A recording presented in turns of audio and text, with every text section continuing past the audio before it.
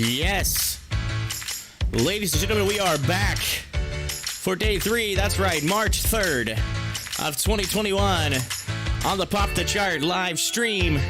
We have 10 minutes until market open, and I have some awesome surprise for you. Hey, my name is Corey, and I am your host of the Pop the Chart live stream. Following everything across the wire from the stock market, including news. And if you take a look at the screen, you will notice that I have added a few elements for the day, including an awesome live news feed that updates on all different stock tickers and lets you know what's going on in the world. And then down below, we got a nice little ticker that goes across and gives you some updated news as well from multiple sources. So I have edited the screen, I have added a little bit to it, and elevated the live stream a little bit. And so I'm excited for today. Super excited to cover the AMC and GME, gamma short squeeze that's going on. And you can see, and I'm going to pull these down a little bit here so you can see a little bit better with the RSI. If I can get it, there we go. Let's pull this down a little bit more so you can see just a little bit better. There you go. And I have it pulled in right now on the 5-minute chart. Looks like GameStop is starting to take off, getting ready for a big start of the day. AMC currently setting at 893. We do have a target of 940 for AMC. That is a pretty good target we've been talking about, trying to hit that mark. I think if we hit that mark, you could see a really good pop of the chart. Now, in other news, I would like to talk about a stock that I found last night, because when I set up this news feed over here, right about 11 p.m. last night, across the wire comes KMPH. And that's, I'll pull them up right here. That's Kim Farm. I think it's Kim Pharmaceuticals.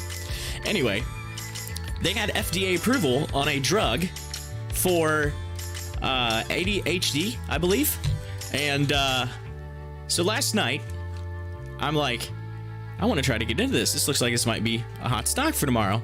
And so I took the chance to try to get in.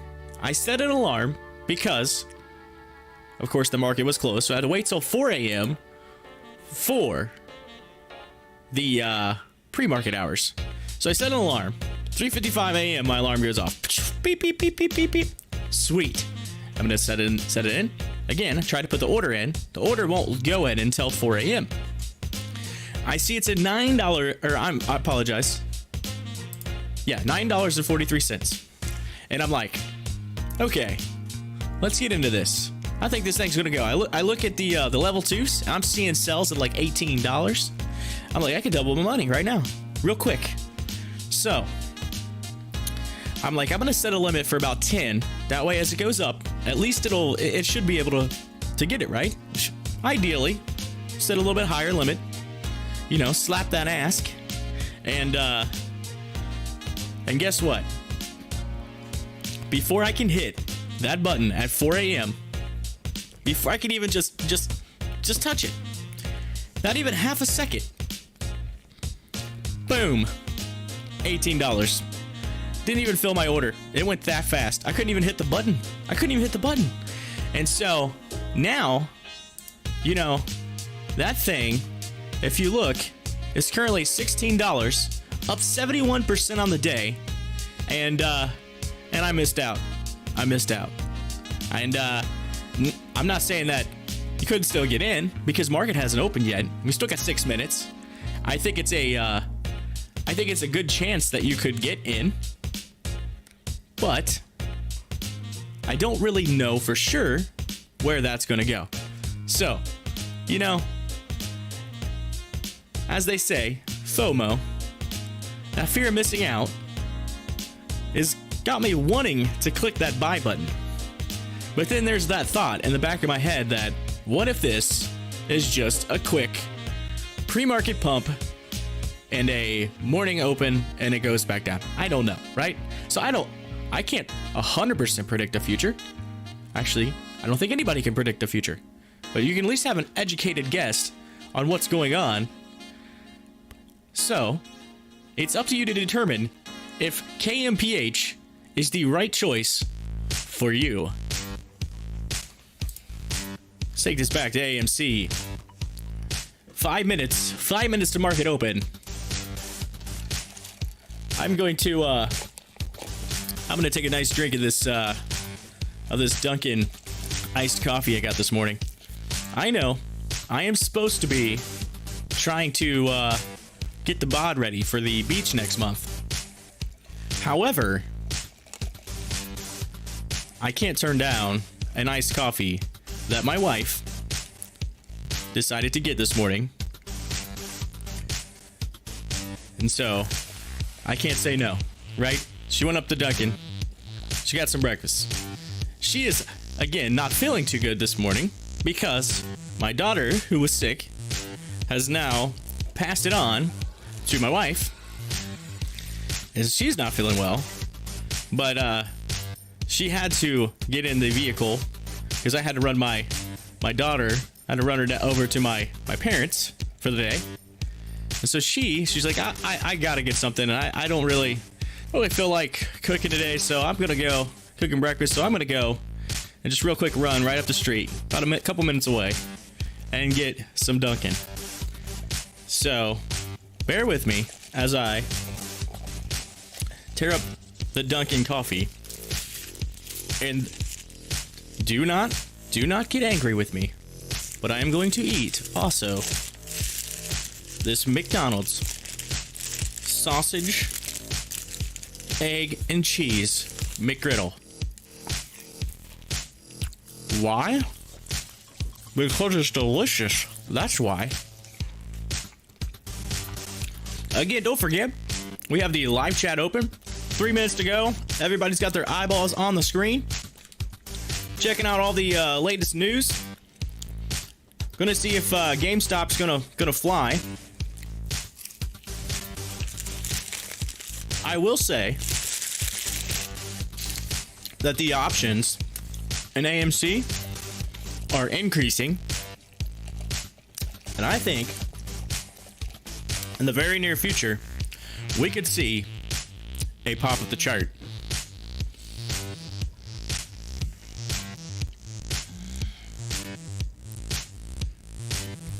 At 9:27, we got a update on the news feed from Roku.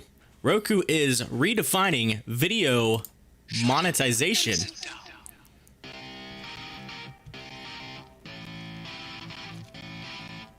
So there you go. Roku getting some news today.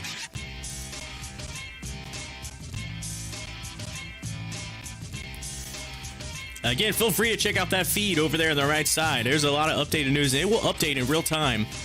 If you see anything in red, by the way, that is a hot take, which means it's hot news. It's coming in with fire. We are at the 2-minute warning.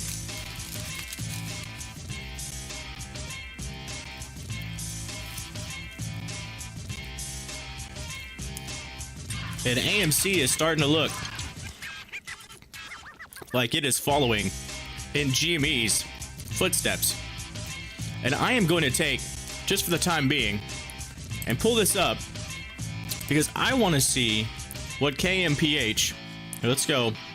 Let's pull. Where is it at? There it is. Let's do Rocket here. There's a Rocket. I heard is getting ready to move as well. But let's look at KMPH. Let's zoom in. Let's get everybody to the 1-minute charts.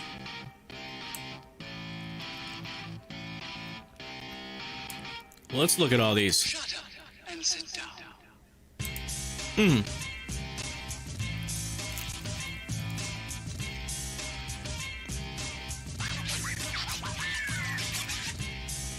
I just want to see where KMPH opens up for the day.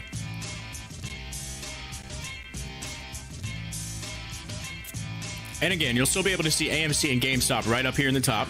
Just take a look right here and it'll show you where the stock price is. 1 minute. 1 minute.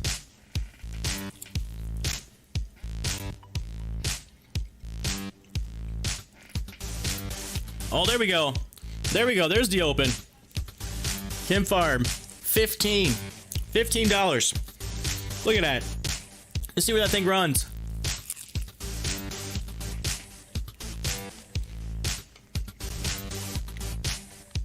AMC and GameStop moving up on the day.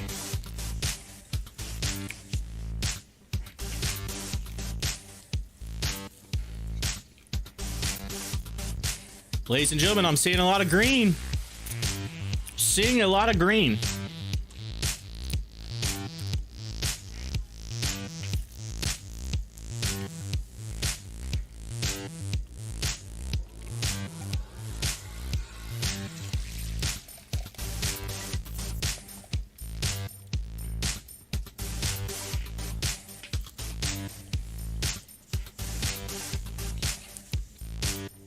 Just think, if you were one of those people that bought in to KMPH yesterday at like their low, I believe it was like $8 and something, and you had a chance to sell it this morning, it was what, 20 something dollars early this morning, currently at 15, you could have doubled your money.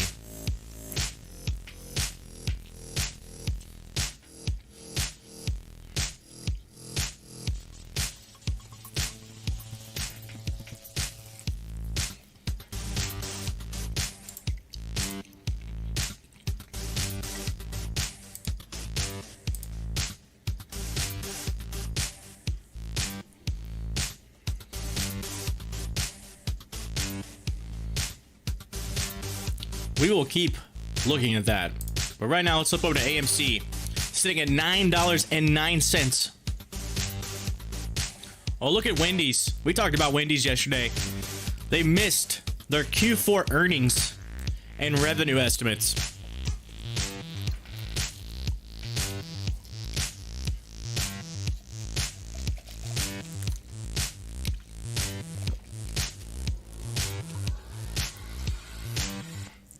Maybe that was because somebody,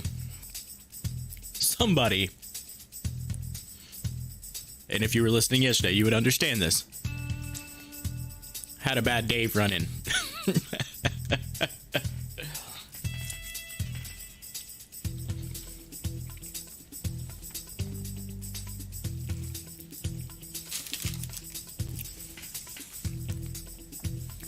All right, Bulls.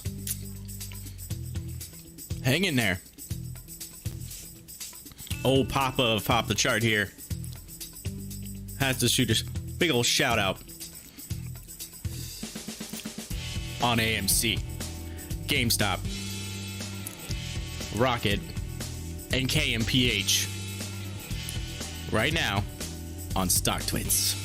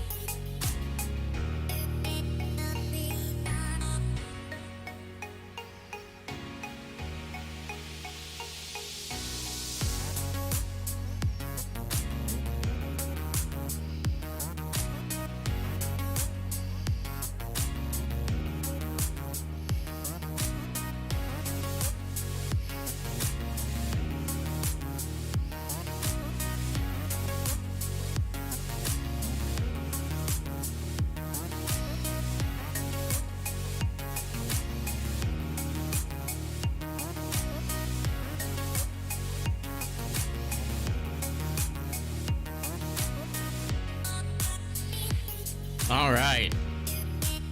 Good deal. We are following all of this awesome news in the market. Just hit the post out to Stocktwits, letting all the apes know we are live.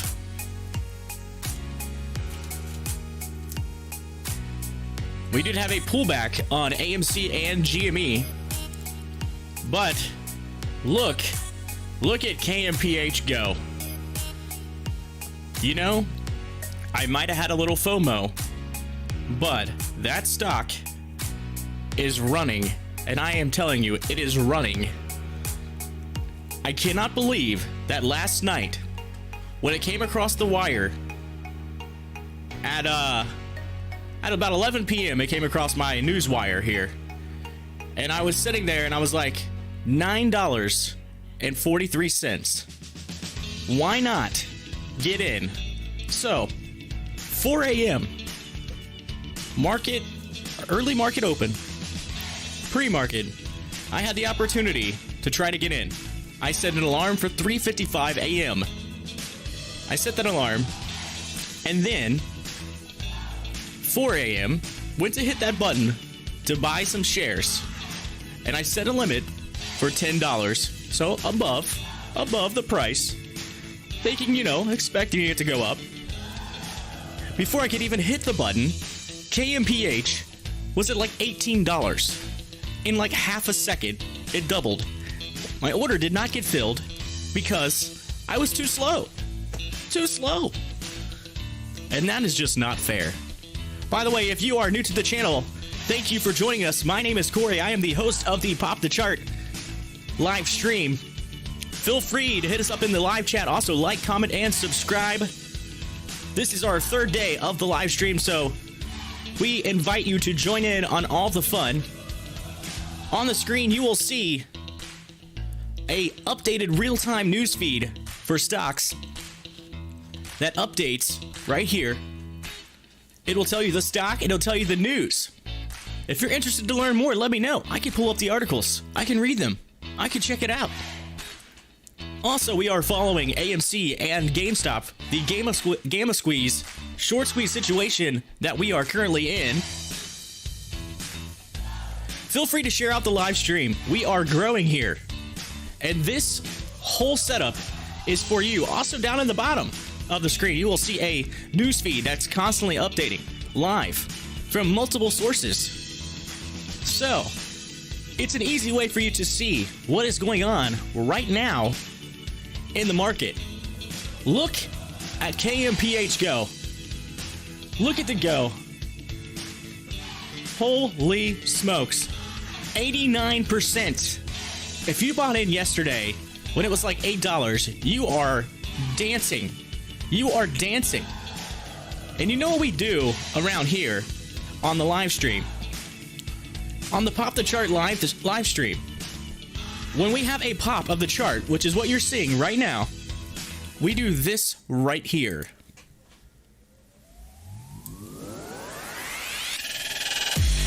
Yeah! You are seeing a pop of the chart.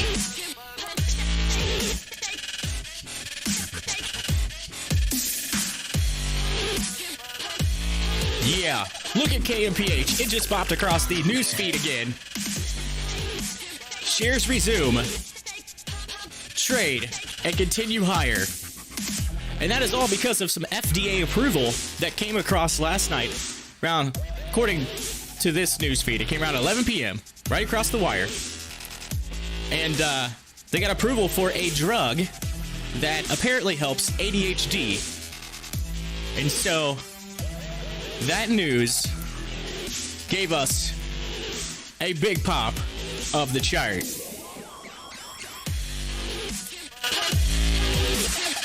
Yeah. Apologize if I got too loud for you. All it takes is a little double click on the screen and that audio will go to the moon, just like the stocks we are watching right now. Also, if you look in the description, you will see a link to my Twitter my Stocktwits, there's a link to a Discord. So if you know anything about Discord, feel free to go check that out. I am still new to Discord. I just set it up. So, you know, go check that out if you want. Also, there is a link to Finviz, which is a sweet stock screener that you can use for like day trading and swing trading that I found. Thought it'd be very cool for viewers to be able to use that as well and check it out.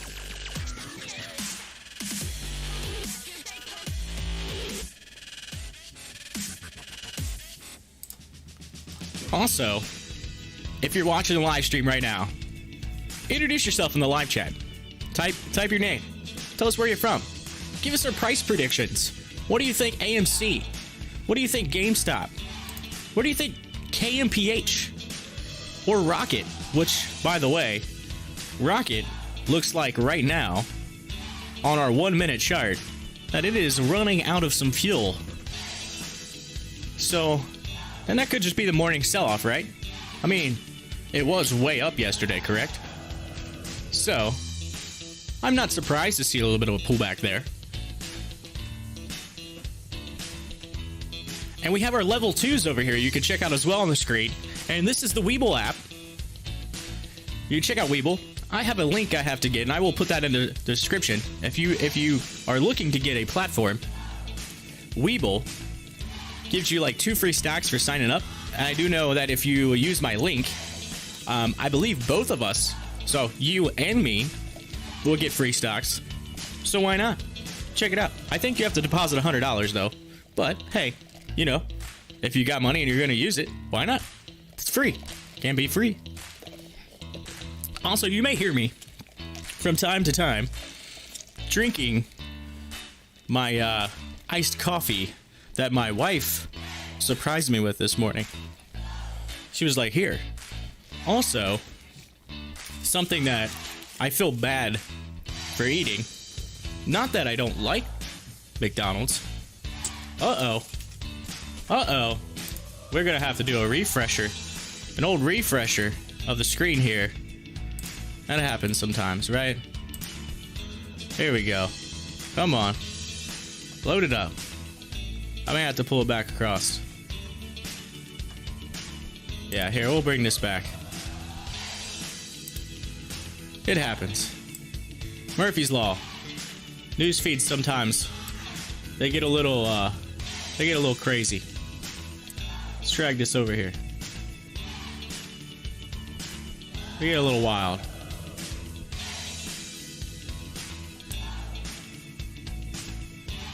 There we go. Now we're back in business. We're back in business.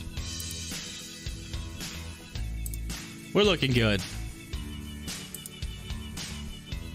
But, as I was saying, I am eating a McDonald's McGriddle, which I've been talking for several days about starting a diet because I gotta get that beach bod. Because next month I am going to Florida to hit up the beach because I have a cousin who is getting married. So I'm going down there, we're going to a wedding, and then we're gonna hit the beach while we're there. And I don't want to look like a beach whale. However, whenever your wife surprises you in McDonald's, you know, happy wife, happy life. You enjoy it.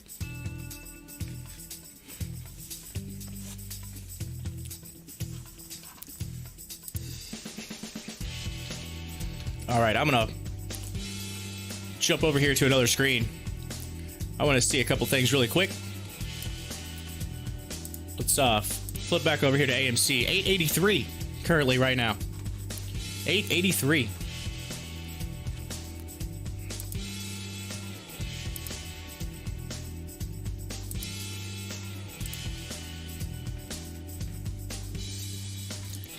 Also, we are currently moving up on our subscriber list, and I would like to thank anyone who has subscribed. Appreciate it very, very much.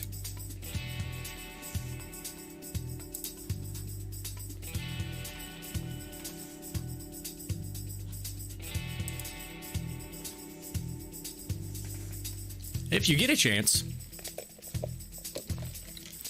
you're more than welcome. And I ask you, from ape to ape, gorilla to gorilla, if you would like to go ahead and hit that share button that shares the live stream out. Because the more that this place grows, the better. Why?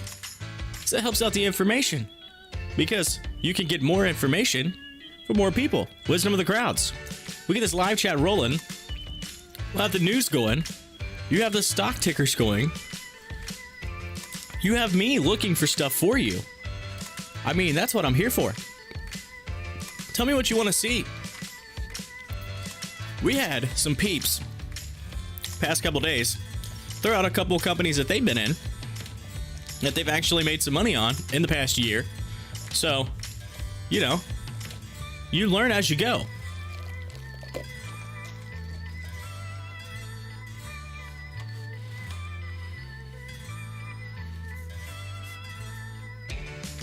I did see that old ship, which is a stock that I have some stake in, was in the newswire, 935. Cape Vessels rates soar 14.5% today. So, that's huge. Where is ship at? It is up 2.85% currently on the day. So, that is equaling a little bit of buying into ship for today. AMC, I am interested, by the way, to see that hit $9.40. It's been a target that I've had up there, I think, the past couple days, and that target was reaffirmed.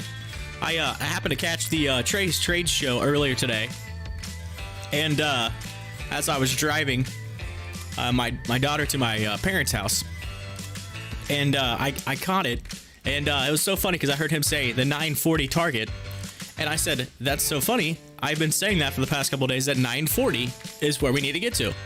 And here we are. It was confirmed by another source, a pretty reliable source, because Trey of Trey's Trades is a reliable source. That dude knows his stuff. And if you have not seen Trey from Trey's Trades, you need to. That dude is legit. You can tell him that Corey, the host of the Pop the Chart live stream, said, dude, you are legit. We are having a turnaround. On AMC. Might hit the bottom of that dip. That morning dip.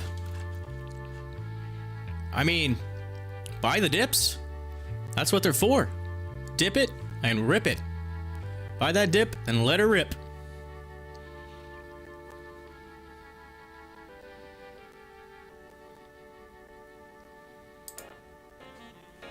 Yeah. Look at that. One of our regulars, Oh Hi-Fi, is in the house. Welcome back. Welcome back. Appreciate it. Day 3 right here. And we have, if you haven't had the chance to see, I know you're looking at the screen.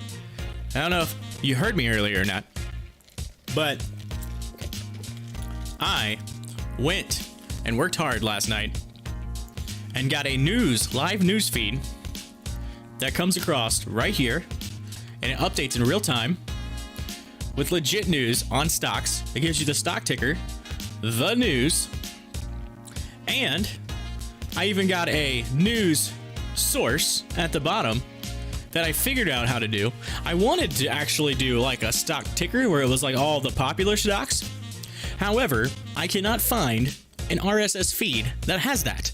And I even looked in some of my like web stuff, because I used to do some web development. So, I mean, I still do, but I went through some sources and it was like, why don't you just, code it? And I'm like, well, that's not really what I'm trying to do with this screen thing. I just need just an app, something to just play that I put a link in, and it just it updates in real time, right? Unfortunately, like, nobody makes it, and like the one person that supposedly makes it, they make it for like you know, CNBC and companies like media, actual like full out large broadcasting companies, and it's like uber expensive, right? In the tunes of like thousands of dollars. I'm like, hey, I'm not pulling out my AMC and GME to afford your stock ticker when I can just put that right over here on the side of the screen, right? So, what's the next best thing?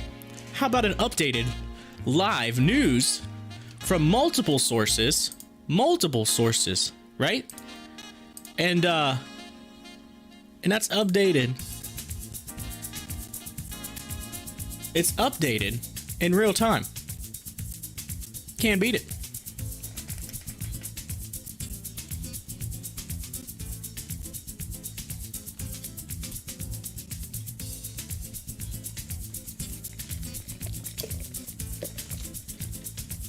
Again, if you're new to the channel, I have noticed the numbers for today have increased on viewers, and I am absolutely ecstatic right now.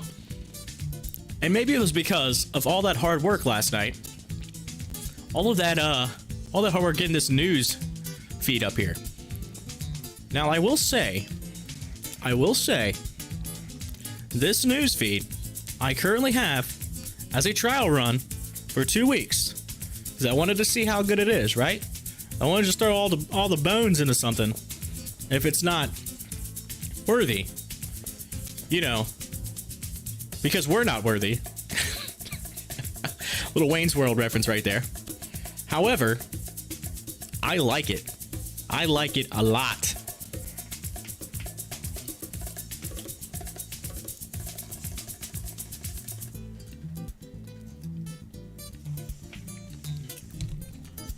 $9.51 exclusive. Infosys wins $500 million all digital deal from Google Economic Times report. Holy smokes. Might want to check that out. $500 million deal. There you go. That's looking hot off the wire. Again, as that news feed comes across this, to the right side of the screen there, if you see something pop in red, that is a hot, absolutely hot source. It's a hot news take. That means it is like super hot. Meaning, I'll give you an example. I scrolled down as I pulled it up last night as I set this up. I scrolled down and there was I can actually, well, here, I'll show you. I could take and go to categories and hit hot, and it's gonna just sort just the hot stuff, right? So like, this is all like your major hot, and it turns it in red. So yesterday in the hot, of course you don't want everything to be hot, right? Because, you know, you still want to find out other news.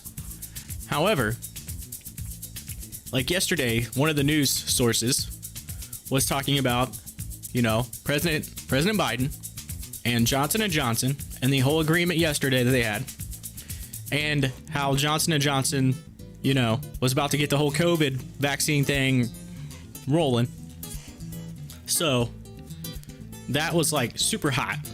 And then you look at Johnson & Johnson's stock yesterday and it was up. So just goes to show you, news can drive the market.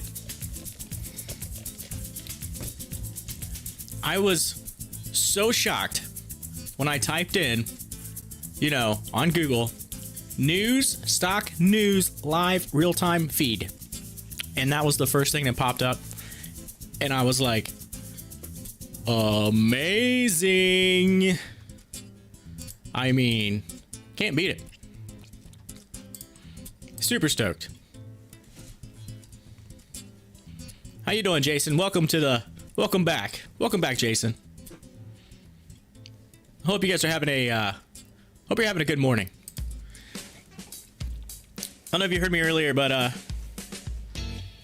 breaking the diet this morning, which I haven't started the diet technically yet, but my wife actually came down. She came down with the little funk that my daughter had. So now she's home again today. My daughter is actually a lot better. She seems to be a lot better. So I might just be like a one-day bug. One of those kind of like, ugh, just feel icky for a day, right? And so I took my daughter to my mom's today. So she keeps her on Wednesdays. So anyway,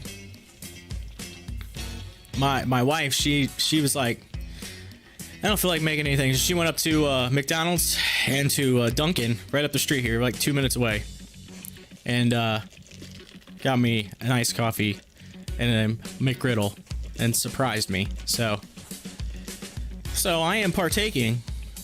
And by the way, this iced coffee stuff is like pounded with tons of sugar. So you may hear me get a little crazy here shortly. I might get wild.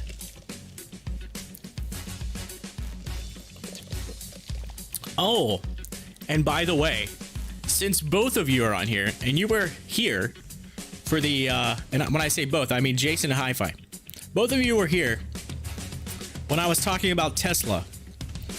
When I gave you my take on Tesla. And this blows my mind, because it was like, I had somebody in this news feed that you're seeing. There was, last night when I first turned it on, there was a Tesla article, and I would have to scroll and scroll and scroll to find it. But there was a Tesla article. Actually, I might even be able to pull it up if I search. Let me see. TSLA. Tesla. All right, let's just try this. Let's see if it pops up. There's a Tesla article yesterday.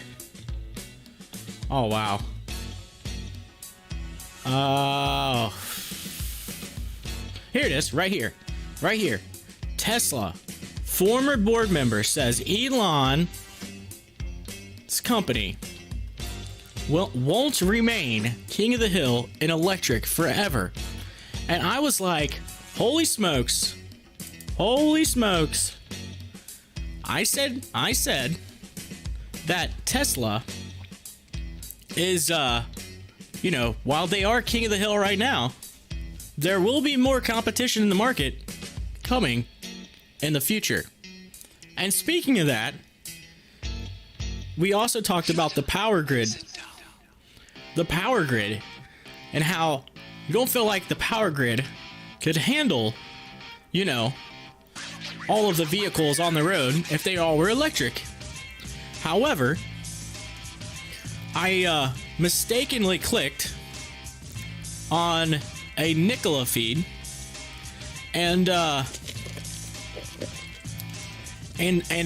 I did, it was a link to like their website, a feed from Nikola. It was like a SEC investor report, because I can turn on the SEC reports as well. However, when I do that, the feed gets a little jumbled. It's a lot of just paperwork stuff that comes across. So I want to keep it more of the news.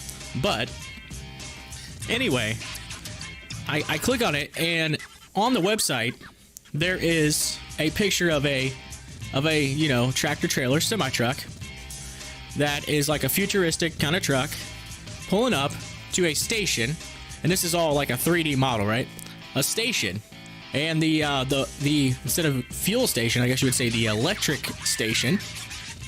And the electric station, as you zoom out, the entire station is nothing but like the roof of it, like wicked, like just wicked design, right? I mean, it just looks so futuristic.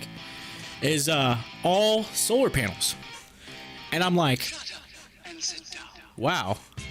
If you think about it, that would never have to touch the power grid. Why? Because you don't need the power grid to have solar power. You can literally just take the power, run it into an actual battery, or, you know, some type of, you know, collection battery that charges, and then that just sends out the electric that's coming in. And if you could build a big enough, you know, solar panel, that should easily be able to handle, you know, the charging that's coming in, right?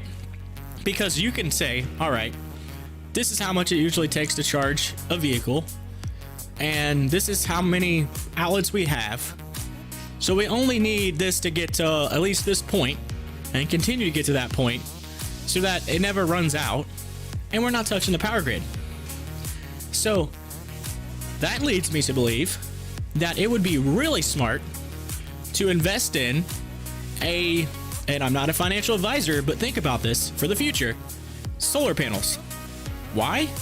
Because they are going to be everywhere. They're going to use them in gas, like what would we call gas stations are going to be electric stations. So, there you go. There is something massive that came out of this news feed. Massive. A couple things that we talked about the past couple days, all popping up on that news feed, and I was like, wow. And it was just by chance that I mistakenly clicked on something that made me realize that. Maybe it was the almighty, powerful stock gods up above saying, you need to look at this because you're going to have an epiphany moment. Your brain is going to explode and you're going to say, find me some solar panel companies and start investing now. Because why? Right now, it's probably not worth that much. And in the future, it's gonna go to the moon! The moon! I mean, I would not be surprised if we don't when we go back to the moon. Because, you know, SpaceX, NASA, working together right now to get there again and put, you know, men and women on the moon again. If they don't put some solar panels up there and do some type of wicked, you know, Superman-esque, non-kryptonited Star Wars laser tractor beams that send it down to old Tesla and power our cars.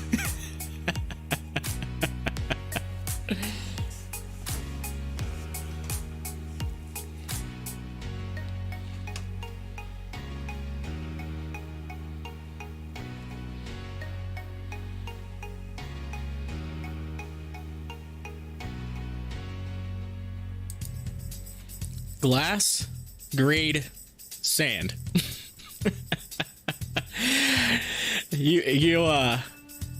Hi-Fi, I'm sorry, but I'm in left field on that right now. I feel left out.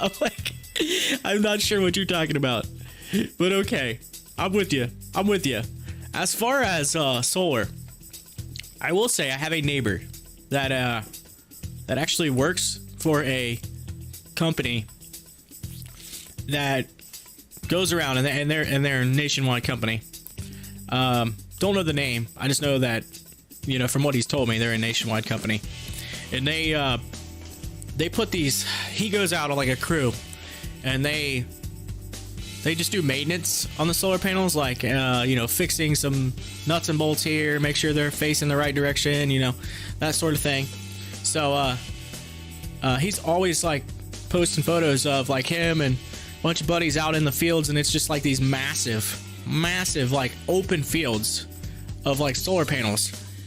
And apparently there's like a big field, and again, I'm in the Cincinnati area, that's like not too awful far, like within like 15-20 miles of where I live, that's like absolutely massive. He says it's like miles of just like and acres of just solar panels. And he said they're talking about building more. So that's the only reason why I say, you know, solar could be the future. Because we are seeing some evidence of a change to that. The question is the time frame.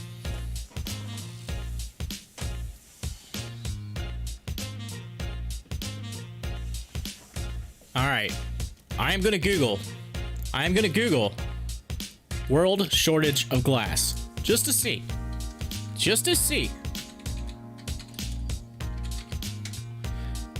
You know what's funny? Is I said I'm going to Google world shortage of glass, I went to Google and typed in Google.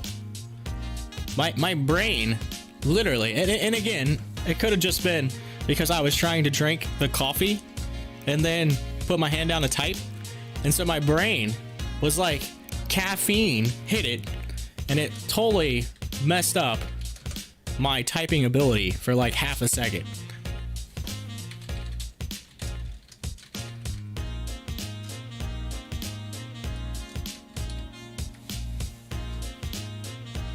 Why is the world running out of sand?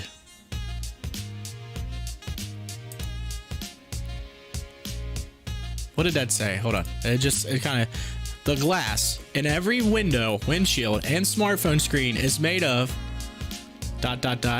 Believe it or not, the world is facing a shortage of sand. So it doesn't, you got to click on it, and it's a pretty large article. So I will have to read that, you know, in my spare time, but I have it pulled up. So there is a source. You may be right. But I don't know if you know this or not, but did you know that the sand of our beaches is actually fish poop?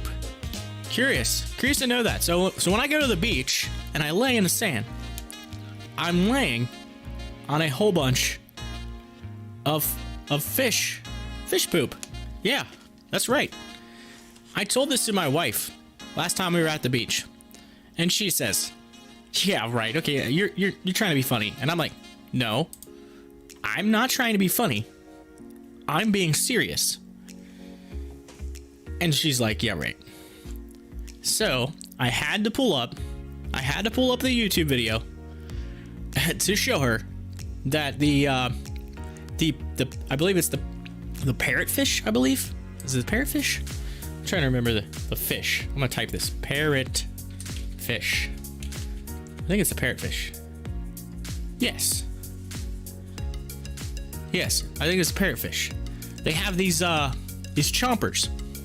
They chomp on coral, and I saw this. It was crazy. On like a Saturday morning, I was with my daughter, and it was one of those like animal shows. Early on a Saturday morning, they were showing that, and they talked about it. They chew on coral, and it grinds it down. The way that they chew on it, it grinds it down to like a sand, and then that basically they eat it. It goes through their system, digests, and it poops out, and that goes down into the sand.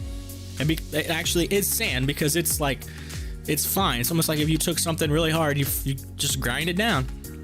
And there's areas of these parrotfish that are like, well, there's like millions of them that live in certain areas, and they keep chomping at that coral, and that's how they survive. And it's fish poo, right? Fish poo. So then that gets, you know, washed up to the shore of the beaches. So in return, you are sitting and laying on fish poo. You know, after watching that, it almost ruined the beach for me. I was literally like, I almost don't want to walk there now. Like, you just ruined the beach for me. You ruined it. And I'm like, nah, I can make that joke. I like it. I could use that. I can make that joke. Every time we go to the beach, I'm like, hey, you're laying on fish poo. Yeah. You know. You already know.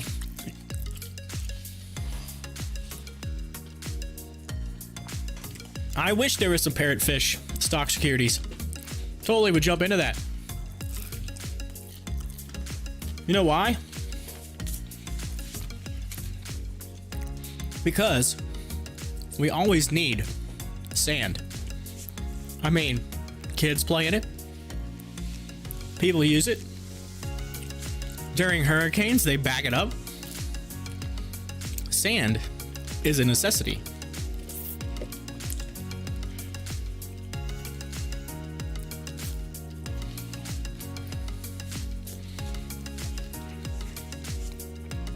One of my buddies was in the military, and when he came back from the Middle East during his tours, He said he never wanted to see sand ever again in his life because he was in an area where it was all sand and that's all around him. And he said the worst part of it was the wind of the storms they have just blows it. And he said it's just so overwhelming. Shut up and sit down. So maybe we should just go there and say, hey, we need some sand. Hook us up.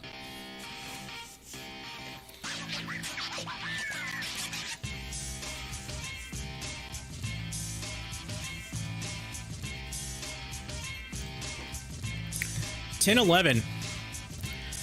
COHN, Cohen and Company shares are trading higher after the company reported a Q4 EPS of $4.64, $4.64, up from 75 cents year over year, and a Q4 sales of 66.36 million, up from 16 million. Holy smokes. That is a big increase. I would not be surprised to see that stock go up there. OKMPH is just hanging. It is hanging. Man, I wish I could have got into that last night. I tried my hardest overnight. Set my alarm to 3:55 a.m. I mean, one of those things where like I had my phone close by and I'm just like, you know, the alarm goes off. It's like beep, beep, beep. And I'm like, oh, I don't want to wake anybody up. So I'm trying to turn the alarm off because I'm like, you know, I'm not going to wake up to the vibration, right? You got to have the sound on or you're just going to sleep through it. So I'm like, I got to, you know. So, by the way, Dollar Tree right there, Q4 earnings, they surpassed estimates. So Dollar Tree, yeah, we talked about dollar stores. Not surprised. And then anyway, the alarm, it goes off. 4 a.m. I go to hit that buy button because, you know, 4 a.m. is when the pre-market starts. And I couldn't put the order in. It would not let me put an order in until right at 4 a.m. So I'm looking at the 9:43. I'm looking at it and I'm like, I'm going to set a limit for $10. That way, if just in case it does pop real quick, I get it on the way up. And because I'm seeing, so I was looking at the level 2s and I'm like, there's some sales at 18. I'm like, this thing might jump. It might double. I might make some quick money in the middle of the night. So, or I guess you would say the early morning, the really early morning, before I could even hit the button at 4 a.m. I mean, I'm at the point of just like hitting that button, like, hey, like, buy. I mean, like, keep in mind, I'm watching the time, right? So like, I want to see 4 hit my screen and hit it. You know, it's like, boom, like you want to be the first person. I couldn't even hit the button fast enough. I mean, it was half a second. Boom, $18. I was like, and it didn't go through, of course. I missed it. I was too slow. I mean, I don't even think Usain Bolt, who like is the fastest man on the planet, could have got the buy-in on KMPH. And then I'm sitting there and I'm going, well, missed that. It may go higher. And then I'm starting getting the FOMO kind of rolling in and I'm going, oh, do I really want to take a chance? Do I want to take a chance? And then I'm like, I don't know. And then at that point, I'm like, why did I set my alarm? Why did I set my alarm? I just woke up. Now I got to try to go back to sleep. And now I'm like, at that point of, do I want to watch this? Do I not? And then I had to put my phone down. I did eventually go back to sleep. Woke up, and it was hanging right around $16. Now, currently, it is fighting with that $15, $16 mark. So, I don't know. I may have made a good call on just, you know, just holding out. I passed on the FOMO.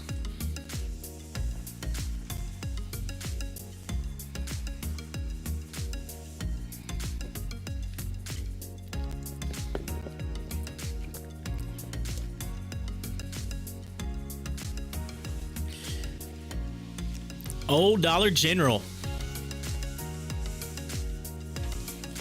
You know, you said Dollar General.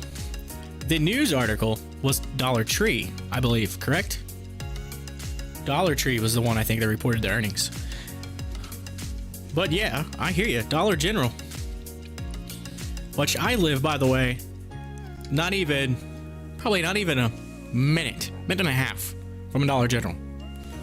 I mean, it's probably too far to walk there.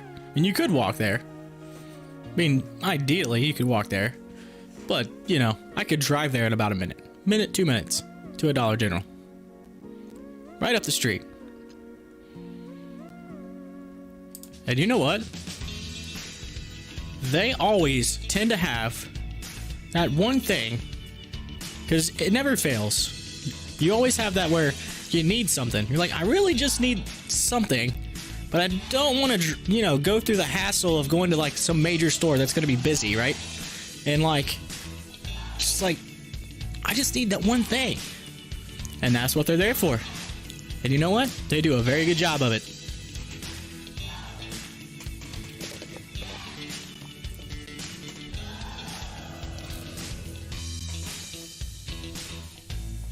Old C-Div's in the news.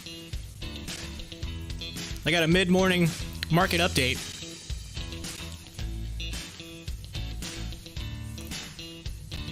It says C-Div, but it's talking about Dollar Tree.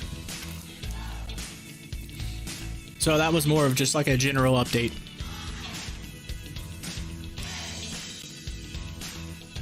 Are you seeing anything in the news that on the news feed to the right? Are you seeing anything interesting to you? Is there anything that's popped out in just a little bit of time that you have been here hanging with me, your host Corey, as some would like to call Papa of Pop the Chart? Let me know, because I can say I want to go over here and I want to learn about this. I can click and boom, that's just basically a repeat. But there are some articles that I can go in, click on, and it will come up and it will give you the news. We can read it. Like yesterday, there was a transcript from an actual earnings call with a company where they had the entire transcript, and all you had to do was click on it and come up on the screen, and you could literally read everything that was discussed on the call. This is legit, I'm telling you.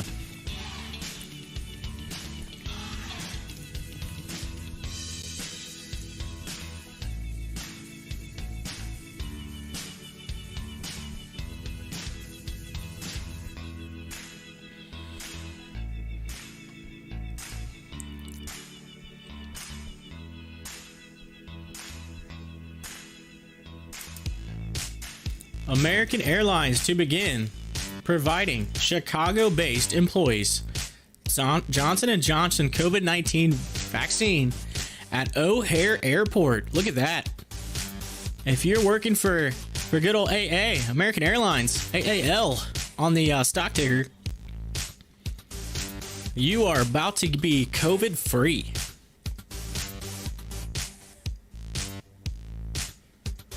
Yeah, March 4th. So they're going to start that tomorrow. And, you know, I'm not surprised to see that, because I did see they were doing the end of last year. I watched a video or saw a it was a video, I believe, on YouTube, because you know, I was looking into just like the whole flying and COVID thing, because we're going to Florida next month. So, you know, I've known that we were going to Florida next month for, you know, 6 months, right? Because it's a wedding, so it's pre-planned way in advance. So I've been kind of following the whole flying, and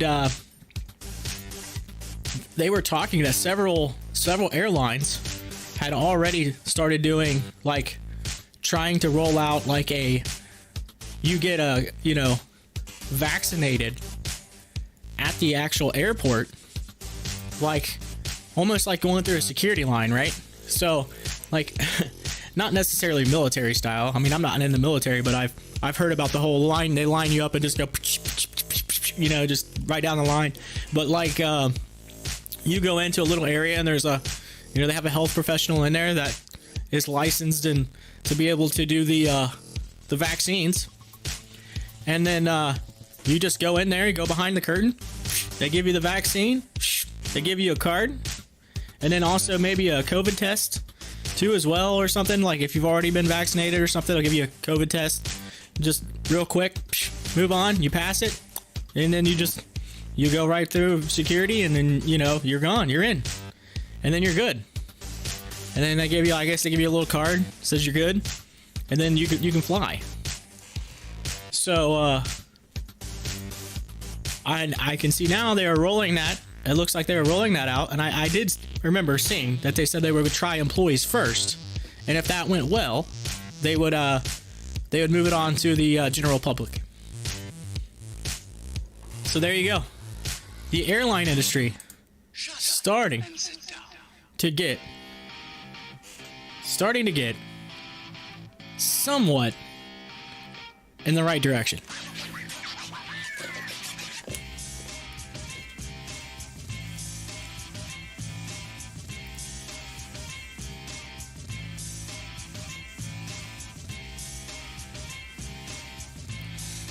I did hear, by the way, Jason, I'm reading it. Did you hear anything about RKT being a distraction? I heard that this morning when I was taking my daughter over to my parents' house. I was listening to old Trey from Trey's Trades, and he was talking about that. He kind of mentioned that briefly. Somebody mentioned it that RKT was a distraction, trying to get you away from the AMC and GameStop situation, and that they were trying to push, you know. And I will repeat what he said, because, you know, I trust in him. I think he's a really reliable source. He said, do your due diligence, right? Because there are companies out there, news sources, that are with those hedgies and those institutions, and they are working together to try to take us away, right? So, I mean, yes, I do have it up here, but that's because I'm curious to see if it's going to fall and how far, because it was up pretty high. So we'll see. Now, there was some news earlier, and I need to go to Twitter because I want to look this up. Supposedly, old Elon Musk, earlier, tweeted out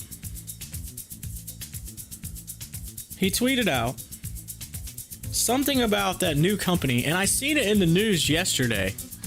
It popped on the article last night, the news feed. Something about this new company.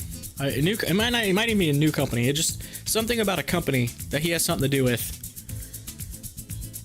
And they were talking about that as well. And I was going to look that up earlier, and it just dawned on me. I totally forgot to check that out. So I am going to pull up his Twitter. Elon Musk. Old Elon. Let's see. Yeah, Starship, I believe, is the...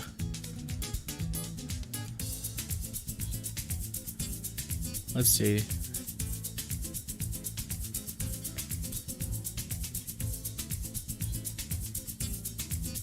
Here we go. 3 hours ago.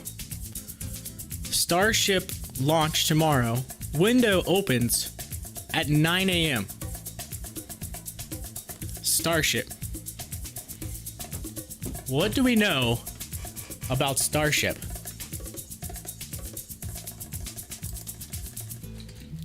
I'm going to Google it. Starship, Elon Musk.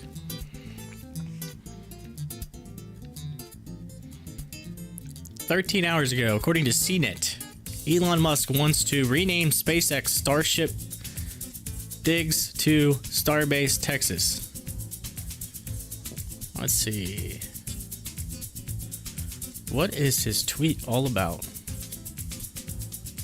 Here we go, Starship. It's a launch vehicle. The SpaceX Starship system is a proposed fully reusable two-stage to orbit super heavy lift launch vehicle under development by SpaceX. The system is composed of a booster stage named Super Heavy and a second stage also referred to as Starship. So, oh, okay, I get it now. So they're gonna launch something tomorrow. So that's what it is. So it's just SpaceX. So SpaceX is just kind of like, hey, so he just wants, he's shooting something up. So it's just, so there you go. That's probably a good SpaceX thing, you know? Okay. See? Google. Gotta love some Google. But, again, when he tweets, markets move.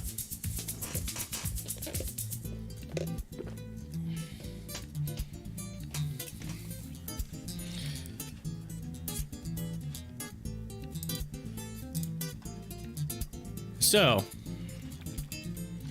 I wanted to be able to like pull up all of like the subscribers' names, like as they subscribe, so that like as they subscribe, I could literally just say, hey.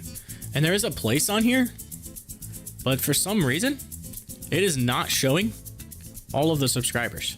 It's just like a partial amount of subscribers. And so as I get new ones, for some reason it's not showing them. And so I'm going to have to figure something out for that.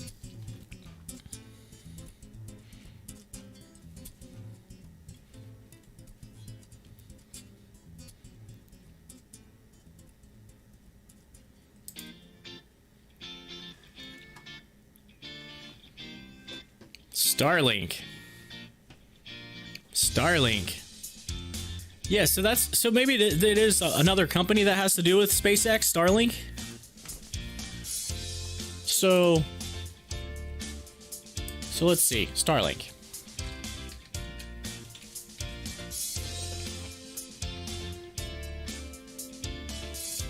Yeah, that's a low. SpaceX is developing a low latency.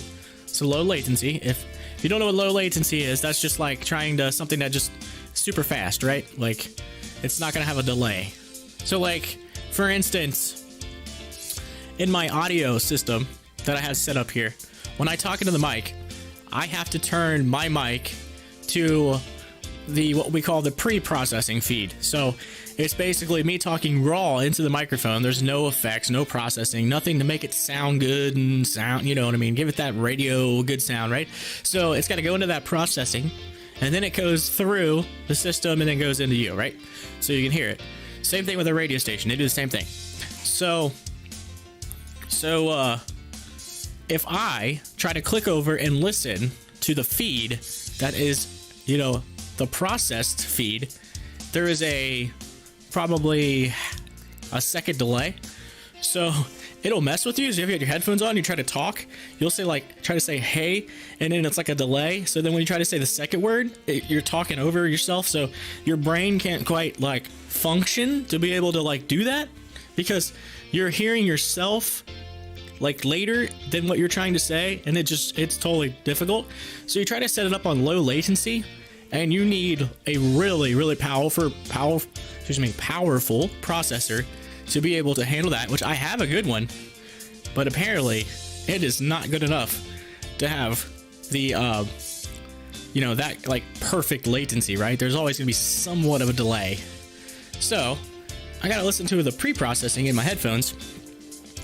So that is the low latency. So broadband internet system. So they're wanting to make sure that it's super fast, reliable, real time, stuff's moving quick, no delay. And so that's Starlink. I clicked on their website. Also, they want broadband internet. So there you go. And that's actually smart and super smart if they could get low latency internet like that, because You could totally have a lot of customers jump in on that if you made it a you know, for everybody to be able to use.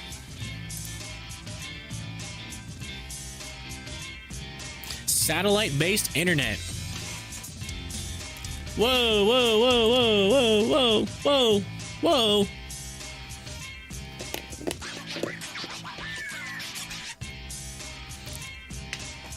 Yeah. Every now and then, the music in the background says, hey, yo, I need some low latency up in here. Low latency.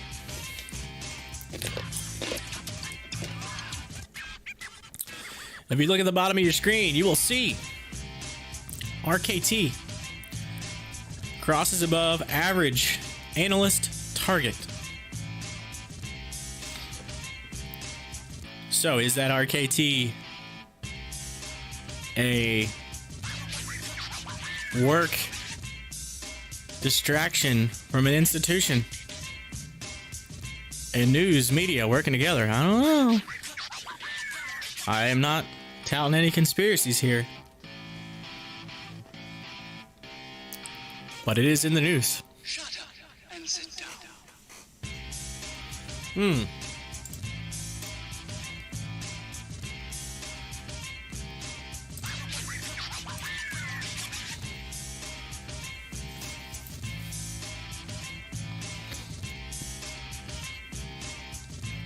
AMC, GameStop. Looks like it's been becoming a sideways day. Sideways.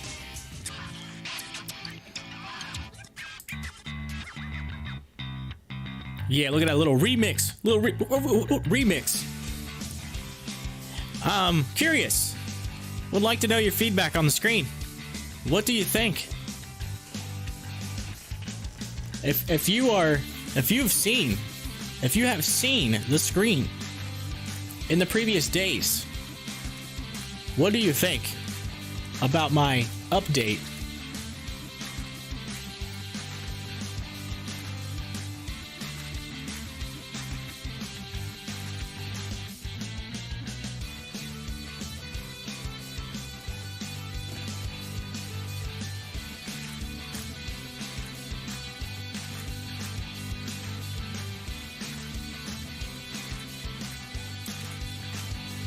There you go. Bit Farms on the O2C markets is hanging at that $5. It is up 3% on the day. I want to check out SHIP because it was in the news earlier. Man, SHIP dropping down just a hair. Huh. Could be just a morning low. But they had some good news come across the feed. I don't see why. There shouldn't be any reason they're trading down, but hey, it happens. CCIV is down 6%. Down 6%. Look at Rocket, 18%. 18%.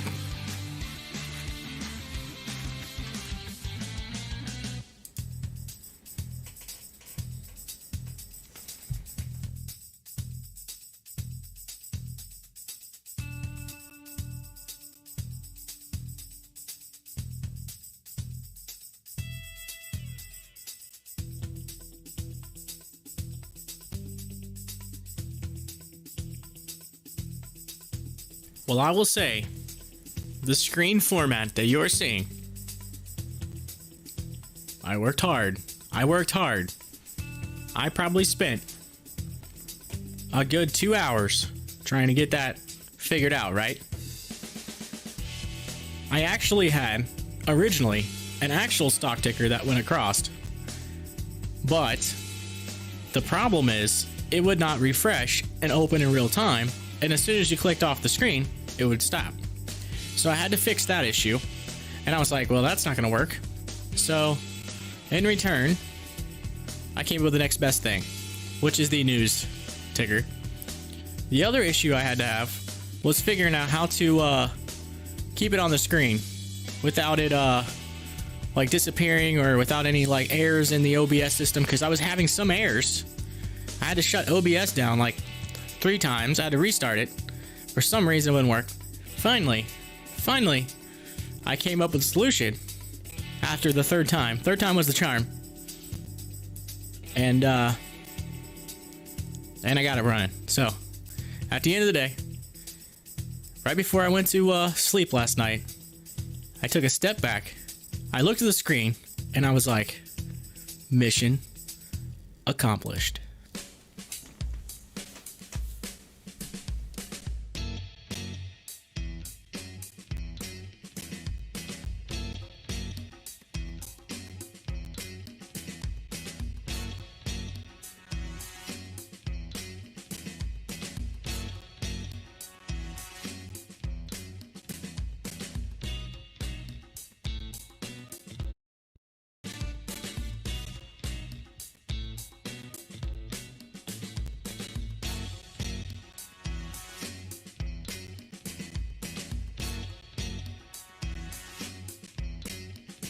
Alright. All my peoples, you're gonna have to hang with me, because I have to step out for just a few minutes. I will be right back. Right back. Hang in there. Take a look at the feeds. Take a look at the feeds. See if there's anything interesting. Carnival Cruise Line, CCL. What's it saying? Shares of cruise companies are trading higher. Strength appears related to continued reopening optimism amid the COVID-19 vaccine rollout. And to say, I'm not surprised. In the near future, there will be some traveling. I am going to Florida. I actually have a cruise planned on Carnival Cruise Lines for next year. So, there you go. Cruising is coming back. Airbnb is also, I do agree, Airbnb. It is going up. But I will be right back. Hang in there. Be right back.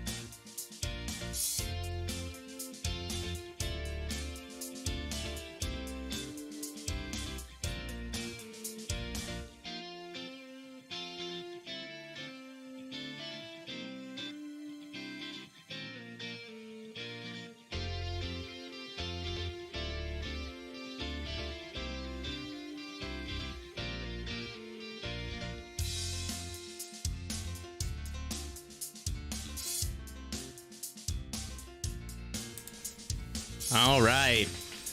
Ladies and gentlemen, the host of the show is back. And I'd like to say thank you for waiting. I do apologize. I had actually had someone reach out to me from the company that does the news feed here that I set up for you to watch. And so I was just chatting with them about, they were just, asking what I thought, kind of the whole thing. And so trying to talk to them, want to see if we do some type of some cool promotion or something with them. Maybe, kind of a you scratch my back, I scratch yours. I love to help out. I think it's a great product. I really do. So yeah, just chatting back and forth with them.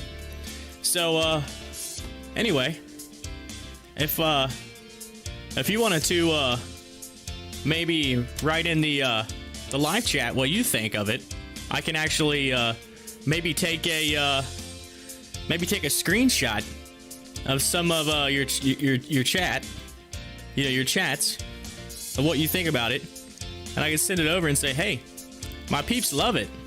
They're interested. Help a brother out here. Let's work together for the greater good. The greater good.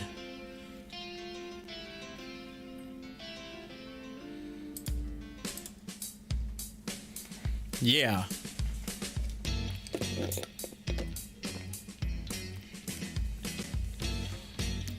I will say, I would like to give an awesome shout out to my wife. She's a trooper. Despite being sick, she is still working from home, and she is about to do a webinar with her company she works with. And so she got all made up in the nice new chair, by the way. She got a chair this weekend.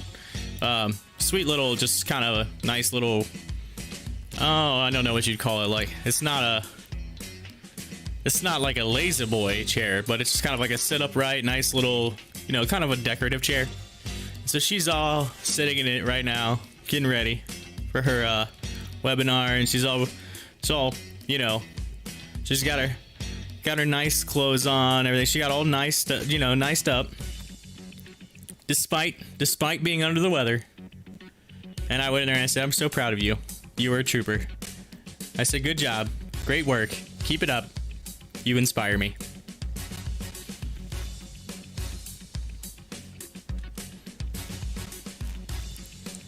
All right.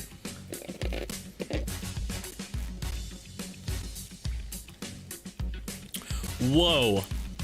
I just took a drink of the Dunkin' coffee there, and it's like all sugar in the bottom. They did not mix the sugar up very well. I felt like I just took a straw, put it in a giant thing of sugar, and just inhaled it.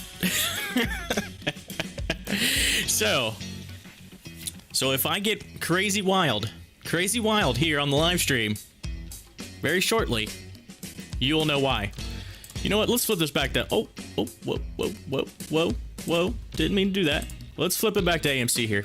I apologize, I left RKT up there. But AMC, 885. The GME. For all of you GameStoppers. All of you GameStoppers that are invested. Especially the ones that are at that 132 mark. I apologize, but I think you will get there. I keep saying it. It keeps coming out. I will get there. It will get there. It will get there.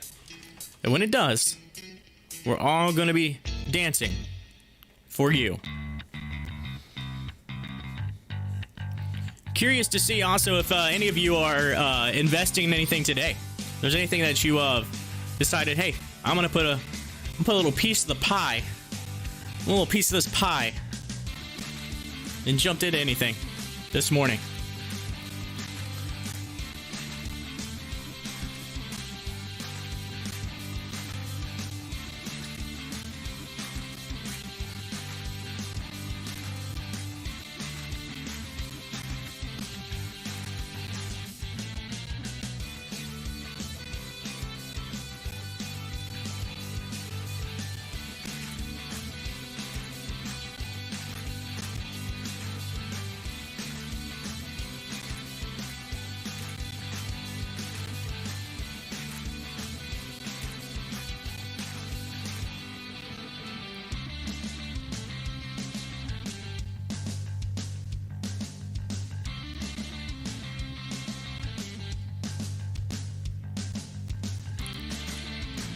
Uh-oh.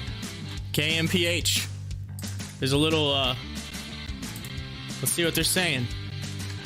Why is it moving? Why is KMPH moving? So let's move it over so you can see KMPH here. Well, I'm gonna have to go to... let's just go right here in a minute. It's okay. It's okay. It's trading 46.23% to a price of $14.92 Wednesday. The stock has been traded at a volume of 37.43 million at about 1,073.94% of its recent 30-day volume average of 349. And why is it moving? It says it's because the real-time breaking news service shows some insight. Oh yeah, look at it. They're plugging their own right there. Yeah, they're plugging a news feed. They're like this is why it's moving, because of us, because of our news feed. Hey, there is some truth. There is some truth. There is truth. Hopefully my boy that reached out to me, hopefully he reaches back, and I'll tell him you guys do a great job plugging. I like it. I like it. Self-promotion.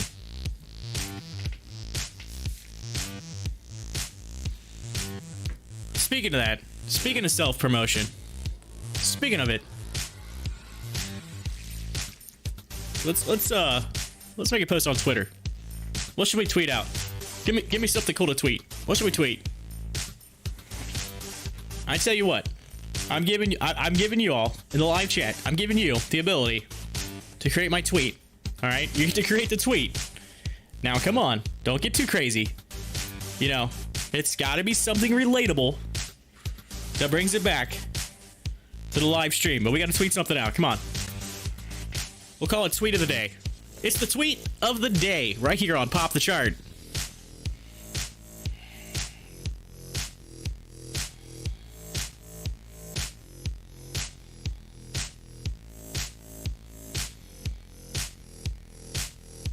I'll even put it in there. I'll put Tweet of the Day.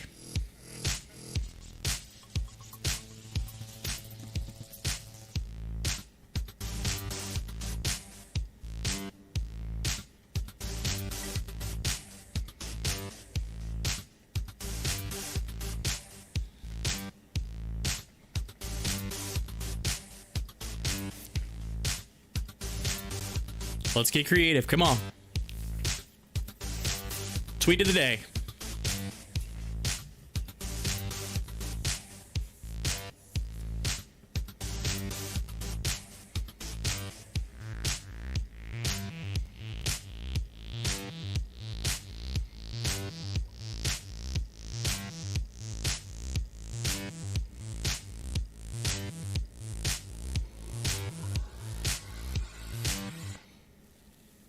Tweet of the day.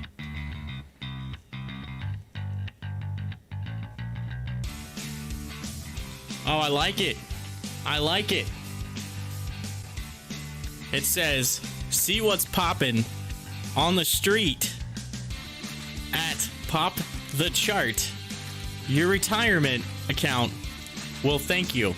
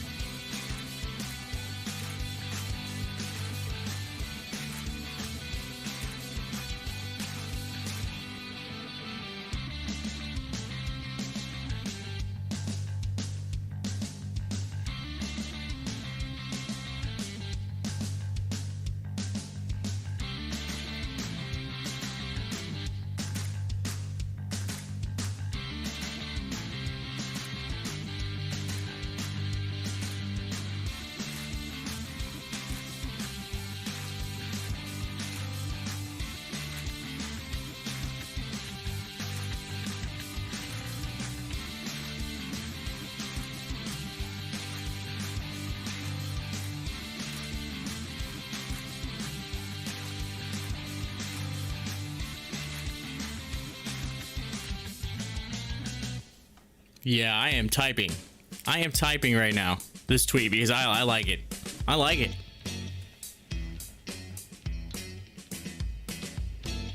I'm trying to get all like cool with it though, so it takes a second, you know.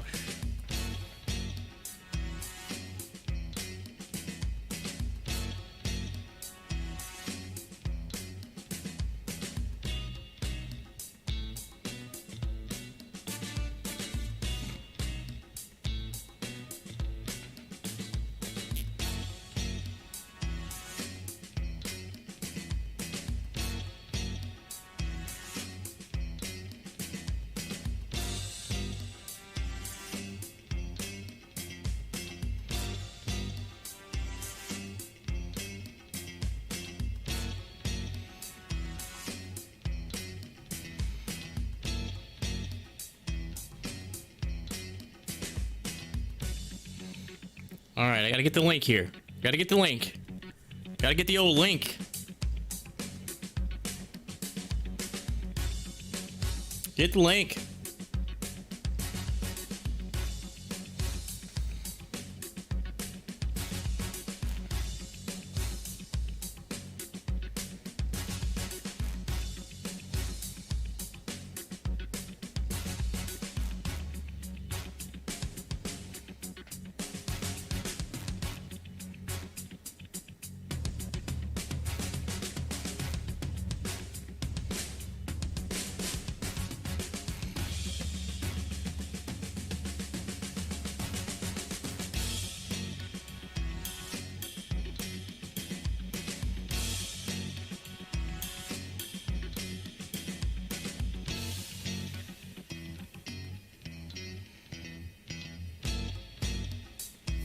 Yeah, here we go.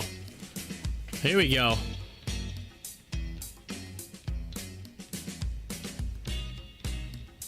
Yeah, I gotta throw the GIF in there too. I got the Wolf on Wall Street, you know, the pound in the chest. Yeah.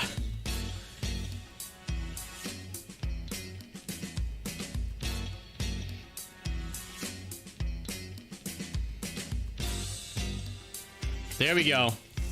Here we go. Let me do one more thing. One more thing. Forgot one more. One more hashtag.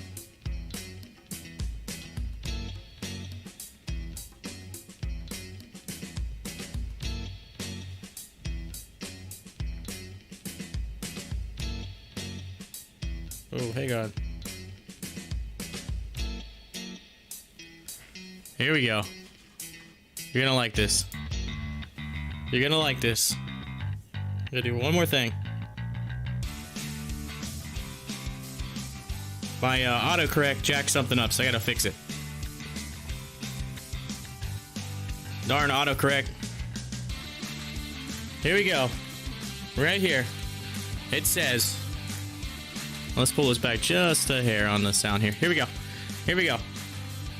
See what's popping on hashtag Wall Street at our hashtag Pop the Chart live stream.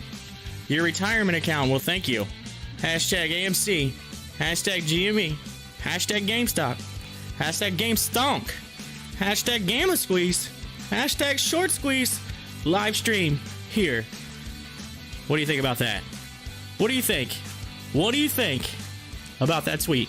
And then we got the Wolf on Wall Street. Yeah, the Wolf on Wall Street. That's tearing it up.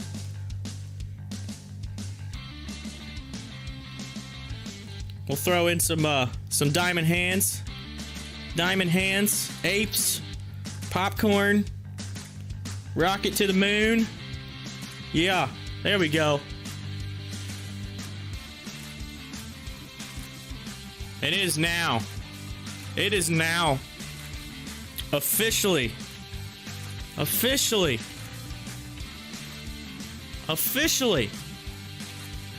Twitter. It's tweeted out. We hit the tweet. Come join it. Join the fun. There we go. We'll see how many peeps come join in with our awesome news feed.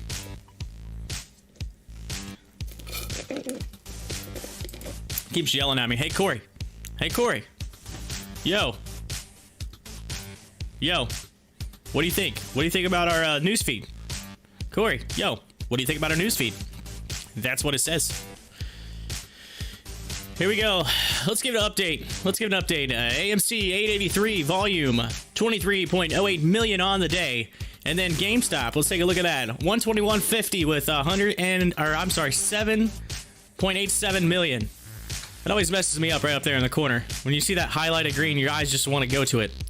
But RKT, it is 34.25, down 17.66% on the day, 86.32 million. And then KMPH, which we've been following, 13.98 with 41.47 million. Yeah. So, KMPH pulling back a little bit. Pulling back. It's $3 above what I was going to buy it at last night before it just shot to the moon in like half a second. And, unfortunately, I didn't get the opportunity. But, it is giving a little bit of a pullback. A little bit. A little bit of a pullback. So we shall see. As far as others, the GNW, the one that I got the free stock at WEBULL, it is 325. Again, I won't get that stock till later because there is a pending. I guess it waits. It takes a couple weeks to go through. And let's see, UMWC 4.82%. BFARF, yes, BFARF is 3.15%. So we're seeing a lot of green. A lot of green. Hey, Bitcoin's even up. Look at that. Bitcoin's up 4%. Bitcoin up 4% today. Doge up 3%. So crypto. And I wonder how much of that has to do with old Elon. Elon tweeting out earlier. SHIB finally going green. I posted in Stocktwits a little bit ago. I posted, hey, where are all my shippers? I said, hey, shippers. What's going on? The vessel market, it is up. It's up today. Why were we red? We were down like 1%. So you notice they're just barely above. Just barely. I mean, they're almost even. So they're like fighting. And I'm like, why? Why are you fighting? It doesn't make any sense. Come on. Let's get the boat moving. Come on, shippers. Push it. Again, I'm not a financial advisor. I may not have the power of Elon Musk. But hey, if you can call your fellow investors and say, hey, we got to do something here. And you never know. It may happen. It may happen. Look at GameStop getting a little bit of a pop here. A tad bit. Went up to 124 there. So we did see an increase for like half a second there. And it looks like some upward momentum. Let's take a look at the level 2s. Level 2s, a lot of buying. What a $2,000 buy wall, 123.19. Hardly any selling. Look at this. Look at this. We may see some movement. The selling is down. Look at this. Uh-oh. Uh-oh. GameStop getting a little bit of a run. We may have to hit it. We may have to hit it. I think it's worthy. I think it's worthy. Do you think it's worthy? Tell me it's worthy. It's worthy of a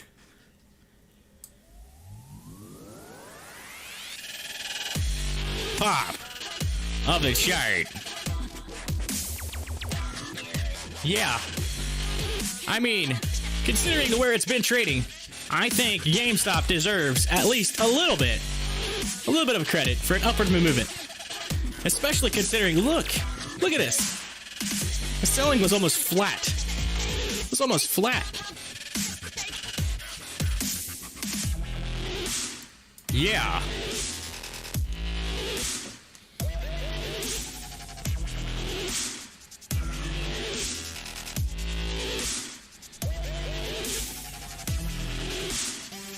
And it is a little bit of a slight pullback, but we'll see. Again, oh man, the selling just flipped. It flipped. What? Come on. That's not even right. That's not even fair. That's not even fair. They're like, hey, look at all this buying. And then here comes old Mr. Hedgie over there saying, I don't know. I don't want that to happen, so I'm not going to let it happen. So we're going to, we're going to short ladder attack. Short ladder attack. you so that you can't move. I'm not saying that's actually happened, but I wouldn't put it past them.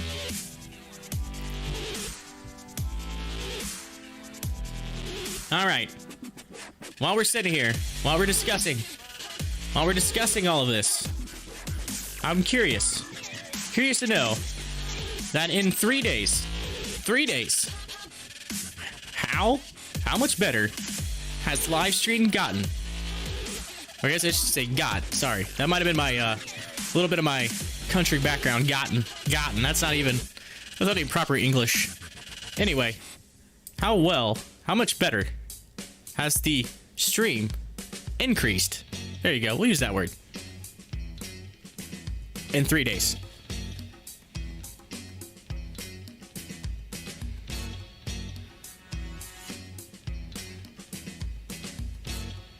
Yeah.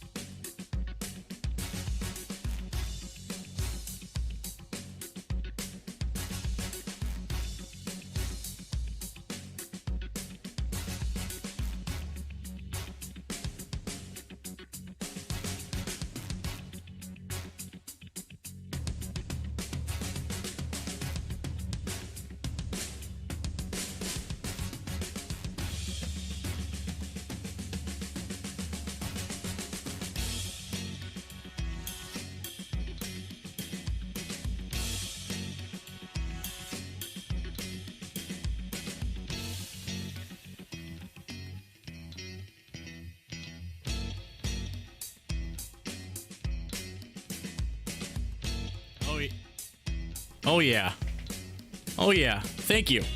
Yeah, I got a chance to look at the live chat there. Yeah, 100% better. Thank you so much. Appreciate that. I apologize. I had to look down at my phone for like 2 seconds. My aunt, whose daughter, my cousin, who's getting married in Florida. Her other child, my other cousin, he is also now getting married later this year, and so she is now currently in the process of both of her children getting married in the same year. So she was talking about, hey guys, you want to go to another wedding? So I was like, you know what? I had to pull out the Macho Man, old Randy Savage, with the GIF of the oh yeah, yeah. Can't turn that down. It's not. You got. I mean, weddings are fun, right? I mean, the weddings they're a blast. My wedding, I will say, because as stressful as weddings are when you're planning them, if you've ever planned one, they can be very overwhelming. But the memories that are made during a wedding, sometimes they're just unforgettable. I mean, truthfully, I will never forget. I'll never forget how much cake I pulled out of my nose when my wife smashed the cake in my face, and it went up my nostrils, like so far that I could not breathe. Because I was that person that was like, I was that guy that was like, you know what? Spend a lot of money on that dress. That's a pretty dress. I don't want to ruin that. I don't want to mess that up. Your hair, she probably spent what? 7 hours on a hair? I mean, that's what women do, right? No offense if you're a woman. No offense. But you do spend a lot. Usually you spend a lot of time on your hair. Especially during a wedding. It's like super long. So you don't want to mess that up, right? They're trying to be nice. I'd be the nice guy. And I gave in.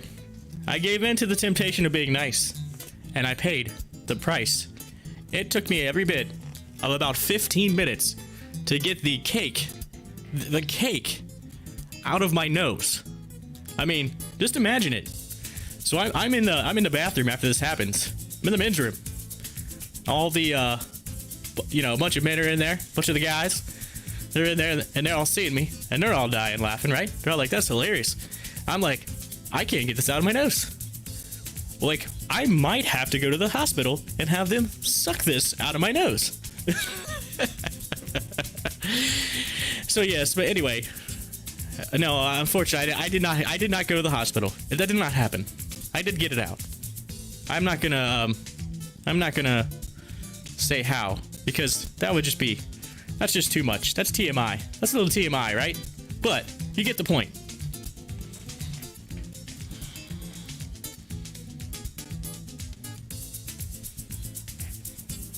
All right, BY, Bed Bath & Beyond shares spike higher. Says it looks like they're revealing the next step in a 3-year transformation with the launch of at least 8. Whoa, that jumped really quick. Here we go. 8 customers inspired owned brands. Okay, so customers inspired, so they inspired it. You can even look at the chart here. Look at this. 29.4. It's up 6%. Look at that. That's even cool. You can check the chart out on here. So, I've always wondered. You always see the bed. You always see the bath. But I feel like you never get to see the beyond. Where is the beyond?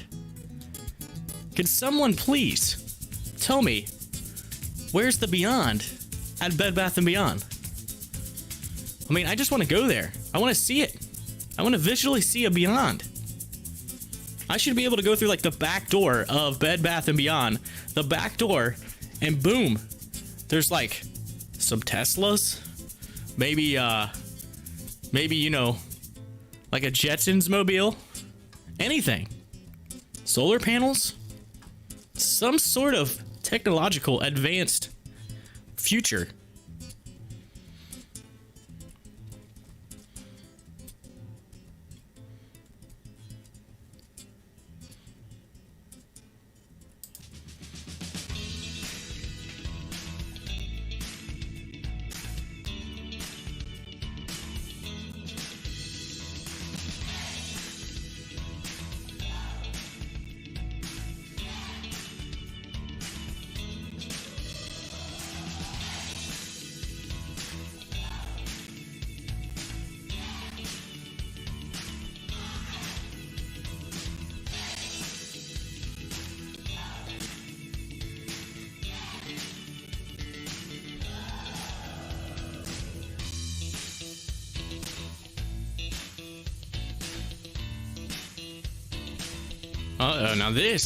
Now this is interesting.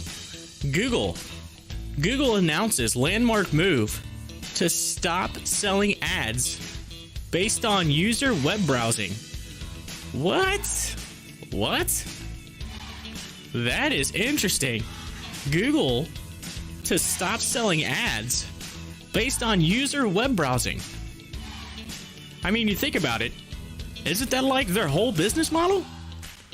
I mean, they're a search engine that's based on the browsing, right? And again, I don't know how much this could actually be like, how much of that could be just the whole, political side of people's data and information, right? Okay, I hear you. But from a marketing standpoint, that's like a giant moneymaker, I would think, for them. But again, I don't know. I'm not going to question Google. I'm not going to question it. But maybe there's something else in the near future for Google. Maybe they have other plans. Maybe there's something more profitable for them in the future.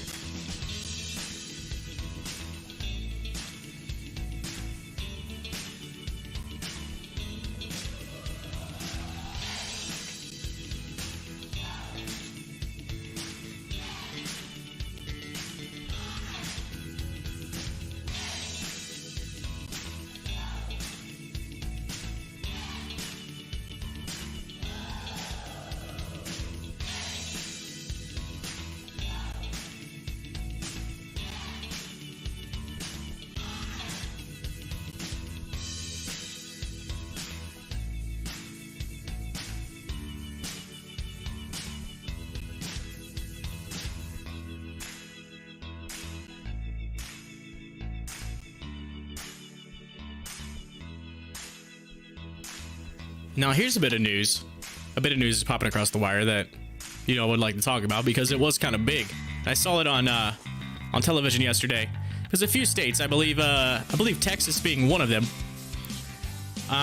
was saying that they were going to lift the mask mandate, the COVID-19 mask mandate, saying that, hey, with all the vaccine rollout, why wear a mask?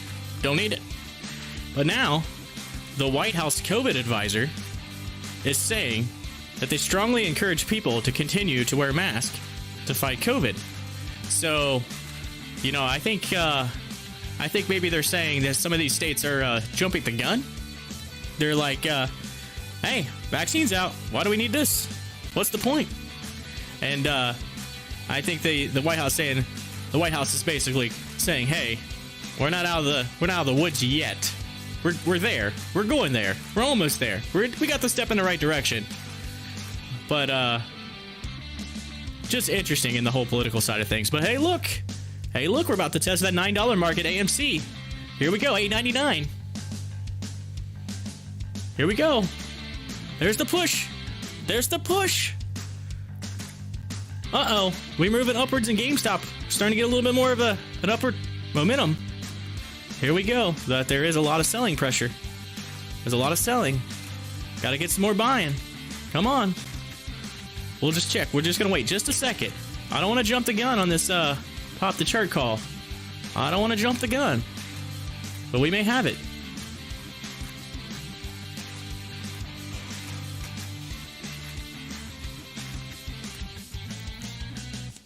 Let's see.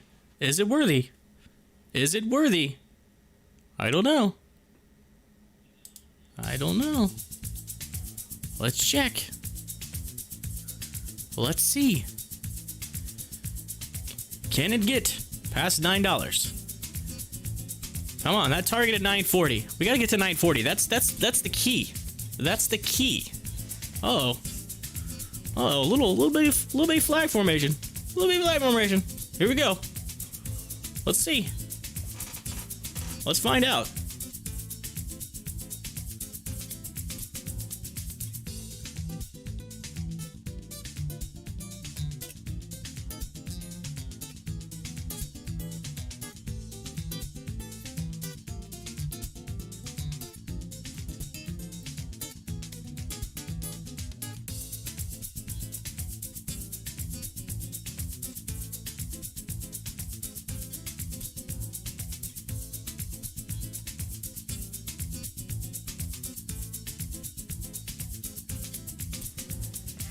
Had to step back there for a second, take my hoodie off. It's get a little warm in here. A little warm. I think it's all this samba music. It's a little hot. Plus you got some hot stuff coming across the wire. OCA exclusive. Matt Higgins says company's management team, everyone provides different values. Basically saying he has an experienced management team, and they're saying that's hot. Saying that's hot. So OCA. Let's take a look at OCA. Let's pull off Rocket here. OCA. OCA. Here we go. Let's see where they're at. Let's look at OCA. Well, $10. Maybe we have to pull out a little bit. Pull back. Pull back. Let's look.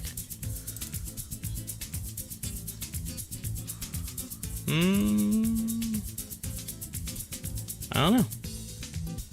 That's, I mean, it looks like there's some downward. I mean, it's at the 40, not quite below 30. It's not quite fully 100% oversold, but it's in that direction.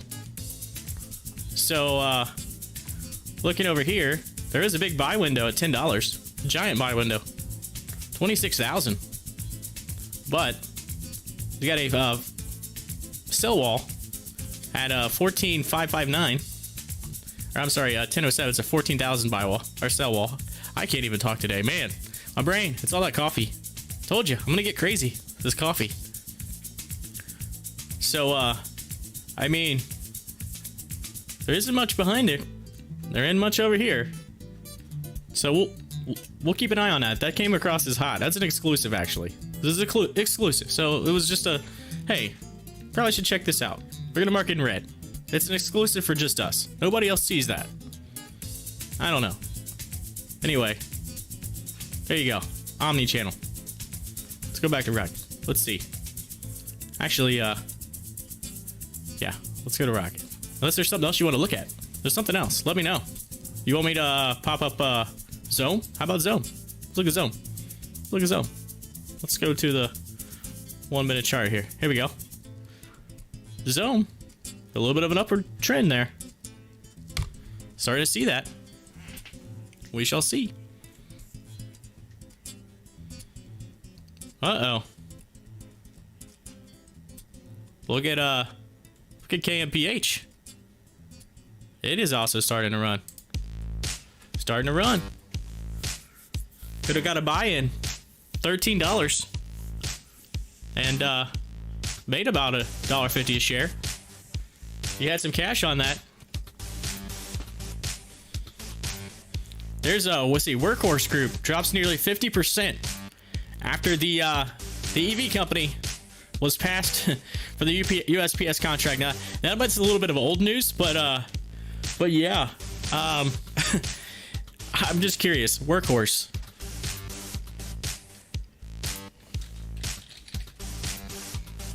Old Workhorse. Let's look at them. I'm gonna zoom back to like the daily, because they had that giant fall, that like huge fall from grace when I remember watching that. Actually, while I was watching somebody else's live stream and on YouTube, and they were talking about it. They had it up on their screen. They're like big into it. And there was somebody in the live chat that's like, "Hey, I just bought a whole bunch of shares of Workhorse," and this is literally like minutes before the news came out that they did not get that contract for USPS, and they just bought like a ton of shares, and then it like all of a sudden it just started dropping, and then the live streamer was like, whoa, it's dropping, what's going on? And so like they clicked on the news, and it said that, you know, another company got the contract from USPS, and it just whoosh, tanked.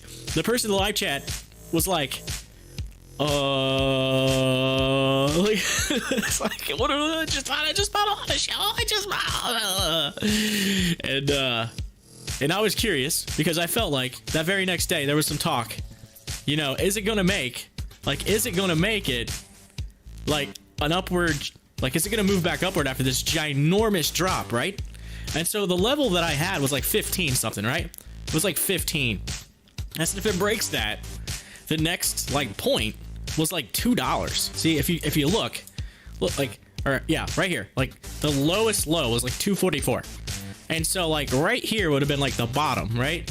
And that was like 13 something. So it broke it, and I was like, if it breaks that mark and goes down to like $2, maybe it's still worth some sort of like a look at $2, right? I mean, it might have been like a long look, right? Not necessarily like a short-term gain, but like a long-term like investment. Maybe, hey, they might have got smacked. They might have got punched in the face. They might have fell to the bottom of the ring, right? They might have hit the floor. But, you know, it doesn't mean that, you know, before the count of 10, that they can't stand back up at some point and maybe win a contract somewhere else. Now, it may not be the USPS contract. It might be something else that could help their company out. I mean, I don't think they're a company that's going to go away. So, needless to say, now that we look at it, they hit right there about 1273, and then they started to do some push upwards, went back up to like 20 something. So you could have made a really good pop there, and then it kind of pops back down. So again, it's trying to set a floor at like $12. So I would watch that stock. And if it at 1250, maybe 1250, and then it technically maybe like 13, right? Like $13, $13.50, somewhere in that range. If it was to hit that again and maybe come down and hit it, you could see maybe some sort of upward momentum, maybe to like $20, $25 at the most. You're going 27, right? But I would say it's trying to build a top at like 19. So there is a possibility that you could make $4 or $5 a share off of that stock just in that vicinity. However, if it drops below that 1250, I do not see anywhere where it stops between there and $2 and something. And if it did, it would literally just be going off of its own dues. You know what I'm saying? Because the chart, when you zoom back, that curve up was like, what, 2 something. It was $3. So there you go. And again, you could end up seeing like a, what could be like, you know, a GameStop AMC situation where it goes down, you know, hits that little pop-up, comes back down real slow, and starts building that cup formation over several days, and then eventually maybe pops again for something, right? So there you go. That's my take. I'm not a financial advisor, but that's my take on Workhorse. Again, negative in the news. They're still talking about that big drop. Still talking about it. So I mean, you're seeing downward. We look at it, but there is some buying. There's some buying. There's a lot of buying. So maybe some people are saying, hey, there could be some profit somewhere in the near future for Workhorse.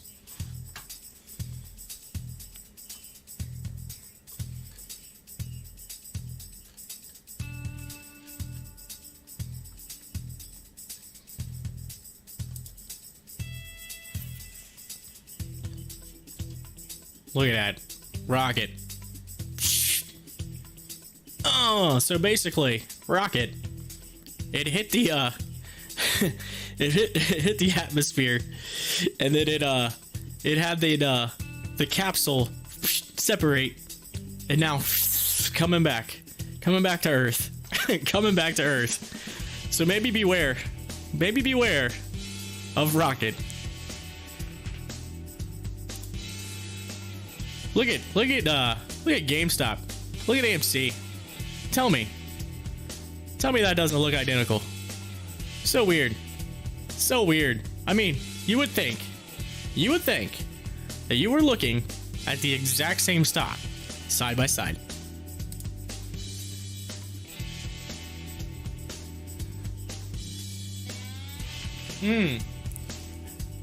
I am totally hi-fi saying we need a poo of the chart, and that could be Rocket, and maybe Rocket is that you know, take a look down in that live chat. Maybe Rocket is the poo of the chart.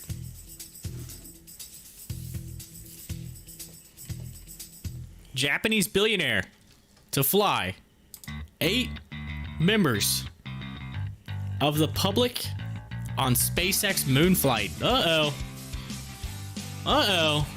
8 members. I'd like to know, and it's still talking about SpaceX, saying that they're building a factory in Austin. I did see that. And that's what we talked about earlier. That's for the Starlink satellite deal and the internet deal. But how cool would it be to be one of those people that get to go to the moon, or even just to go to space, right? I mean, you talk about the Virgin Galactic. They're sending up people. They're wanting to send people up into space. Might cost you like so many $1 million to go, but you know, if I had the money, and again, you would have to be absolutely loaded to be able to say, I'm just gonna buy a ticket to space, right? This is my one ticket, right? One ticket. And you're just gonna like just throw away a bunch of $1 million, right? Just here's several millions. Here you go. Here's my ticket. Do I think it would be worth it? Absolutely. How many people has been in space? Absolutely. I would love to be saying, hey, look at that. Before I died, I got to see the Earth from way up there. And not by a video camera.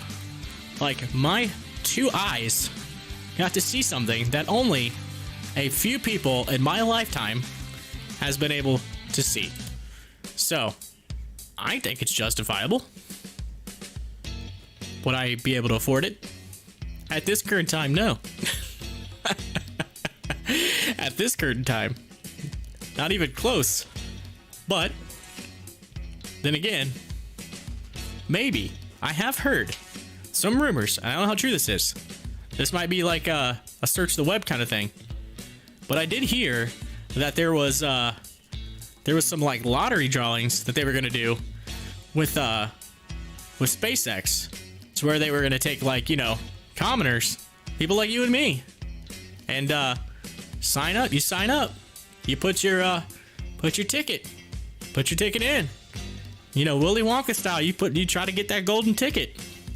You put it in, and they draw your name out, and you get to go to space for free, no charge, 100% paid for. You're going to space.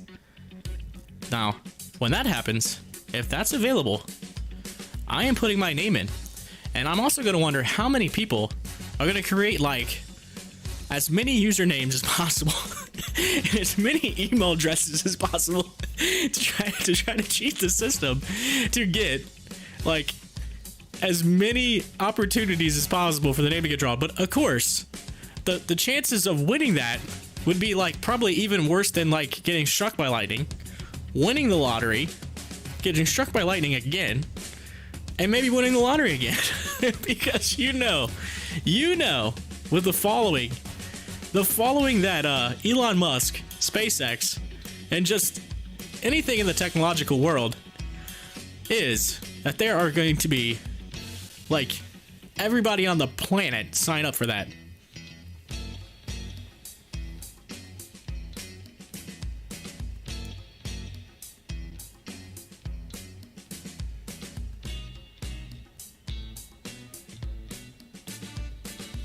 All right, so now we're seeing some more. So look at this.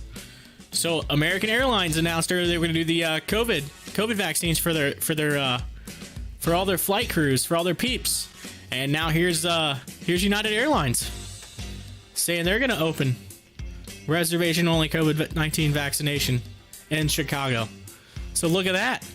American Airlines saying it. Now United Airlines saying, "Hey, we're going to do it too. Come on in. Come on down. Fly with us. Jump on board.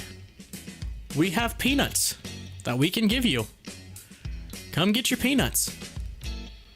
And if you don't like peanuts, we might even have some goldfish crackers, or pretzels. The little mini pretzels. You know? We'll try to get you from A to B, and we'll do it safely." I'm curious to see, now that those two are on board, when's Delta gonna come out? You got American, you got United, Delta, Southwest, where you at? LUMN. LUMN. Let's look at it. LUMN. Then I had that pulled up, didn't I? I believe. Yep. LUMN. 7%. Oh, I put it in the wrong one. Hold on. Let's go back. AMC. Let's take it into rocket. LUMN. Here we go. There it goes. LUMN. Getting a pop. Getting a pop. It is worth it. It is worth it. It's worth it. It is totally worth.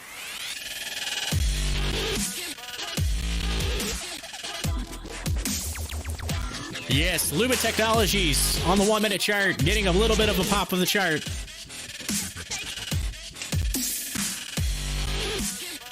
It's up over 7% on the day.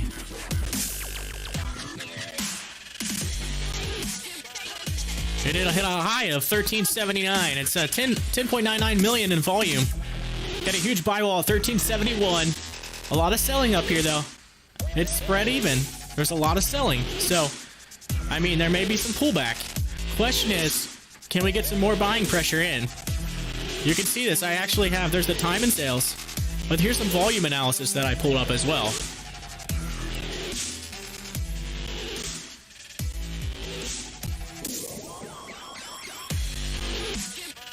Uh-oh. Speaking of COVID-19, we were talking about that just a few minutes ago. Old Kroger. KR and the ticker symbol saying people will still be required to wear masks in stores across the U.S. despite the reversal of the mask mandates in Texas and Mississippi. So currently, if you live in Texas or Mississippi, they're saying the statewide, we're removing the mask mandate. But Kroger's saying, not in our stores. You're not coming in our stores. I'm bringing that in here. We don't want you spreading that funk, that junk all over our vegetables. No, sir. Not happening. No, man. That's huge news. I'm curious. Let's look at Kroger. Let's look at Kroger. And I'll do it over here at KMPH. So that way you can continue to watch Lumen. KR. Kroger. Let's see what this do off of this news. Let's see where they go off of this news. Because they are, I mean, if you zoom out, for the day, they had a little morning sell-off, and then off to the races. So let's see. This news just hit the wire. I'm sure somewhere, CNBC, I'm sure peeps are talking about that. So let's, I bet CNN, I bet every, news, MSNBC, everybody, they are probably talking about this right now. I'm curious. I wonder if I pull up, because I might be able to, and I might be able to do this shortly. I don't see why I can't just show you CNBC. One of the other guys that run the channel, they play a lot of TV stuff, so over the air. I don't think there's an issue with that. I don't know. We'll find out. If I get yelled at, I can always just say, hey, I'm new. I didn't know. I apologize. It won't happen again. But let me look. Let's see if I can pull up CNBC and log in and watch they've got to have a live stream, right? For you to be able to watch. So here we go, CNBC live TV. Okay. Bear with me a second.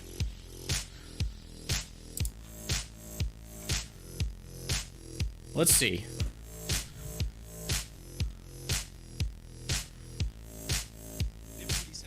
Here we go. Here's what we're gonna do. They're talking about something else right now. They're not. I'm gonna mute it. I'm just gonna keep it up and see if they talk. I'm gonna see if they talk about. I'm gonna pull that into another screen here and just kind of keep you there so I can see you. Pull this thing over. Let's make it a little smaller so I'll be able to see what's going on here. And I'm gonna watch it. This is great. I got CNBC pulled up so I can actually stay up on the news. We got news rolling. And I might be able to fix something where I can put that on the screen too as well. That'd be kind of cool. Shut up and sit down.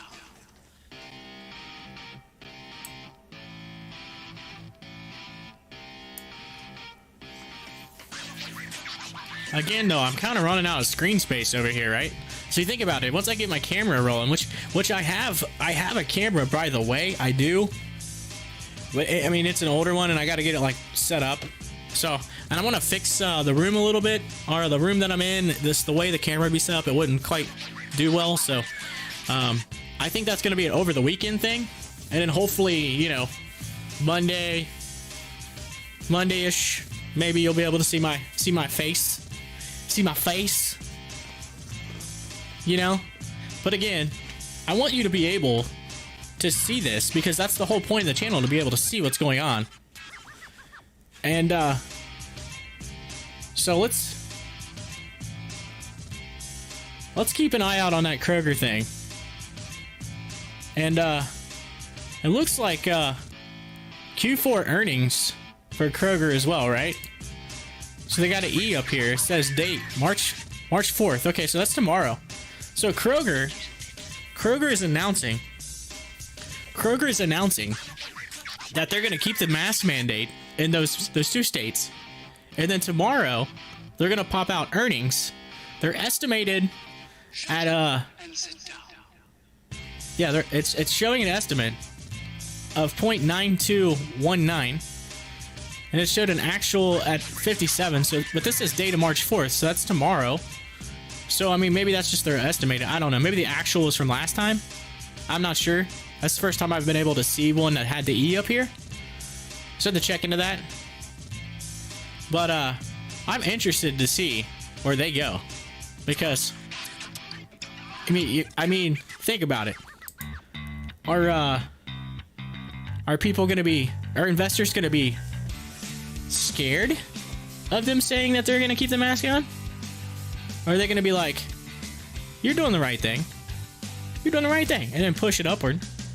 And then maybe too, with earnings on top, they're sitting back and they're thinking, we're in the news 2 days in a row. If we get some good earnings, maybe we push this upward. And you know what? Maybe you're right. I see that. I see in the live chat. Maybe they wouldn't risk news like that if their earnings were bad.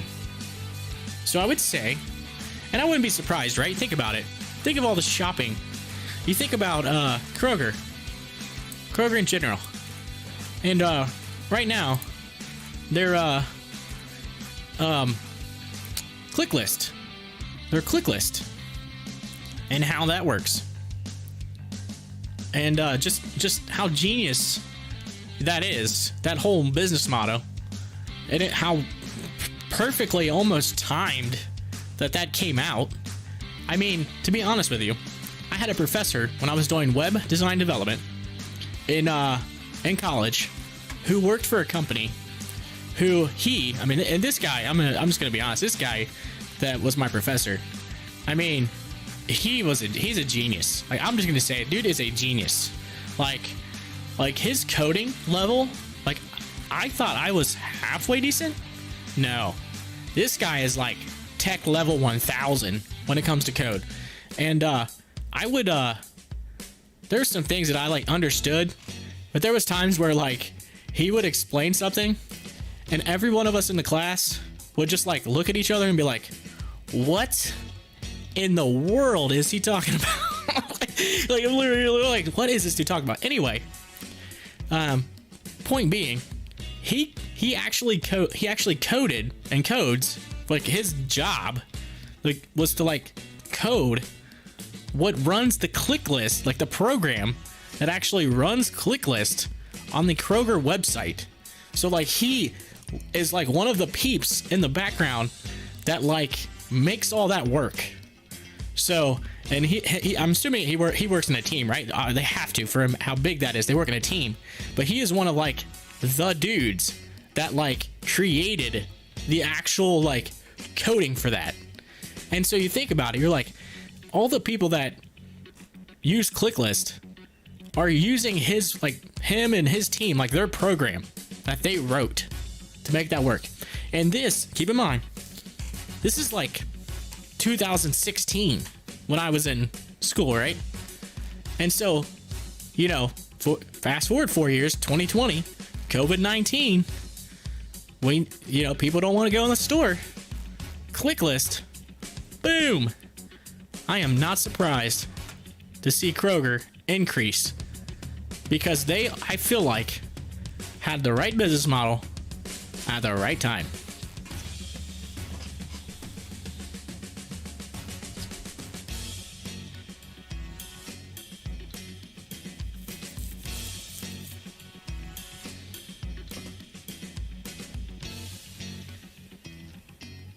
I apologize saying to be honest. I am actually, that's just a figure of speech. I don't know. Sometimes I say that. I get to rambling and words come out. And sometimes afterwards I'm like, did I even say that? Look at the screen right now. Look at this. We're starting to see some green. We're seeing green on the screen. Kroger's moving up. That news hit. That news hit. How much you want to bet? That news hit. Okay, I'm not betting, but I'd say that had some sort of something to do with it. It's got, I mean, it is stair-stepping, but there's some movement there. Lumen. Oh, Lumen's still moving. Lumen's moving. I keep watching it. I keep waiting for them to pull up the old, and maybe CNBC is just waiting. Maybe they're just waiting to get, like, Kroger to, like, move upward so they can say, oh, Kroger's moving upward for the day. Popping out some news about some mask mandates. Earnings tomorrow. I would not be surprised to see that come across the feed. So we'll see.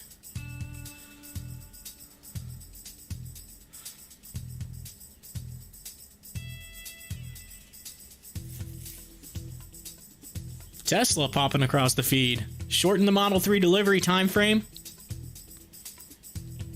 In end of quarter push. So they're trying to push it out faster. Again, though, I think a lot of that is just competition, right? There's competition coming in the market. You know, competition. And I know a lot of Elon the past couple weeks, he's been talking about his companies kind of, I see what they lowered the price too. Lowered the price on some of their cars to try to compete. Some of their models. Uh-oh. Uh-oh. Uh-oh. Maybe that was just a little bit of a move. I don't know. But look at Lumen. Bloomin' Lumen. Right now. I'm about to post out. I'm gonna post out on Stocktwits. I'm gonna post Lumen. I want to talk about Lumen really quick. Let's go to Stocktwits. Let's go there. Old Stocktwits.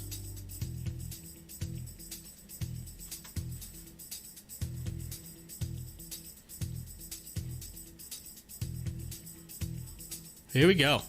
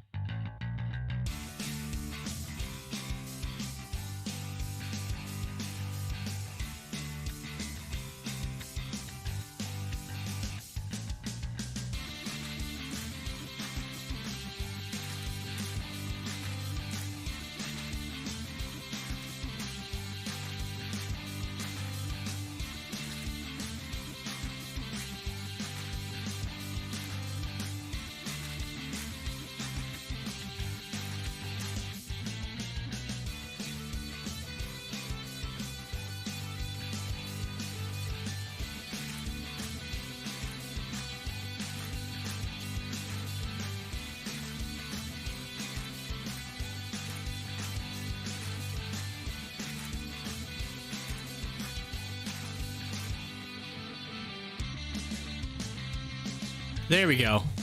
Just post it out. I posted out.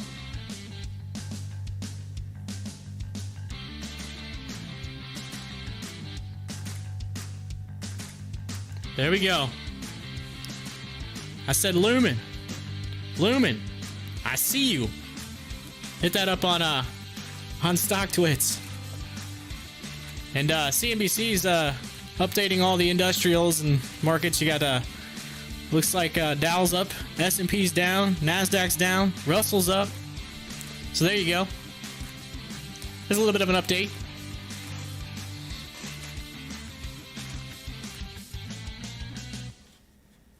Here we go. And sit down.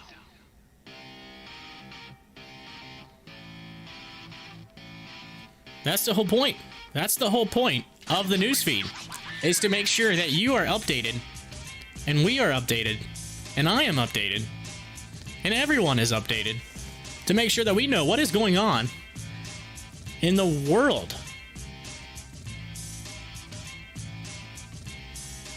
NS Newstar announcing a pipeline capacity expansion project for Albuquerque, New Mexico. There we go. CNBC checking out old Pete on NBC. CNBC.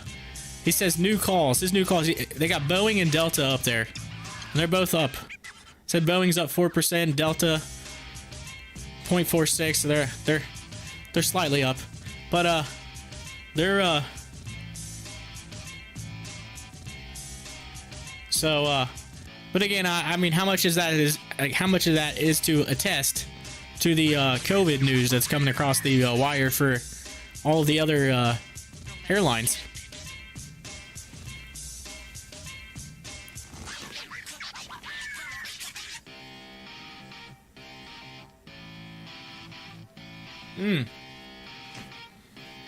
Shut up and sit down.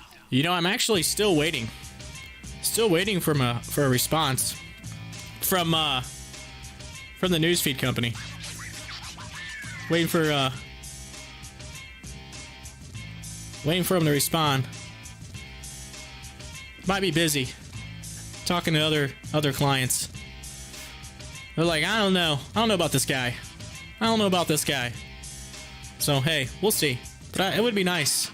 It would totally be nice to maybe do some type of cool promo. Some promo. Anything we can do to help. That's the goal. Work together.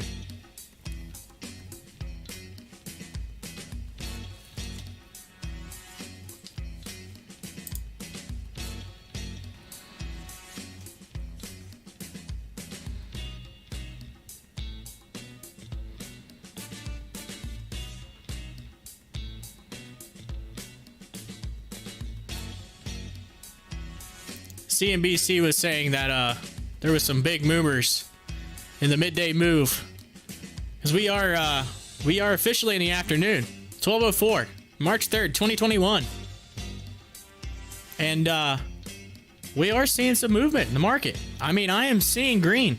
I mean, there is very little red across the board here, very little red. So it's a money day. But Lumen, look at it go. Look at it go. Let's jump back. Let's go to the 5-minute. Let's just take a look at it on a 5-minute. Look at that. Look at that. That's nasty. That's nasty. I'm telling you. Beautiful. You got stake in that, don't you? I believe. Hi-Fi, that you were talking about that for the win? That you said you had some stake in that? If you have stake in that, you are doing well, my friend. Absolutely well. Look at that. Beautiful. And it's just moving. There you go. Kroger. It's moving too. But again, that news. That mask mandate news.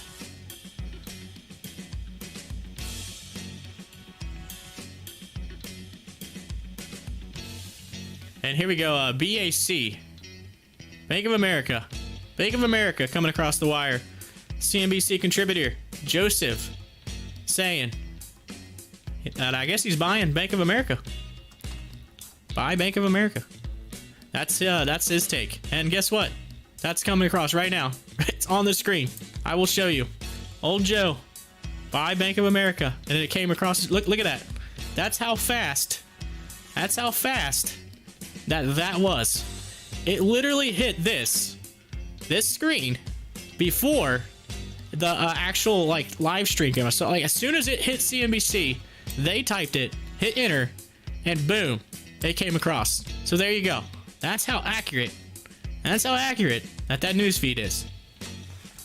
Real time. Love it. Very little latency. Very little latency. That might be the word of the day. Word of the day. Considering Elon Musk talking about the whole Starlink thing with low latency internet. We got low latency news today.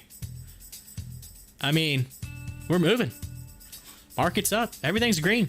Looking like a good day. And if you were wondering, you know what day it is, right? You know what day it is. Say it. You know what it is. It's Hump Day. I think we're getting over the hump. We are getting over the hump.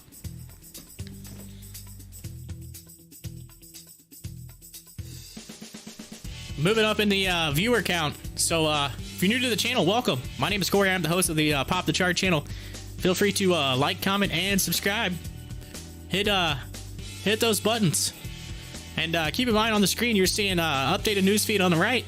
We have a live newsfeed, multiple sources across the bottom, keeping you updated.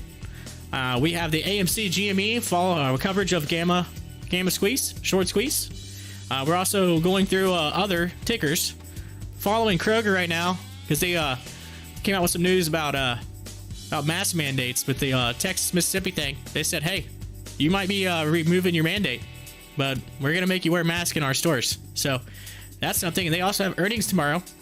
Lumen following it, and that thing just started taking off.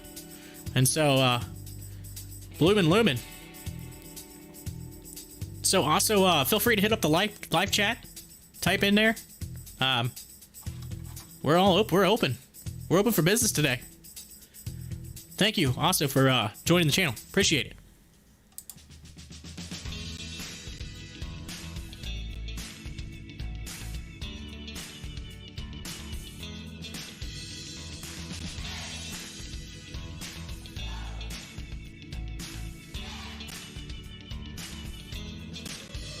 Oh, there's some hot news. Old Chucky Schumer, Senate Majority Leader now, says so they're gonna move to take up the COVID-19 bill as early as this evening. So the Senate, the House supposedly passed the bill. So the Senate's like, hey, let's do it. So there might be some stimulus in the near future, and so. That's I think that's a great sign for the market, because you know people are going to take some of that money and they're going to put it in the market. They're going to say, hey, let's take this little bit of money and let's grow it and turn it into a lot of money. Or hey, let's gamble at the casino and lose it. Either way, a lot of individuals, there are definitely people that need it. But there are some that don't really need it. And they're like, hey, if I can invest it, why not? So, and at the end of the day, the market, I think, will move once those checks start rolling out. So look for that this evening. The Senate talking about approving it. We'll see.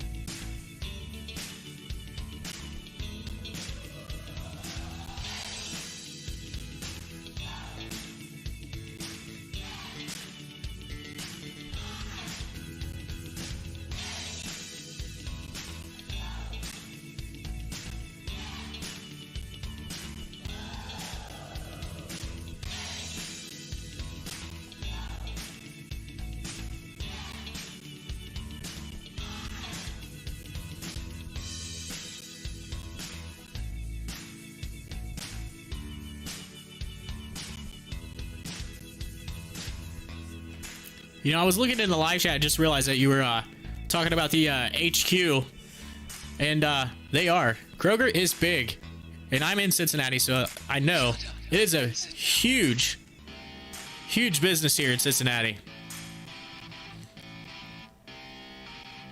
I actually have a cousin who's down in Kentucky, who's been a manager at Kroger. I believe he's been working there for working on 40 years. And his retirement plan from Kroger is supposedly massive. Absolutely massive. And he started there when he was a kid, right? And he ended up he just worked his way up, right? He was just the kid bagger, went from bagger, worked all over the store, then became a manager, was in the deli, out of the deli. Dude has been there for so long. Everybody around knows him from Kroger. And I this is like a cousin that I don't get to see very often, but just talking about it, dude. He was telling me one day, he was like, man, he's like, nothing against Kroger's, I can't wait to retire. He's like, but my retirement is insane because of the fact that he worked there for so long, that his like increased over time was like insane. So he's just super stoked. So like that business has just bloomed over the time that he's been there. So interesting. But yeah, like you said, with them being based here in Cincinnati, that is they are big. And like I said, that news down in Texas, it may not affect them as much, considering the fact that they are in Texas. Starting to see some more people pop into the channel. Appreciate it. Thank you so much for coming and joining. My name is Corey. I am the host of the Pop the Chart live stream. Following along with all the news that's going on currently in the stock market. Be sure to check out the feed over to the right. We'll show you updated live real-time news. Got the stuff at the bottom. You can see that. That's all from multiple sources. Following Lumen's got a big run today. Kroger working. We're still following AMC and GameStop. Had a little bit of a run, but it's kind of falling a little sideways. We'll pull up AMC, 892. Having trouble getting over that $9 mark. Just got to get over it. Got to get there. And then we have our live chat. Feel free to like, comment, and subscribe. Hit that button. The more the merrier. We are growing. And we are here to work together to give you all of the wonderful, news and coverage right here on the channel.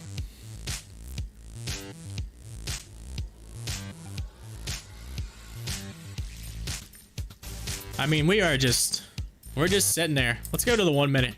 Go to the 1 minute. Give you a little bit more movement. Give us something. There's a pullback on a minute for Lumen. A little bit of a pullback. There it is.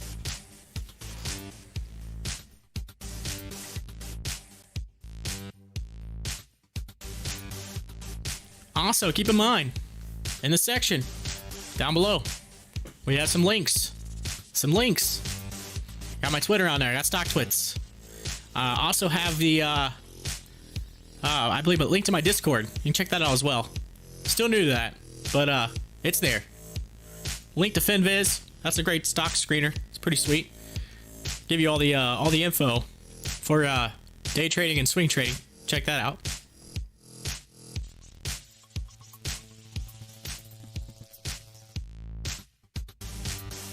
CNBC saying, yo, maybe you should buy some Apple. He is saying that. Buy some Apple. So they're down today. So, might be a buying opportunity. I mean, they're down 0.53%, so it's not like they're down a lot.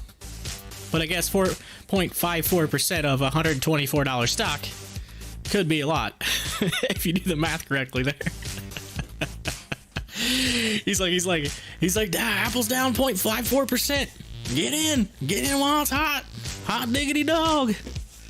They're gonna come out with a new iPhone sometime later this year. And you're like, you're sitting there and you're like, yeah. And that's new news. That's new news. That's every year. I feel like Apple's just it's a cycle, right? You gotta invest right before that new iPhone comes out. And you're like, hey, get in while it's hot. Uh-oh. Kroger getting a little bit of a consolidation. Sideways movement.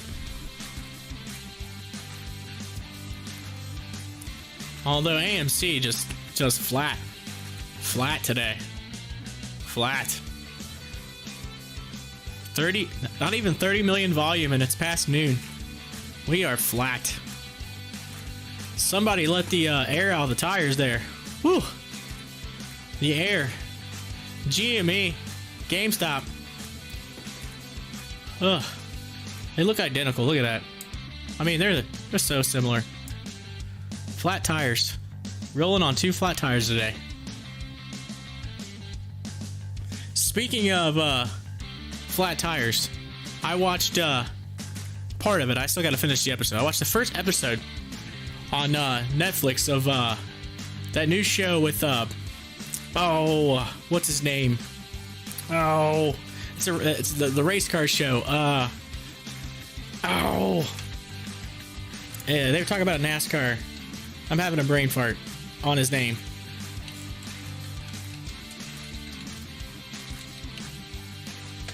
Hold on.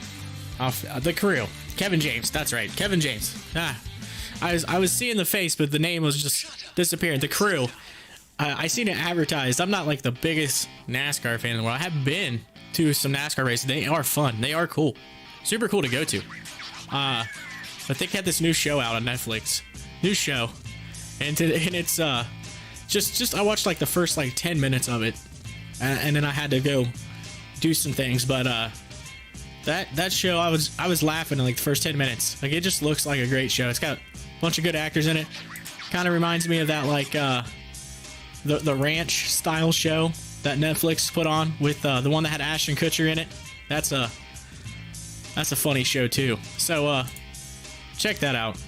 Anyway, Two Flat Tires for some reason reminded me of that show. Check that out.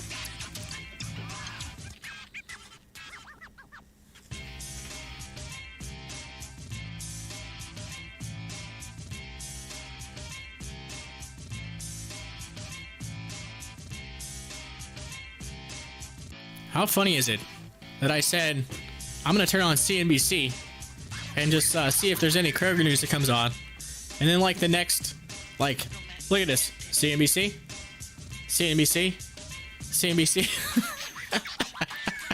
the news feed was like, oh man, we're running out of news, we gotta put something in, and so they just like turned on CNBC and started like saying, hey, this guy's saying this guy's saying that.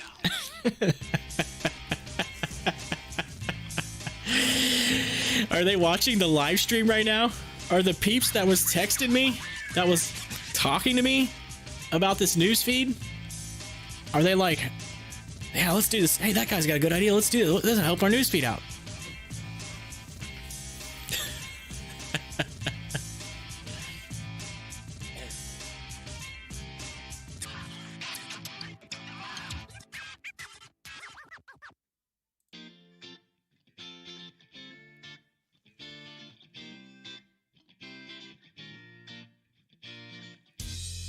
All right, I'm gonna step out for just a moment to go grab a bottle of water. All right, my voice will thank me, and so will you.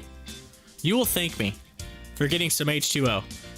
However, I feel like I'm going to step out. I'm gonna go grab water, and then all of a sudden, CNBC is gonna pull up something about Kroger, which I've been kind of watching to see if they were gonna say something, and that's gonna happen, and then as soon as I step away, that's gonna come across. I'm gonna come back, and I'm gonna have missed the thing that I've been waiting for. But I have to step out just long enough to get me some water. So just bear with me. I need some high quality H2O. This throat, this voice, these golden pipes, they need a little bit, just a little bit of water. So I'll be right back. Just a second.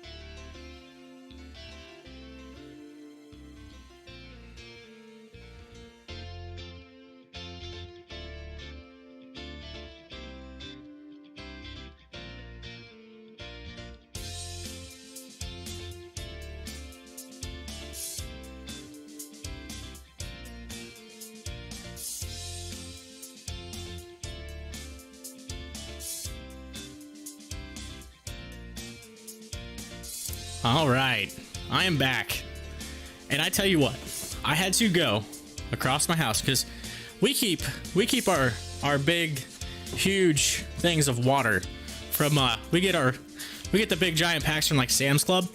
So got the membership to Sam's Club, and so we get the giant things of water, and so we keep a lot of that in our garage. And here's the crazy thing. So like here today in the Cincinnati area, it's pretty cold today. It was a little chilly out, colder than has been the past few days. And I can tell you that this water that I have, just from being in there, is cold. Just from being in the garage. In the garage is cold. And I'm like, it's that chilly outside, right? It's that chilly that this water that I am about to partake in is delish. I was even nice enough to grab a water for my wife who was on a work call, and just kind of set it down right there in front of her while she's on the phone on her call, and I got like the half smile, like, oh, thank you. See, it's called working together. That's how a good marriage, that's how that works. It's the little things that count. Look at that. Another they're just CNBC. I mean, the cover, there was a lot of news, and then all of a sudden, I guess there must have been some down news. So it's like middle of the day, it's lunchtime. We're like, oh my God, nobody's putting any news out. So we're just gonna have to find something. But hey, that's good because it's at least giving you information that you didn't have before. Maybe, maybe you can't have the TV on right there where you're at, but at least you have some sort of news coming across. Uh-oh, PayPal. They're saying something about PayPal. So I bet here in a second, it's going to pop up and talk about PayPal. Let's see. There you go. Look at that. Look at that. Look at that. Look at that. Say it with me. Look at that. That feed is legit. It's legit. It's faster than the stream. It's faster than the internet stream.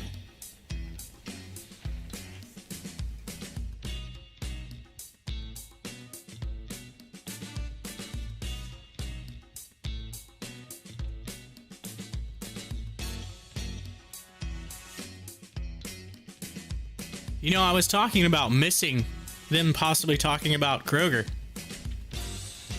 But I wouldn't have missed it because they're typing it over here in the right inside. So like when I come back, I can just look. Oh, nope, they didn't talk about Kroger. They did talk about P&G. That's another Cincinnati company. There you go. Procter & Gamble. That's a giant building. If you ever been to Cincinnati, if you ever come through, that's a giant building. I always joke. Because P&G has like these, the way the building is, it's like these two kind of twin buildings that are all connected into this massive conglomerate like building. Like this building takes up like a big portion of Cincinnati. It's a huge building. Anyway, it's like two little hump buildings. And I think you know where I'm going with this, but I always say it's like a twin building, but you know what I mean. Just visualize it. Two humps. There you go. You drive across the bridge and you're like, there's the humps. The lovely lady lumps. You know? Lord, I apologize. That's, there you go. If you're ever in Cincinnati, look out for that.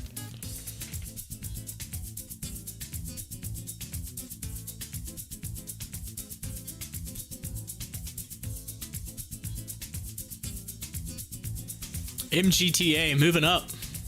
They had some good earnings. Q4 up year over year. There you go. There's another one. That's a hot take. 12:26, 55 p.m. MGTA. Check it out.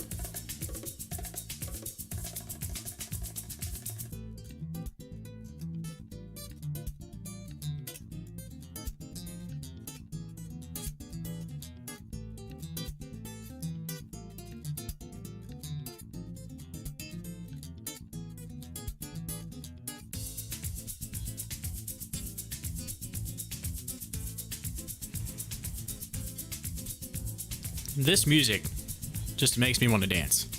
It's like, yeah. Yeah. All right. Here we go.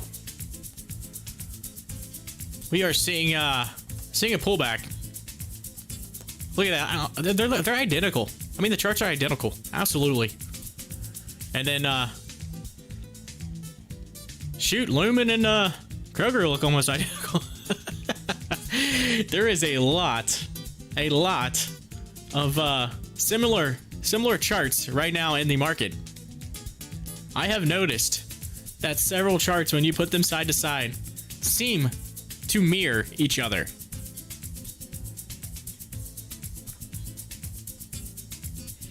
Oh, I seen this earlier. So check this out. Warren Buffett owns more of a Chinese electric car company than General Motors. So I'm curious. I wonder if I click on this, if it'll bring it. It will. It'll actually bring it up. Let's see. Let's see what it says. Right here.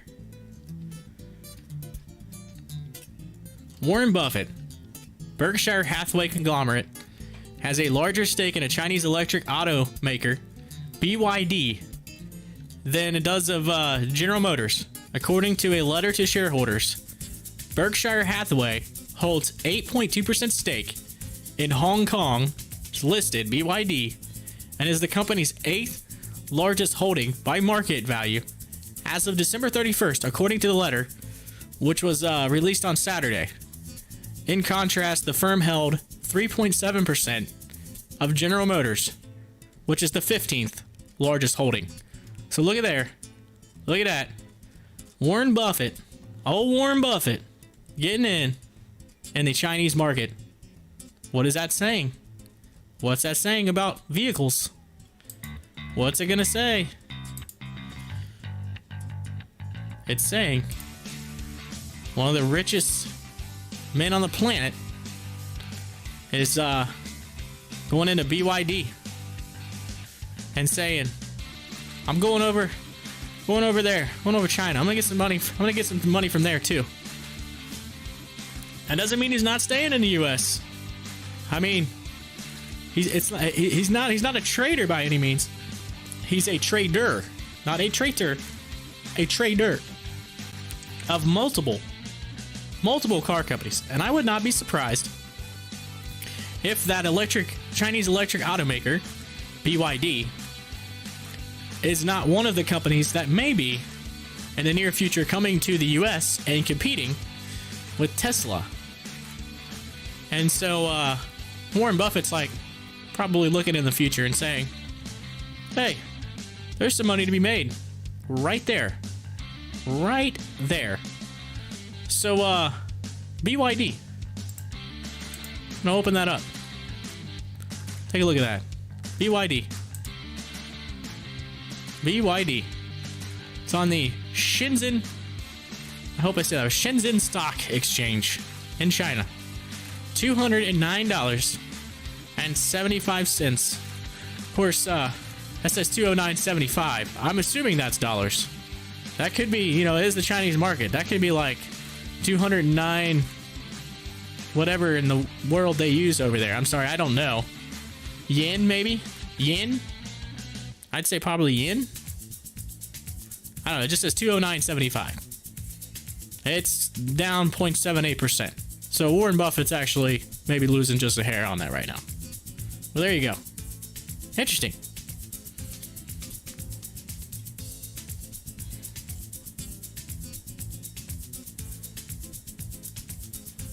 There we go.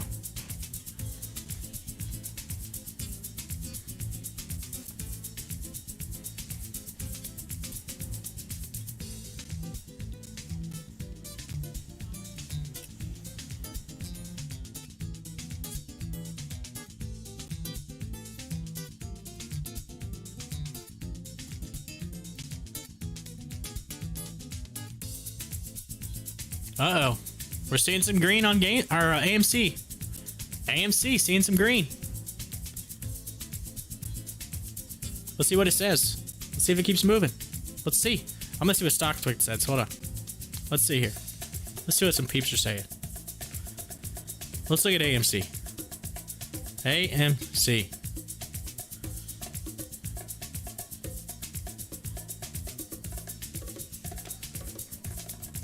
Stocktwits. Gotta love it. Alright, someone's saying it's gonna explode. Any minute now. Any minute now, AMC. There's a call right there. AMC, about to explode. According to Stocktwits. Peeps are posting. Here we go. Let's look at it. Let's flip it over. 885. There is a lot more selling pressure. But there is maybe some movement. I mean, there is some buying. Look at this. But I mean, it's gonna have some competition. We just gotta get over that mark. That $9 mark is just, it seems to be tough. Very tough. So pass. I guess my question is, do you think by the end of the day that we can surpass that 940 goal mark that we need? And if not, then maybe by Friday, when all those options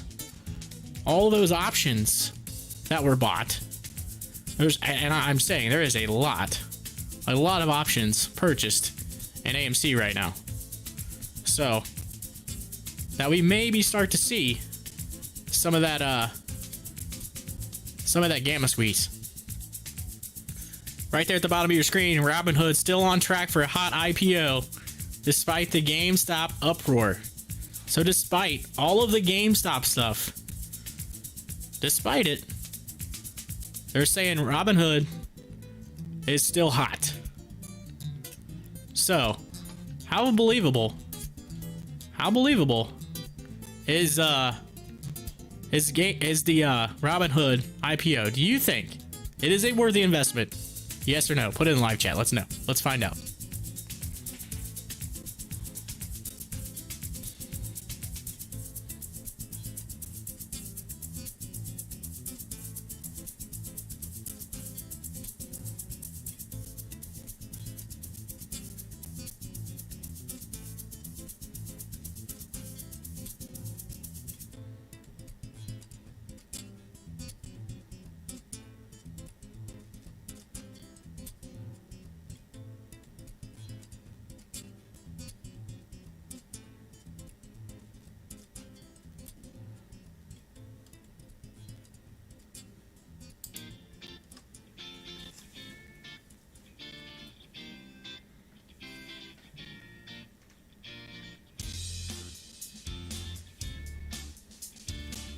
I would like to say I'm gonna give a shout out here to a few of my peepballs who liked my message on Stocktwits earlier. I'm gonna say Rosamac, thank you. Fallen, thank you. Inward, thank you. Corncob 75, like that name. Thank you. And then Upticks for me. Thank you. Appreciate it. Thank you for the likes. Appreciate it. Big shout out.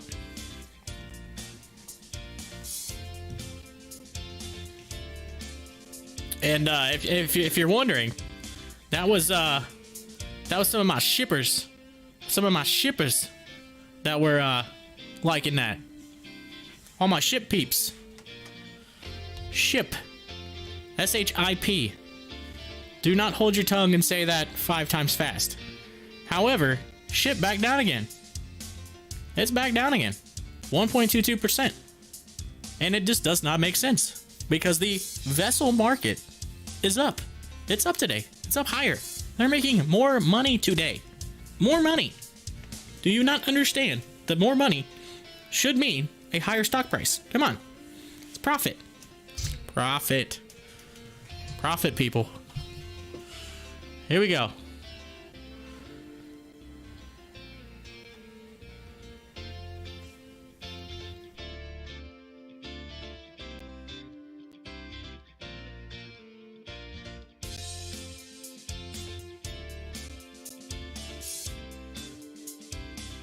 I have noticed, by the way, that I am starting to see more and more people popping in and out of the Pop the Chart live stream.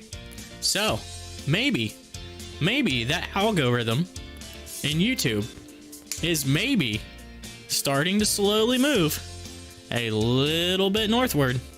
A little bit. It may not be like at the very top, right? Come on now. You do have some people that have been here for quite a while streaming. So, there is competition out there. And again, I don't consider it competition.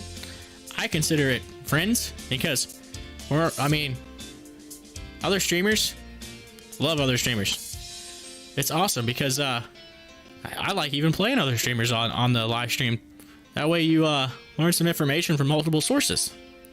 And I may even do that here shortly. I may even pop over and say, hey, what's this person saying? Let's find out. And but anyway, it is nice to see a little bit of a trend upward in the views. So thank you for everybody that's doing that. Thank you so much. I'm curious. I just totally random, but Starlink. We were talking about that earlier. I just happened to see it up on my screen here because I still had it pulled up. Starlink is available to a limited number of users per coverage area at this time. Orders will be fulfilled on a first-come, first-served basis. Now, my father, he is, I consider him very unlucky when it comes to the internet. I mean, we are in, again, I'm in the Cincinnati area, but I am, outside of Cincinnati. My father is about, my mother and father, they live about 10, 15 minutes away from where I live. So not too far away. We are in the rural, I could consider ourselves rural Ohio. However, where I live at is starting to actually grow. It is growing tremendously over the past decade. So where I live at, we have really good internet service, right? Great. We may not have anybody else to really choose from. We may only have one option for internet service, but it is well enough that I can be able to do this, right? Perfectly fine. And have all this stuff on my screen and move in that. My father, unfortunately, lives, near a bunch of cornfields. So he is out in the middle of God's country. And the crazy thing is, the good internet, which I have, it stops literally about a mile, probably not even a mile, probably a quarter mile. I'd say probably a quarter mile at the end of his road, about a quarter mile is where it stops. And then it also picks up at the other end, about 5 miles down the other end. So there is about a 5.5 to 6 mile stretch, maybe, of road. And again, he lives on almost the very end of this one road, right? Like close, like quarter mile to the end of it. And it ends right there. And you cannot get that internet because they will not run the line because they do not think that it would be profitable for them to run the line. They basically say it would cost more money to run the line to where he is at than it would be to actually have people, the amount of people that live on that road, if they all signed up, probably still wouldn't be enough to pay off the amount that it would cost them to actually run the internet. So he has this one company that has run internet there, and they literally have it is not anywhere near what I consider high speed. Now they'll say, oh, it's high speed, right? It's high speed. Compared to what we get, I get about probably, I would say 300 to 400 times the amount of internet speed that he gets. And it's insane. It's absolutely insane. And so like him trying to live stream anything, so I'll go over there and I'll have, my AT&T data feed service is faster on my phone than his internet by like 10 or 15 times, which is crazy. My actual internet speed on my phone is faster. I could literally turn on my hotspot and he could connect to it and get faster internet than the internet he actually pays for, right? Doesn't make a bit of sense, right? They won't run it. I mean, I get it, right? At the end of the day, it matters down to money. But unfortunately for him, he does not get very good internet. So I am going to type in my father's address on this Starlink service just to see how much. And it's so funny because my dad's like, I won't get satellite. I won't get satellite. He's had satellite TV service in the past. And it's crazy because he actually has satellite TV service now. Because, like I said, the cable, they don't really run it. So he doesn't really get a lot of choice. So he uses satellite. But he's never wanted to use satellite internet because it was always, like, super expensive, right? Not even close in price. And then with the weather that comes through, you know, again, they're in a country. It's all cornfields. So there's no blocking of the winds or anything like that. So when it gets windy, right? So, like, you know, clouds come over, rainstorms, and then it goes out, right? And my dad is one of those people who's like, no, I'm not going to pay for something if I can't use it all the time, right? That doesn't make sense. But I'm curious because, again, I would say with, you know, Starlink, I'd say it's probably expensive. I can't say it. I don't know the pricing of this, but I would say that their service should be good. I mean, good Lord, the guy that owns the company, I mean, he's sending people to the moon, right? I mean, they have access probably to like every satellite known to man. So why not? There's got to be some way. And again, again, weather. You can't control Mother Nature, right?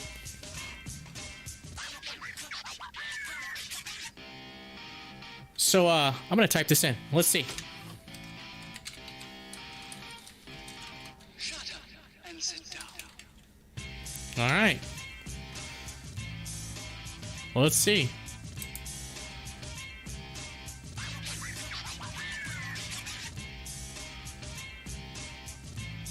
All right, here we go. Here we go. I typed in my dad's address, so I can't pull it up so you can see this, but I'll read it to you.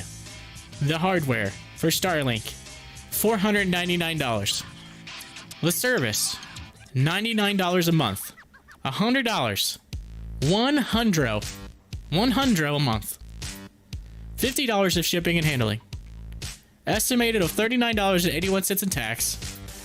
The only thing that's due today, according to this, is the $99 for the service.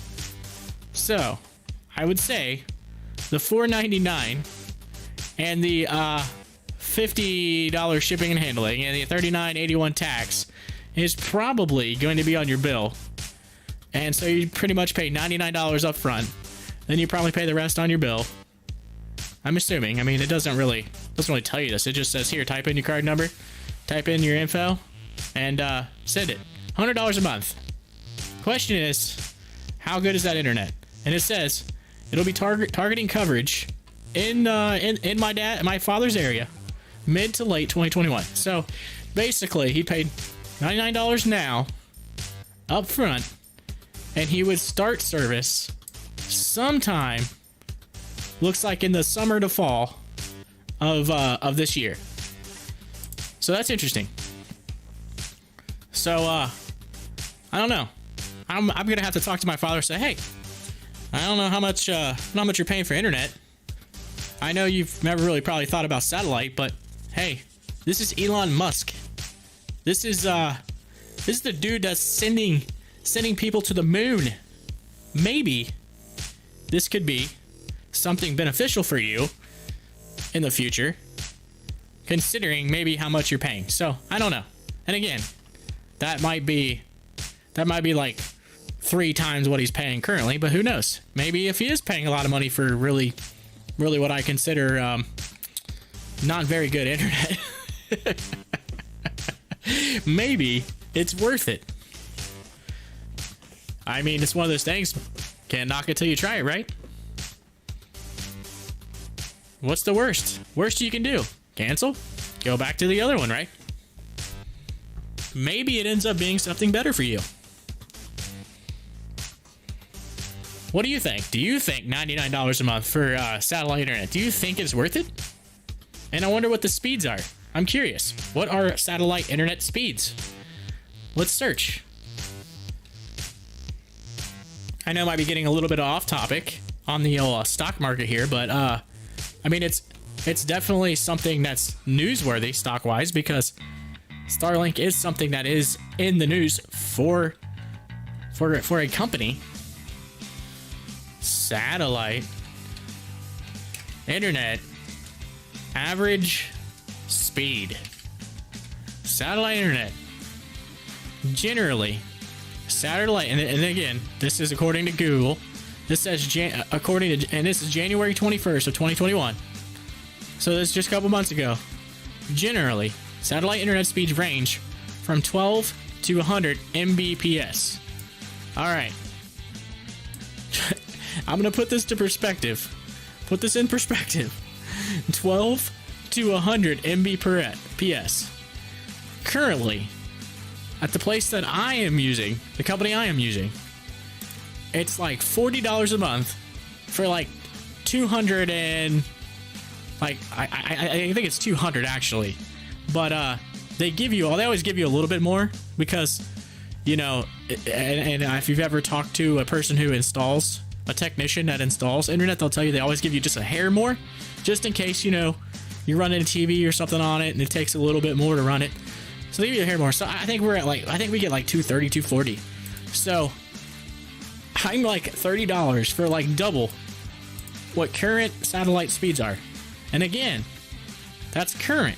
So who knows what the Starlink speed will be. And I'm curious to see if they even have that on their website. I'll look. I'm gonna find out. This is interesting. I am nerding out right now. But mainly because I hear my father complain. He's been complaining about this for like years. So this is something that like isn't new.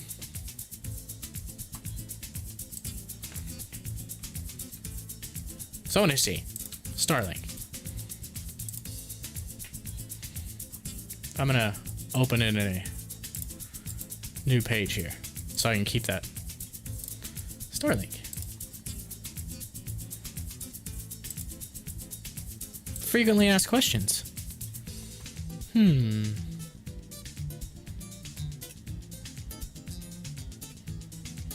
Oh, here we go. Here's a good question. I live in an area with heavy rain, snow, and wind. Can I use Starlink? Your Starlink will detect and melt snow that falls directly on it. However, accumulating snow around your Starlink may block the field of view. We recommend installing Starlink in a location that avoids snow building up and other obstructions from blocking the field of view. Heavy rain or wind can also affect your satellite internet connection, potentially leading to slower speeds or rare outage. So basically, yes, we have a service. Can it control Mother Nature? No. Are you still gonna have issues? Probably. Is it faster than the what's available in cable? Probably not. We don't know yet. It doesn't say. But but despite all that, it is a service. It is owned by good old Elon. People will probably pay for it. Company will make money. Could be an investment. There you go. Look at that. That was a long-winded, roundabout way of saying, check out Starlink. Alrighty. It is almost 1 p.m. and I have not had lunch yet. So I think I'm gonna pop out for like probably about 30 minutes. Let you guys jam out. I'll let you jam out. And again, keep watching the news. Got the charts are rolling. News is going. And see, look, SpaceX is even the Falcon 9. Look at that. Just talking about old Elon and his companies, and SpaceX comes across the feed. It's everywhere, I'm telling you. Everywhere. But anyway, I want to pop out of here for just a few minutes. Just a little bit, probably about 30 minutes. Be back by 1:30, probably. I'm gonna try to be back by 1:30. And get some food, get some fuel, and get ready for the end of the day here on the Pop the Chart live stream. Thank you for joining me. Be right back. I'm gonna keep the chat going. Keep the chat going. And I probably should have put this earlier. I'm gonna put this in here.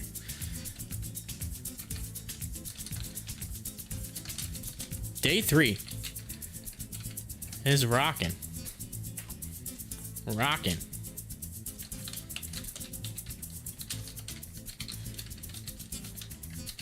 On the Pop the Chart live stream. Hit up the chat. And I am going to take and pin that to the top. There we go. All right. Keep jamming out. I will be back. And we will close out the day. Hopefully strong. Continue on this green pattern. I will see you soon. Corey here on the Pop the Chart live stream. Signing off shortly. Short time. Be back. Thank you.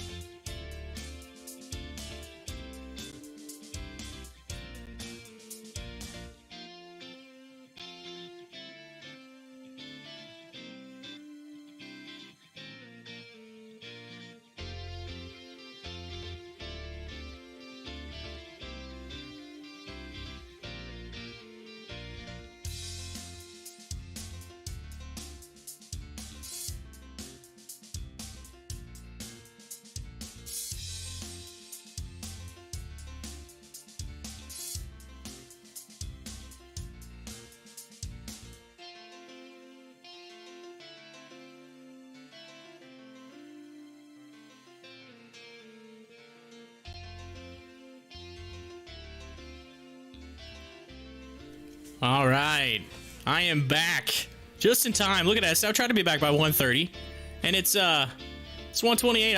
I just made it in just in time. That's right. Your host Corey is back on the Pop the Chart live stream. Thank you for hanging in there while I went and grabbed some lunch. I had some of these tacos. That is like this taco kit that you can get from Sam's Club. Like they actually like pre-make it. And the only thing is this there's like this chili sauce that they put in there, and whoo, that stuff is hot. And I do mean hot. Like it's one of those things where it's like it's a slow burn though. It's like that little burn where you eat it, and then all of a sudden, you know, you're like, I'm good. And then a few minutes later, you're like, whoo, whoo, oh. Next thing you know, you're guzzling a bottle of water. Your nose is running, and you're like, oh. But then the crazy thing about it, you can't help but get another one and put more chili sauce on. Right? All right, but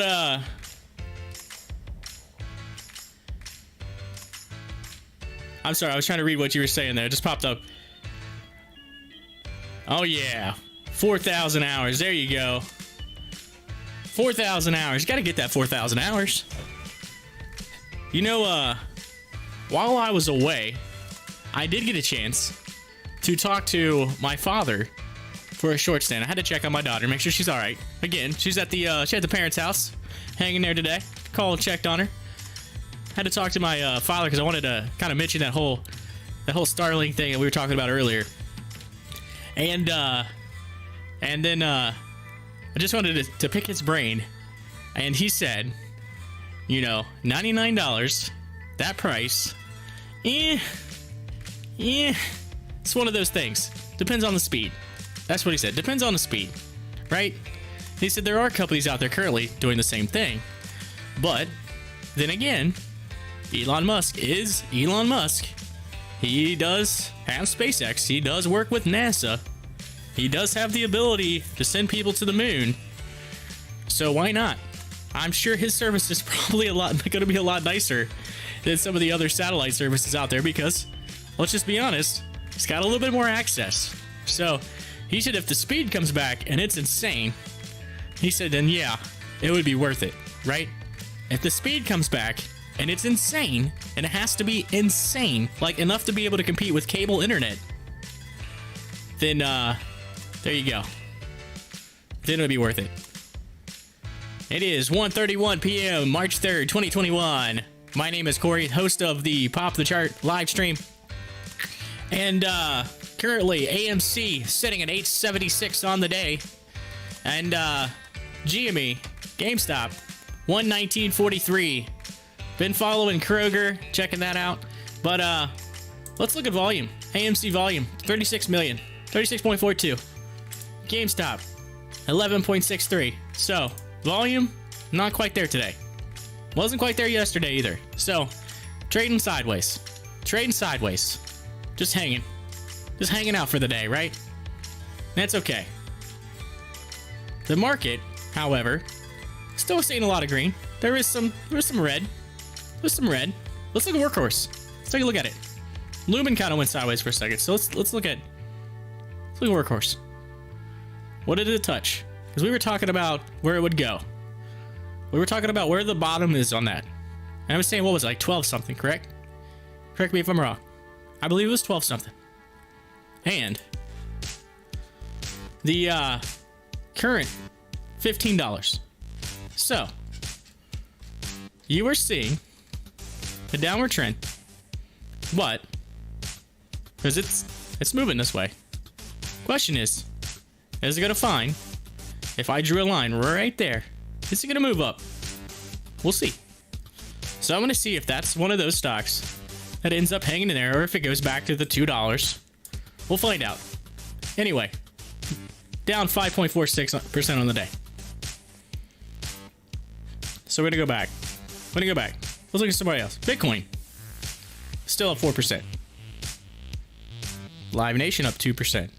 Dogecoin, old Doge, 2.49%. Yeah.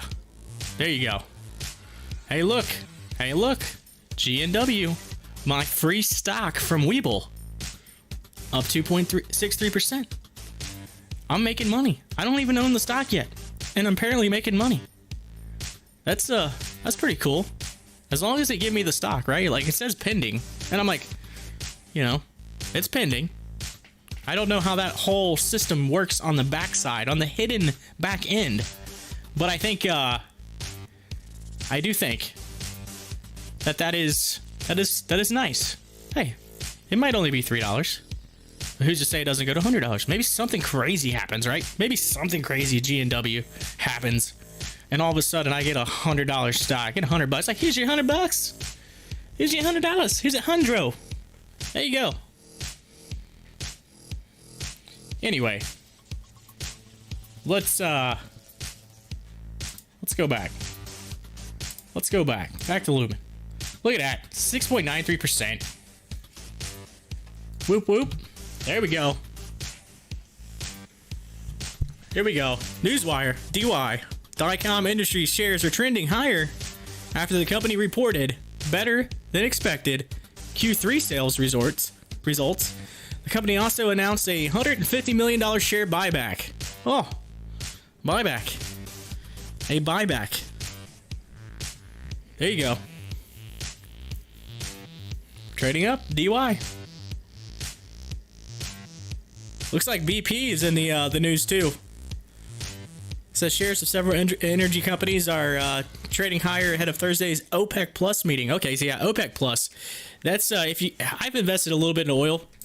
I have, so I know a little bit about all that. Anytime there's a meeting, like an OPEC Plus meeting, it's like bonanza craziness in the petroleum market of stocks. Like, you can go on to like all the feeds, Stocktwits, you know, just the Twitter feeds and things for people that invest into oil, the oil market, and they're always going nuts. Like, oh, OPEC Plus, the meeting's tomorrow. Don't forget to watch this. Check this out. The live stream. We're gonna live stream it. You gotta check it out.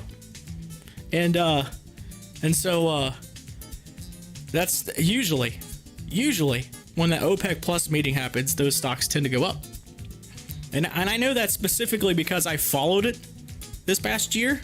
I had a couple oil stocks that I jumped into, made a little bit of profit on it, took that and put that money into the AMC. And AMC, yeah, I took some profits from oil and put it into movie theaters. Yes, I did. Yes, I did. So there you go. The little bit of profit I made in oil is paying for these movie theaters right now. The fuel that it takes to get to the movie theater is now helping the movie theater. There you go. See? Uh-oh. Reddit says it saw GameStop mentions spiking days ago. There you go. GameStop popping up in the news. Popping up in the news. Still in there. There you go. Not out of the woods. And look. Look at GameStop. Moving upward. Look at that W. You can see it. There's a W right there. Let's zoom out. We got, well, it's a downward, but if you take and you put a trend line and you draw it and you draw that trend line from here to here, what's that show you? What does that show you? That is a breakout. That is, hey, we just broke out of this trend, this downward trend. And then you zoom out even more and you look at the day and you see a nasty George W. And you see it start to go upward. Question is, can it get past? Can it get past this right here? That right there, or even, you know, really more or less right there. 123. What do you think? You think you can pass it up? Type it in the live chat. Let me know. Also, hey, JD, I apologize. You came into the channel. You came to the live stream. You typed in the chat. In the one moment, the one short time frame of the day that I went to get food. So if you came in and you left, I apologize. I apologize. I just missed you. I just missed you, my friend. But hopefully, word will get to you if I missed you. If I didn't, type in the chat. Say hi. So if I missed you, my friend, I'm sorry. Hopefully word will get to you and you'll come back and you'll be able to enjoy the actual commentary, the amazingness. And old Hi-Fi, we were talking about internet, and he's like, yo, my internet went out. The same person who said, once this gets to where I bought in at, watch it go backwards. I apologize. And by the way, I do not think I sound like Ryan Seacrest by any means. by any means necessary. Because that dude's a legend. And although I would love to have that dude's job, because I mean, again, he is a busy dude though. He is busy. I would love to have that dude's job. But and that's just because of all the cool stuff he gets to do. That'd be, you know, dude's a legend. And I mean, anybody who lands Dick Clark's Rockin' Eve, right? I mean, Dick Clark had that for like a lifetime, his entire almost lifetime. And so anybody that took that spot was signing up for a lifetime, right? You were pen and paper that job for the rest of your life. You are on December 31st of every year. You are in New York City, rain, snow, cold, really, really cold. you are signing yourself up for that. And you know what? Good for him. That's awesome. I just, that's insane. Anybody who lands that is a legend. So if you're friends with Ryan Seacrest, tell him I said, dude, you're legit. You're absolutely legit, my friend. And I don't think I could ever live up to those expectations, because let's just say you are at the pinnacle. You are at the top of the media world.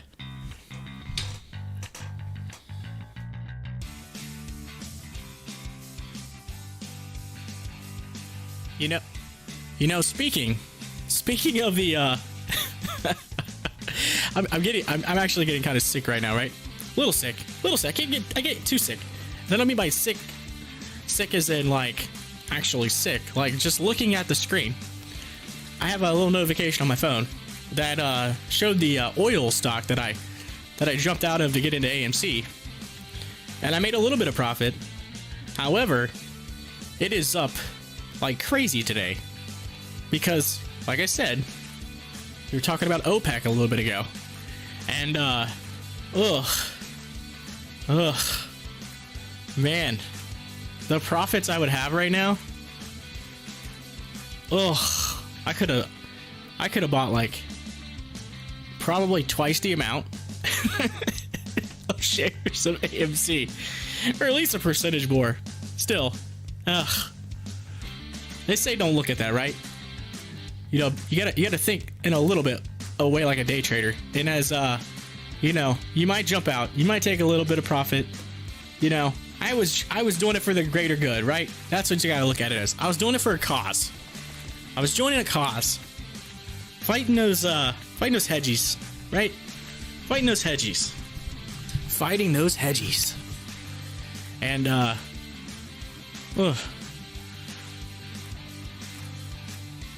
I'm sure you've been there, and I'm sure you've done that. Kroger, moving up. Moving up. We had a little bit of pullback on GME. We're gonna stay with it, though. We're gonna stay with it.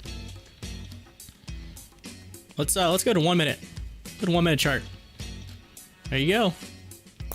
There you go. Moving upward. All right.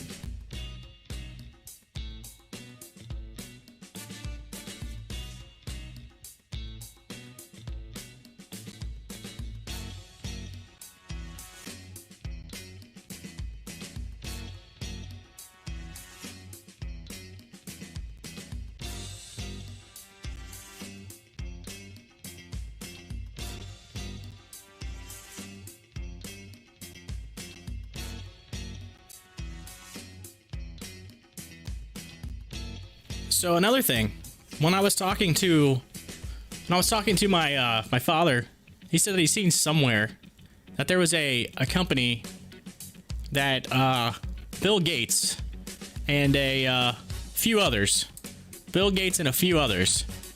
were joining together. That was on the electric side of things, saying something about being able to take care of that whole power grid thing that we were talking about. And I didn't even mention this to my father. He just kind of like brought this up randomly. And I do not know what company they're talking about. And watch it be one of these. Watch it be one of these companies, and I'd be like, really? Really? I didn't know that. I should have known that. So I'm gonna look that up. See what they're talking about. See what he's talking about. He said Bill Gates and some celebrities. Bill Gates and some celebrities. We're all getting in on this energy play. Building some company. So let's click news. Oh yeah, Robert Downey Jr. Here it is. Right here, 6 hours ago. Firms backed by Robert Downey Jr. and Bill Gates have funded an electric motor company that slashes energy. So let's take a look at it. Slashes energy consumption. Here we go. Let's see what company they're talking about. Let's see. I'm gonna see. Yeah. Slash hundreds of millions of carbon dioxide emissions simply by reducing energy consumption in buildings. Firms backed by Robert Downey Jr. and Bill Gates are joining investors like Amazon and iPod inventor Tony Fadell to pour money into a company called Turntide Technologies. Turntide Technologies that believes it has the next great innovation in the world's effort to slow global climate change. A better electric motor. It's not as flashy as an arc reactor, but like light bulbs, motors are ubiquitous, I can't even say that. Say that 5 times fast. And wholly unglamorous technology that have been operating basically the same way since the 19th century. And like the light bulb, they're due for an upgrade. That's their little catchphrase there. So Turntide Technologies, are they publicly traded? I'm curious.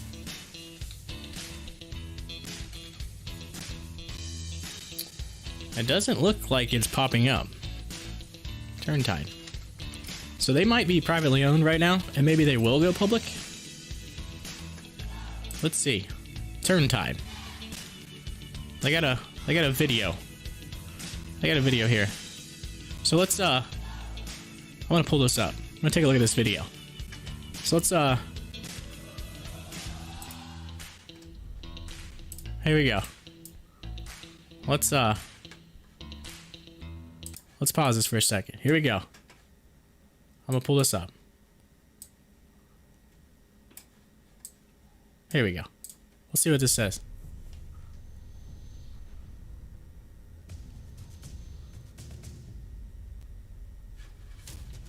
We have done something incredible that many considered impossible until now.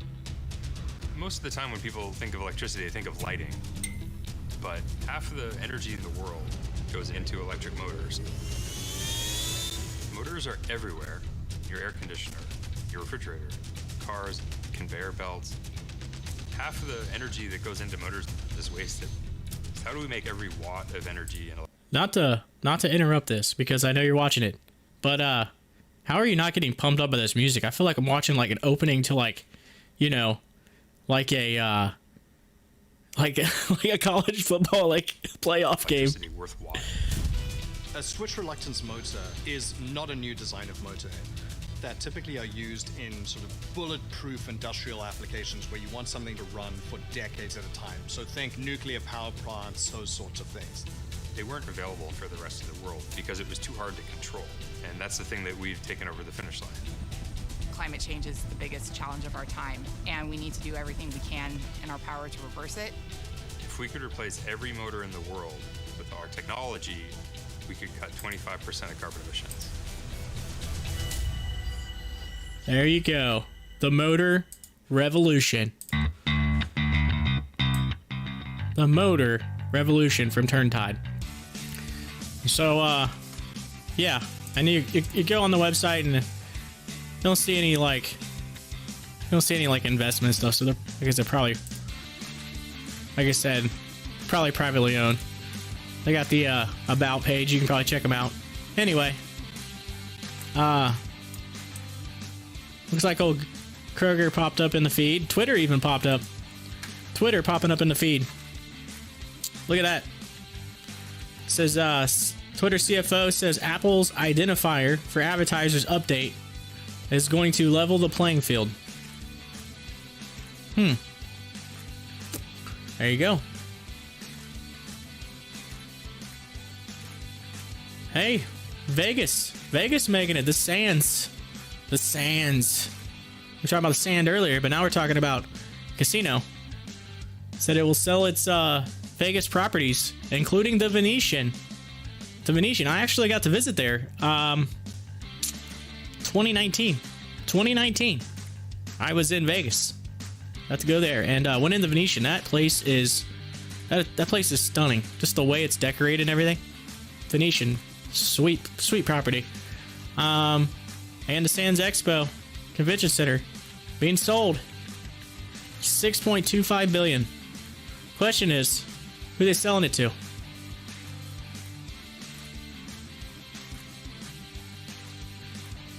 I'm curious. I don't know. We'll find out. Soon. Hopefully. Sooner than later. Yeah, they're still talking about Kroger's mask mandate. Uber. They got options for Uber right now. Option alert. Option alert.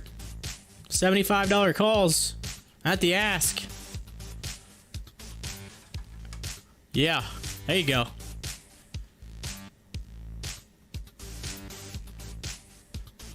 Uh-oh. GameStop. I mean, let's click this. Let's drag it. Let's drag it. You're still staying off of that. Maybe. Maybe. Let's draw this. Right here. Ah, come on. That's not what I wanted. That is not what I wanted.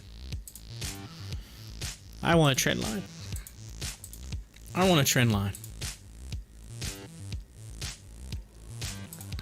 Look at that. We came out. We come down. We hit another level. We're moving upward. So now we can take this level right here.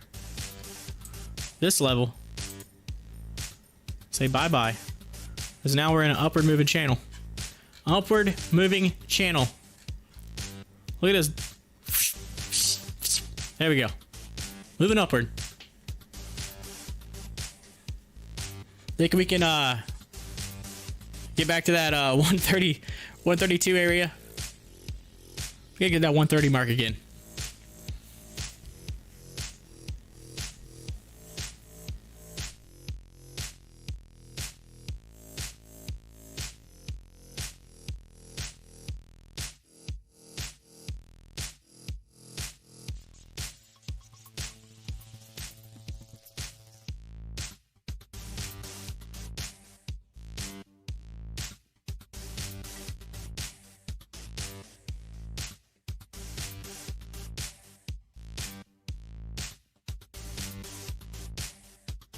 All right, I'm gonna post something out about Uber. Oh, Uber. Let's see here. Let's get a post on Uber. Uber. Uber. You know, we're talking about Vegas. And, you know, they always say what happens in Vegas stays in Vegas. It may not have been Uber, but it might have been Lyft that we were using. But regardless, two different companies, but they do the same thing. And we were getting ready to go from Caesar's Palace. We were at Caesar's Palace, and we were going to travel to Old Vegas. And we were waiting on our Lyft ride. There's like areas that you have to go to like get picked up in Vegas now. And if you haven't been there in a while, like even at the airport, they have these like, you have to go up this like top part of the parking garage and wait. And there's like all these lines that they've like painted, like they've turned an entire floor of like a parking garage into just nothing but like lanes. And so basically what happens is you wait in this big area where all these people are, and then your Uber driver will say, hey, I'm at like it's kind of like, you know, Disney World where they have the parking lot. I am at Mickey Mouse 72 space 1. And so then you look up on the like wall and they got like the numbers, and so you have to go like find that, you know, that vehicle, and it's an easier way to find it. So same thing with all of the something very similar to that. They have like an area, and so you have to just go there, and then they go to that area, so it makes it easier to find your driver. But our Lyft driver, this person like got out of the Lyft vehicle there that was supposed to like get dropped off, and was just obliterated, had way too much to drink, and like the Uber driver had to like help him out of the vehicle, and this dude just like gets out, like stumbles, falls on the ground. I mean, like falls on the ground, drink spills out, like and my sister-in-law goes, I was trying to help the guy, and so was the Uber driver trying to help him. He's like, you know, like he's like, because I guess he told him I need to go to Caesar's, so I'm assuming he was staying at Caesar's. But this poor fella, I mean, every time he like tried to stand up, he was just like right back to the ground. I mean, we did our best to get this person, you know, at least somewhat in the right direction, and someone finally came to like collect the guy, right? Someone came to collect the guy, and it was quite comical, but poor fella, man, he ate the ground. He ate the ground like several times, and anyway, just epic. Later on that evening, the same driver, the same driver, you know, one of the people in our party left their phone.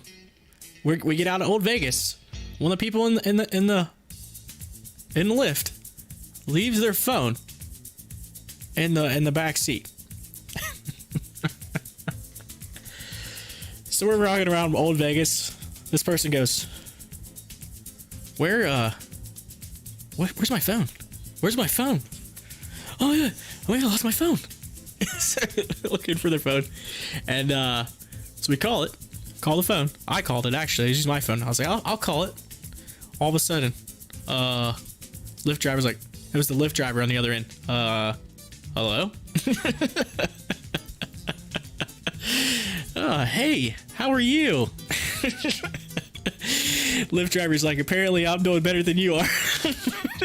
I said, after the experience that we had at Caesar's, I said, man, your night's just getting better and better.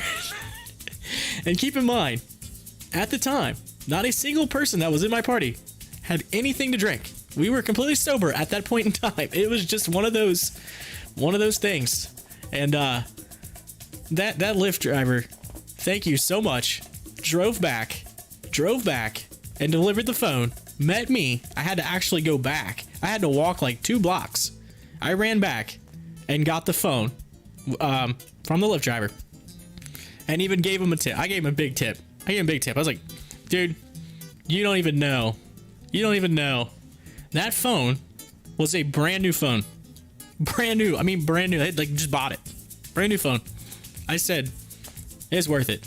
It was worth it. So, that might be the one story it doesn't stay in Vegas, just because, you know, it's comical. That's comical. But anyway, back to the task at hand. Uber. Let's post it. Let's post on Uber. Let's see. Money sign. Uber.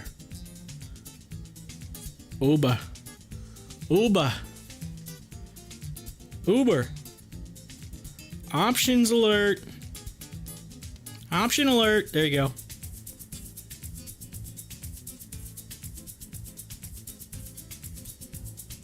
Option alert. Getting the news feed. Live. Right here. On. My live stream. Yeah. There you go.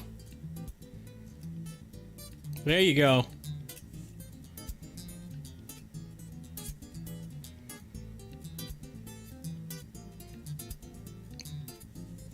Option alert. Option alert.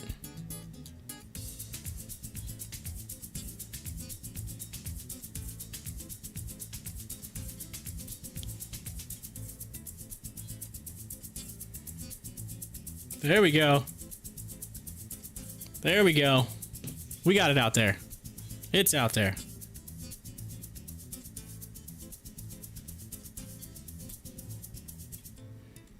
Yeah. Options. Options trading. You know, I actually signed up. Tried to sign up for options on WEBULL. It just gave you the option, like, hey, it gave you the option to trade options. And they sent me an email and they were like, your account just got started. You're not eligible yet for options. So I was like, really? Really? It's okay. I can trade those on E-Trade, so I ain't worried about that. That's where my account pretty much is anyway. I was like, I just like your platform. That's all. I like it. I like how it looks. I like the desktop app. And so does my, so does all my live stream peeps. All my peep bulls up here in the Pop the Chart live stream. All y'all like it. I know you like it. Look at that. GameStop. Rocking right on there. Right on that line. There we go. Getting some more news coming through. There's a bunch of hot news. Looks like Spy has been in the news quite a bit today.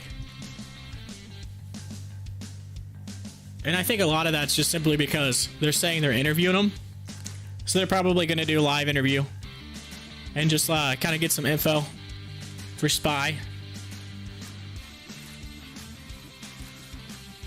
Says AAN. Aaron's got a $150 million buyback. Robinhood offering blistering report to elitists. Criticisms from Munger. We got Kramer. Uh-oh. We got a warning. Kramer, what are you warning right now? What is this warning? Warns the GameStop surge. Has everybody unrealistically looking for stocks. Come on, you go. You know what? Let's make this. Can we make this a little bit faster? I can. Looking for stocks about the trip. Okay. So Kramer's basically saying, yo, it's not gonna happen. I don't think it's gonna triple. You know what? Get out of here. I'm about to say get out of Dodge. Get out of Doge. Get out of here. Come on. Come on. Do you think that feed's moving too slow at the bottom, or do you think that's about right? I can make it a hair faster. If you think it's too slow, let me know. Put it in the live chat. Say too fast, too slow. Speed it up, slow it down. Uh-oh, Amazon.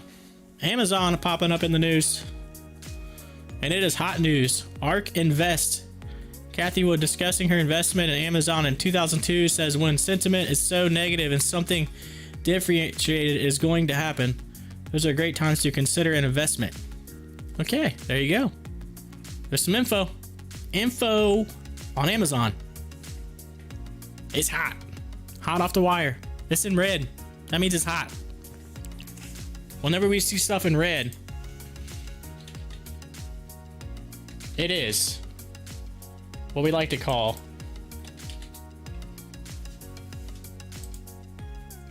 fire. Yeah, it's hot. Tesla shares seeing volume. Tesla shares starting to see some volume. Tesla.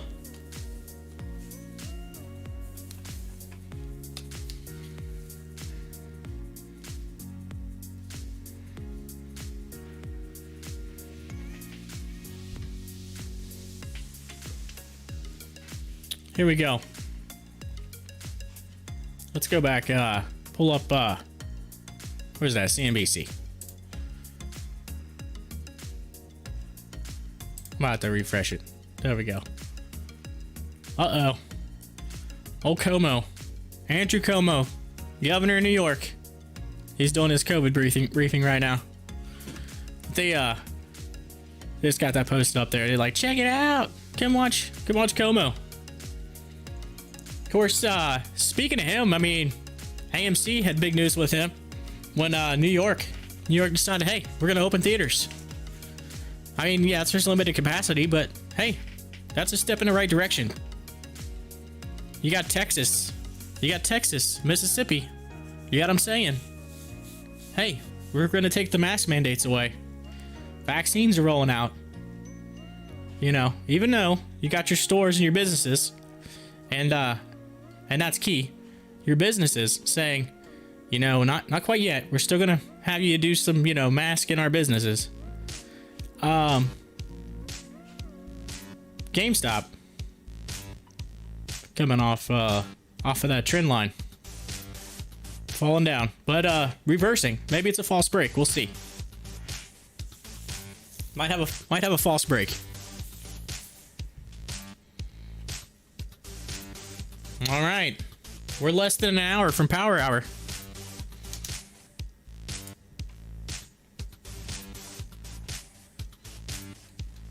Seeing a lot more red. Than earlier.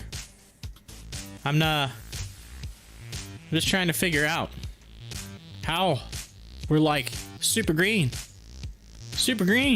and all of a sudden, red. There's some red. There's some more red. Some more red. And even the news. Look, red. All the red.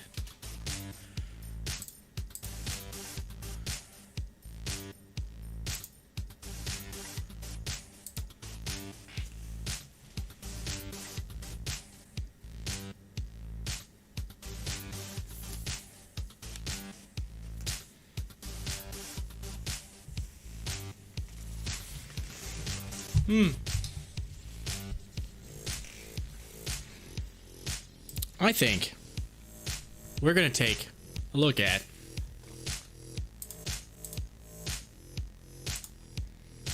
let's see what one of the other streamers are talking about.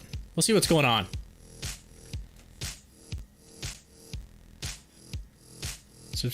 My subscriber count's moving up. Our count is moving up. Yeah. So thank you to my subs. Appreciate it. You're awesome. Let's see here. YouTube.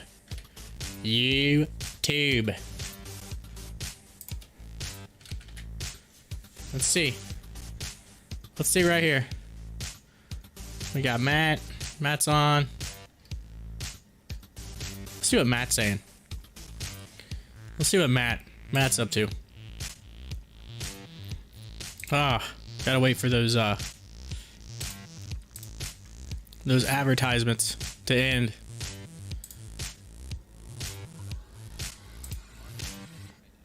All right, let's hear what he's saying. This is Matt. Oh. There we go. Yo, Matt. AMC. There you are. 60, GameStop 117. There might be a hair of a delay on that. There might be a hair of a delay. 29. Yeah. I'm gonna. Hurts to say. This is Matt Kors, by the way. He's a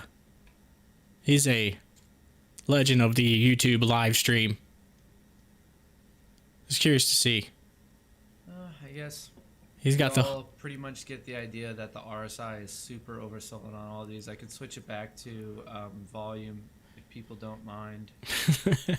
he's I was just talking about it being a red day, and here he is like, this is it's just one of those days. He's just got that. I feel like he's got that upbeat personality, but he just looks like he's just, oh man, one of those days. One of those days. Anyway, Matt Kors, this guy right here. I'll pull him over. That guy, this guy right here in the corner. Can't really see him. He's got a YouTube logo in front of his face. Yo, dude. YouTube logo's covering your face. Can't see you. You're wearing a YouTube mask. you're rocking. You're rocking the mask mandate.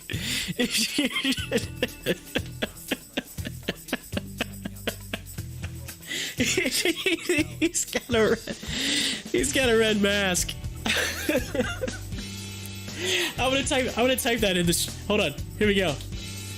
Yo, Matt, dude, the YouTube logo is in front of your face. It looks like you're adhering to the COVID mask mandate.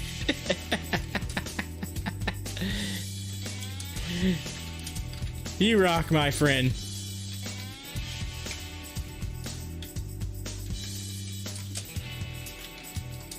Keep killing it. And then you gotta put an emoji in there. Gotta put an emoji. Let's say, let's go money. There we go.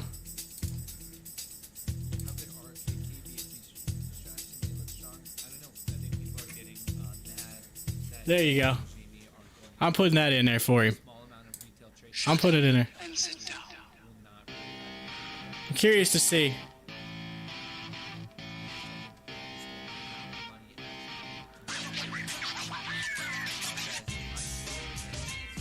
Hold on, let's stop this. Let's see. Let's see if he gets it.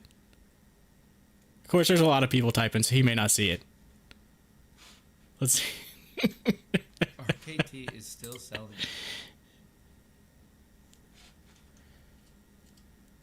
Come on. What's Tesla up to these days? If RSI is high in RKT, still a chance down the road we could have another day like we had yesterday, or is the RSI not affecting it? So when you have such a wild swing like this, Corey, I'd put like less emphasis on Somebody else named Corey. the RSI, but I don't know. It depends how you want to play it. It really depends on your time frame, honestly. Right now, I'm trying to make a trade myself. Future reference. If I can get a good option. Don't put. And this guy's awesome, by the way. He's awesome. Like, I watch him all the time. But future reference. Don't put that in the corner. I'm gonna have to like move it over just a hair, just to make sure that the YouTube logo is not covering my face. And Anyway. Let's go back. Let's go back. Back to the chart. Matt Kors, you demand. That was just one of those things that you don't expect to happen and you catch it and it just becomes funny. And, love it. Whoa, look at all the red. We got some hot news. ARKK.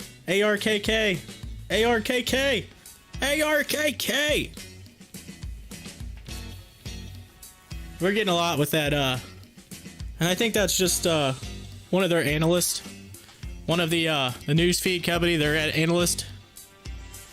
It's just basically saying, hey, this is what I think. Check it out. I think the newsfeed company forgot about me. They haven't responded in a bit, so I don't know. Maybe old dude. Maybe he busy guy.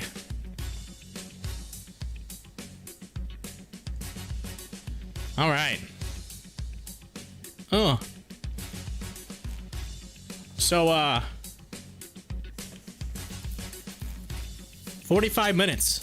45 minutes to Power Hour. Yesterday we had an epic Power Hour moment. It was absolutely epic.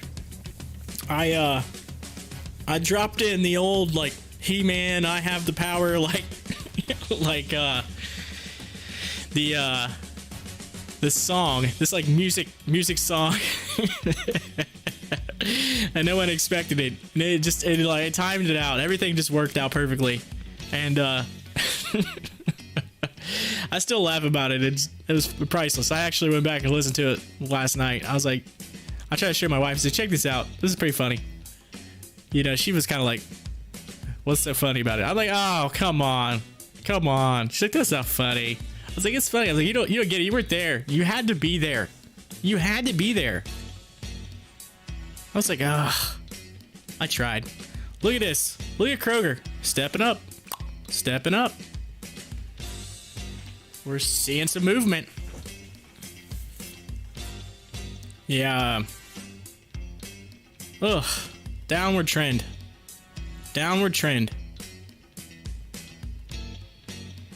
Poor GameStop. Again. That might be because of old Kramer putting that news out. Come on, Kramer. Come on. What you doing? What are you doing? You are not. You're not giving the love to GameStop that it requires. You gotta give it the love. You gotta love GameStop. You gotta be friendly to GameStop. That way, GameStop and AMC can have a run like what Kroger's getting. Look at that. Stepping on up. Moving on up. Anyway.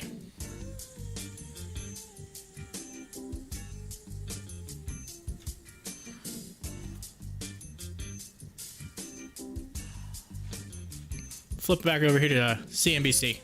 See what they say. They're talking about some app store stuff. They got to cover all their bases, though. They talk about a lot of stuff. They're talking about Apple, the app stores, all that jazz.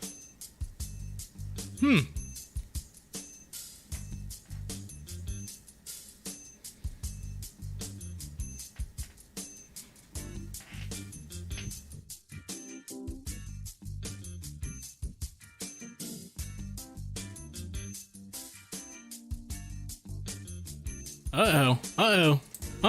Reddit rocket ship. Reddit rocket ship. What are they saying? What are they saying?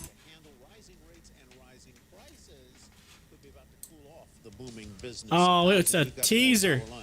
It's a teaser. It was a teaser. Oh, you got us with the teaser. Come on. Come on, you can't do that. You can't tease us like that. He's like the Reddit rocket ship. The Reddit rocket ship, and then you see it, you're like, oh yeah, oh, here we go, this is gonna be good, this is gonna be good. And then it's like, just kidding. Right after this. That's when that's when the Ryan Seacrest radio voice comes in, and you say, and we'll tell you, or wait, the old school American Idol style Ryan Seacrest. And the winner of American Idol is... Dramatic pause. We'll tell you right after this. And everybody goes, yeah, that just happened. We just got teased. There's a little pullback Kroger. Let's look at KMPH. We know what Kroger's doing. Look at KMPH. Look at this. 13. Back down to 13. It's crazy though. Crazy to think. Crazy to think that stock yesterday at one point was like $8 a share and touched 20 in the pre-market. And this guy just missed out by like half a second. I am like scarred. KMPH, I am scarred. You hurt my feelings. You hurt my feelings. It's not fair. That's not fair. Ugh. I watched the money just fly away. It just like, see you later. Uh-oh. My phone is going off. Old Wall Street bets. Wall Street bets. I did have we did have a new subscriber came across my phone. Doug R. Doug, thank you. Thank you for subscribing to the channel. Appreciate it. If you're listening right now, say hi. Say hi in the live chat. Thank you so much. Trending right now. Wall Street bets. Something to do with Robinhood. What's it say here? What is this? It was tagged. It was tagged as trash and moronic BS. And somebody put, what is this? March 25th, 600 shares for MIT, 31.99 C. Only has 60 shares. Something about being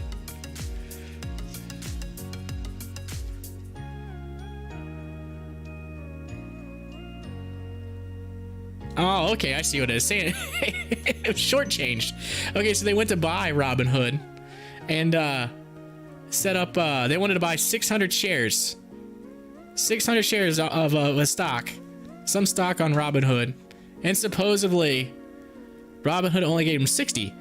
But I would like to say, did you, my friend, by chance, click that AON button? It means all or none.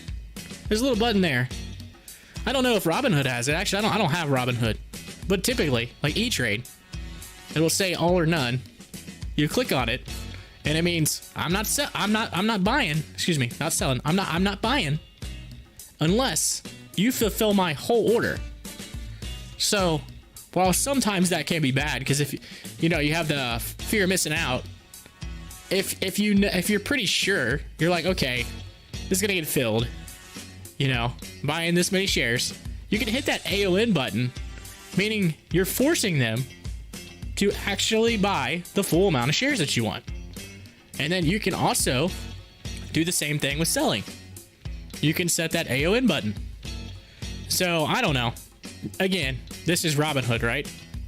Robinhood has been in the news. Not by any means for good reasons. So, there you go.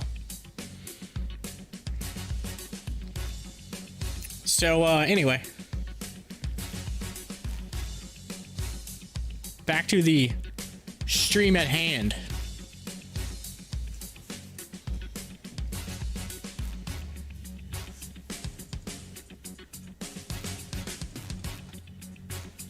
ExxonMobil. Exxon. They got a 5-year plan. 5-year plan to meet climate change goals and increase shareholder value. ExxonMobil. There's a lot of oil. There's a lot of oil news today. You got OPEC Plus talking about their meeting, that whole deal. You got oil stocks going through the roof, moving up. I mean, made me a little jelly. I tried to take some of my, I took my oil stock and that I had for a while, my long, took a little bit of profit, put it in AMC. Wanted to jump on the cause. Now I'm looking at my oil stock and I'm like, you know, licking my lips because I'm like,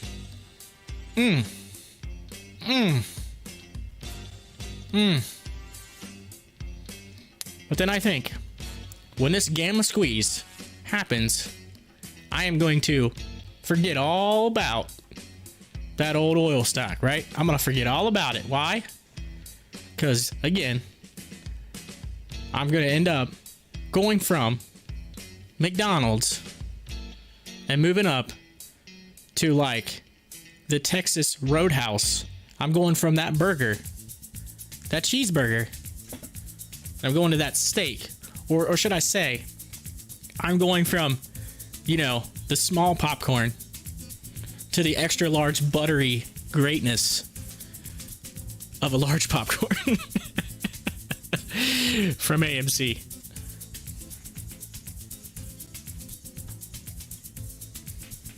Yeah. All right. So, right now, we are 34 minutes away from Power Hour. And, I don't know. I think we're seeing a little bit more green. I think, people are coming back from lunch. They're coming back. They're like, you know what? We're getting ready. Getting ready to put those orders in. Put those orders in. And make some money in the afternoon.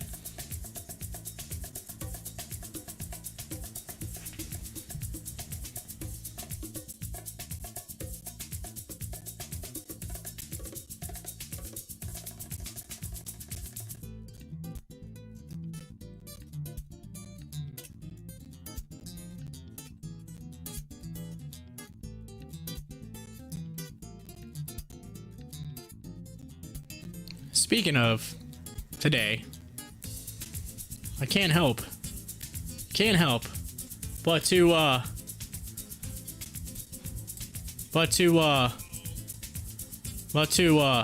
play this. Guess what day it is? Yeah. Huh? Anybody? Anybody? Hey, guess what day it is? Do you know what day it is? Come on, I know you can hear me. Mike, Anybody? What day is it, Mike? What day is What it? today is? It's hump day. Whoop, whoop. Hey, how happy are folks who save hundreds of dollars switching? Hump day.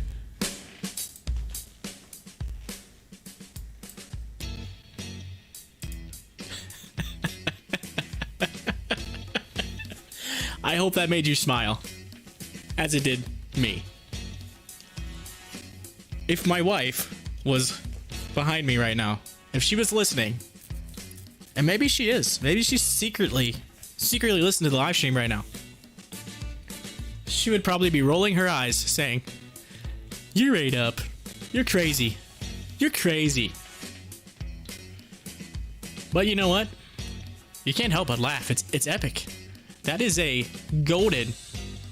golden commercial that came out years ago that still is relevant. You know why it's relevant? Because it happens every Wednesday of every week of every year. So it always will be. Uh-oh. Look at this coming across the bottom. Top buys by Top Brass. Executive VP. And CHRO Millers. 125.7K bet on ARNC. There you go. ARNC. Notable Wednesday option activity. Facebook. Apple. There's, oh, look at that. LUMN. LUMN. Notable. Notable in the options. Get some options. Check it out. They made it right there. Right there. Let's just pause it for half a second. Facebook. Apple. LUMN. Boom. For the win.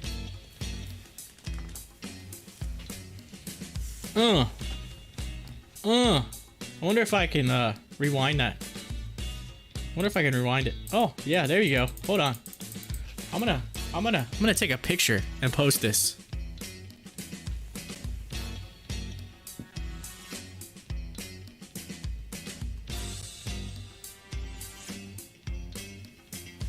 There we go. There we go. There we go. I'm gonna post that. I'm gonna hit up Stocktwits right now. LUMN. I'm gonna do the little drawing on the screen like, yo, look at this. Look at this.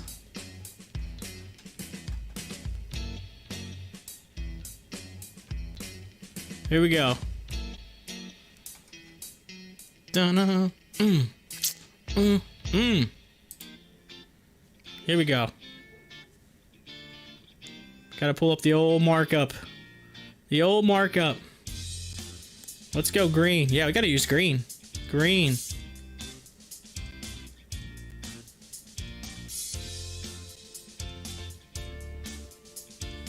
Hold on.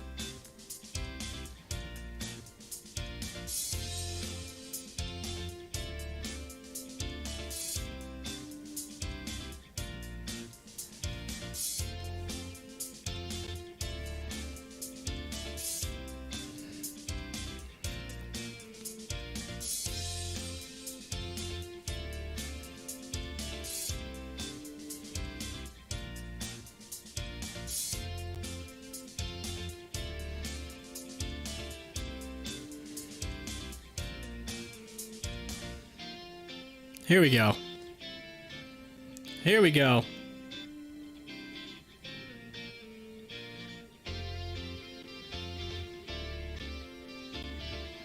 All right, hang on. There we go. Let's go. To good old Stocktwits. LUMN. You are in the news. You are in the news.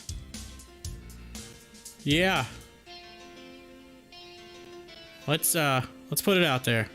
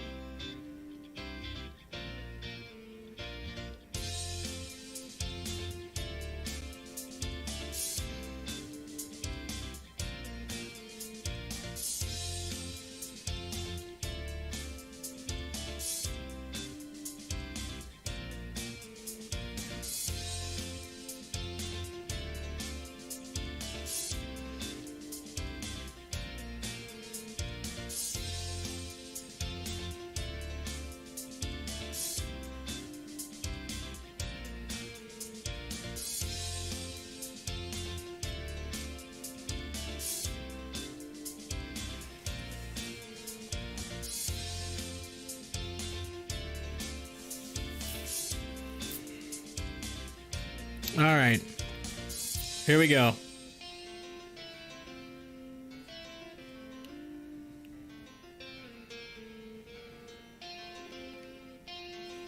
It always takes like 5 minutes to like type up. I swear it takes like 5 minutes to type up a post. So It's like, just hang on. Hang in there. Hang in there. We're going to get this. We're going to get it. We're going to get it out there. We'll get an internet world. There we go. There we go.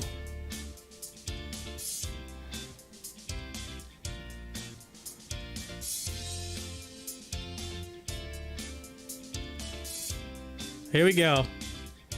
And ladies and gentlemen, LUMN. LUMN. I see you. You're there. That's right. Check it out. Right here in the 1 minute chart. Right there. We'll go to the 5 minute chart. Look at the move. Look at you move. Look at it move. Boom. For the day. There we go. That's upward movement. Anyway, we are 26, probably 25 minutes and some change away from Power Hour. And the news feed is rolling. We are seeing a lot of red though. But there's some green out there. There's some green. We cannot not look at the green. All right? It's there. AMC. I apologize. But, it's coming back harsh right now. Harsh pullback. We're sitting right above 850. Ugh. Man. Volume. 44 million on the day. And, hopefully Power Hour, maybe we get like a turnaround. We can get like a push to get that to go back up. There's a lot of buying. Look at that. 850. They're putting a wall. 29K. 29K. Well, look at all the selling. Look at all the selling. 5,000, 4,000, 3,000. There's a lot. But there's a lot of buying. 4,000, 4,000, 4,000, 30,000, 19,000. So I don't see that. I do not see that dropping much more than it already is. I mean, that is ginormous. I think we're seeing a bottom. I think we are officially setting a bottom at AMC at about 850. And we've been trying to get to that 9. Get to the 9. We're going to get there. We're pushing. Then go past 9. The next step's 940. We get to 940. After that, I think that's when the igniter of the fuel system that is in the rocket of AMC will go to the moon. So let's shoot for at least just getting back to that 9 point by end of day. Yeah. And I was talking about the oil industry, and here it is, getting greener. As U.S. policy shifts to climate change, it's getting greener. Greener. Faster. Greener. It's making money today in the news. But yes, a lot of people are saying, oil's gone. It's dead, right? It is, in a way. Technically. But technically not. Why? Because you're going to see a lot of the oil companies start offering, other sources of income. Think about it. Because they're like, hey, there's a trend. There's people. There's a movement. There's a lot of people joining that movement. There's money to be made in that industry. It doesn't mean that I have to abandon this industry. It doesn't mean I have to throw this away. What it actually means is that I can add another revenue stream by focusing, hey, I'm going to take some money here and allocate it over here and build something else, and I'm going to win in both markets. And then what's going to happen is, as time goes, if this one starts to slowly disappear, I'm going to move more and more and more into this with this slow transition phase. So, totally agree. Oh, talking about Starlink satellite internet. Starlink satellite internet. We spoke about that earlier. Uh-oh. Look at us talking hedge funds. Look at this rocket. Hedge funds. Rocket. Hedge funds. What was the news? What was the news? That might have been some sort of, backdoor, shadiness going on. How funny is it that in that headline, you see rocket and hedge funds in the same sentence, in the same headline? Yeah. And now inflation. That was a big conversation. I talked about inflation with my my sister-in-law yesterday, and she's got the you know, we have, I don't want to politically get into anything by any means, but we have a little bit different view on it. And it's not so much of a different view, it's just so much of, like, right now, the government and old Yellen, the Treasury lady, she's having to make a really tough choice. It's a tough choice because she is like, what I feel like she's going through right now is the I have to decide. I have to be that person. I have to be that person that says, do I pick inflation or do I pick helping COVID? Right? So it's like, she's like in between a rock and a hard place because it's like, if you do this, you know you're going to make these people mad. But if you do this, you know you're going to make those people mad. So, I mean, what do you do? What do you do? You know what I mean? It's kind of like making, no, and this is no offense whatsoever to our Treasury Secretary, but hey, like, it's kind of like making your grandma decide, like, who's her favorite, you know, you, or like maybe another cousin. You're like, okay, who do you love more? You know you love me. You know you love me, right? So you have to make that choice. She has to. And you know your grandma is never going to make that choice. But unfortunately, for our Treasury Secretary, she has to. She has no choice. Why? She's in the hot seat. What would you do if you were in that seat? What would you do? See, that's the thing. Everybody has different political motives. Everybody has different views. So, at the end of the day, something's got to happen. And it kind of looks like that inflation may happen because we are trying to tackle the invisible monster known as COVID-19. Yeah.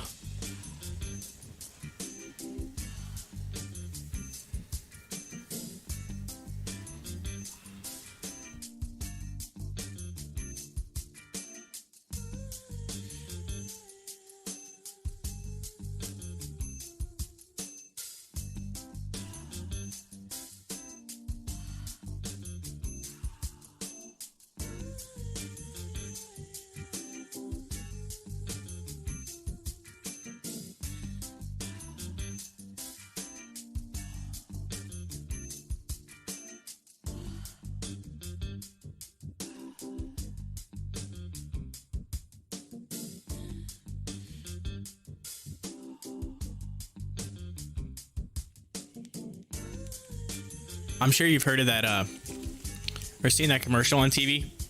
It's the old Crown Royal water break deal you see on TV. It's the Crown Royal water break. I'm sure you've seen that. Well, this is the Pop the Chart water break.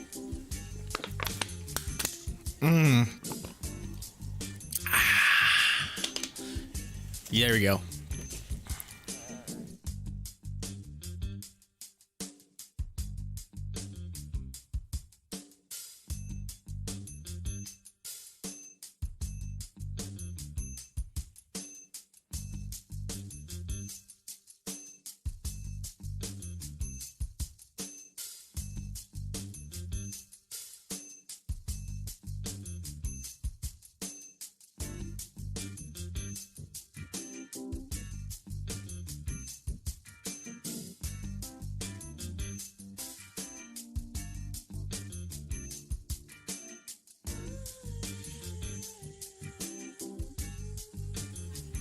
All right, pulling up CNBC again. I had to refresh there. You might have seen the screen kind of pop out for a second. And if you're wondering about that background, that's behind all of that all that stuff. That's just my back. This is a screen. It's my little background. It's actually two screens, two pictures. It's two different pictures. two different screens, but they kind of go together to make one big giant picture. And it's just some cool artwork I found online. I was like, hey, I like that. I like that artwork. Looks cool. So you see that? That's what that is.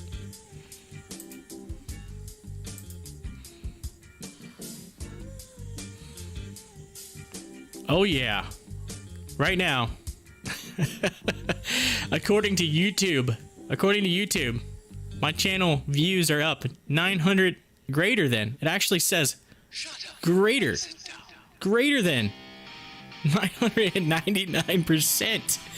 Thank you. Thank you. I'm up over 999%. It says greater than. Apparently, YouTube cannot give you the number that's higher. It just says, no, we're going to stop there. Because it's just 999. Thank you.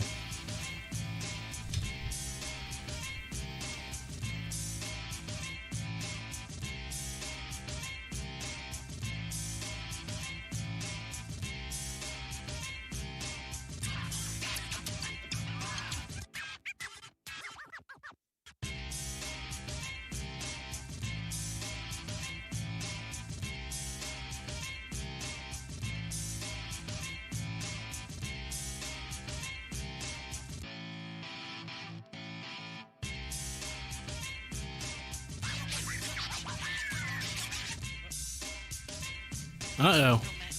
Uh-oh. Might be testing that trend line that I made earlier. Let's look at that. Look at that. Look at that. Look at that. Maybe. Maybe. Can we come back above that trend line? Maybe. We'll see.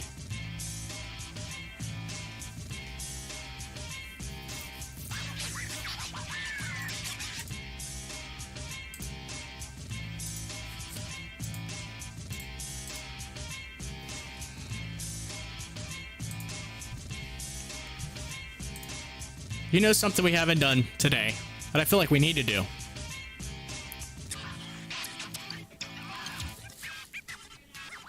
I feel like we need to hit the elevator music. Yeah.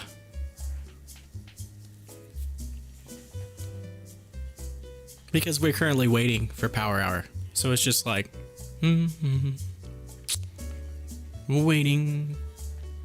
waiting for Power Hour. It's not here yet, but it will be soon.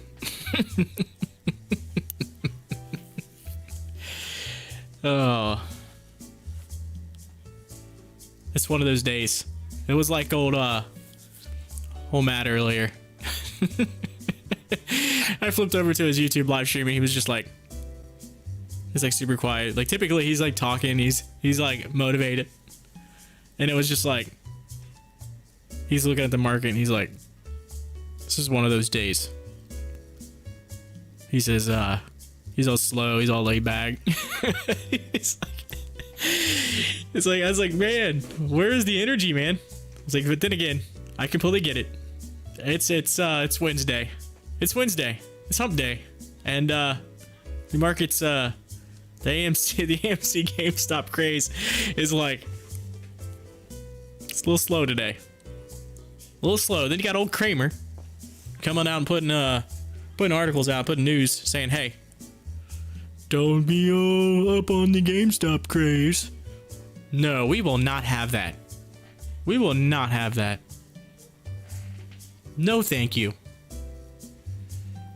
Coinbase files for direct listing after revenue more than doubles in 2020. Coinbase. That is a cryptocurrency platform. And yes, Coinbase. I actually signed up for Coinbase and I believe I made a deposit and they gave me like free Bitcoin. I was like, hey, I just made a deposit and it was like, free Bitcoin. Here you go. Here's some free Bitcoin. Now it might have been like 0.000000005 0.02379.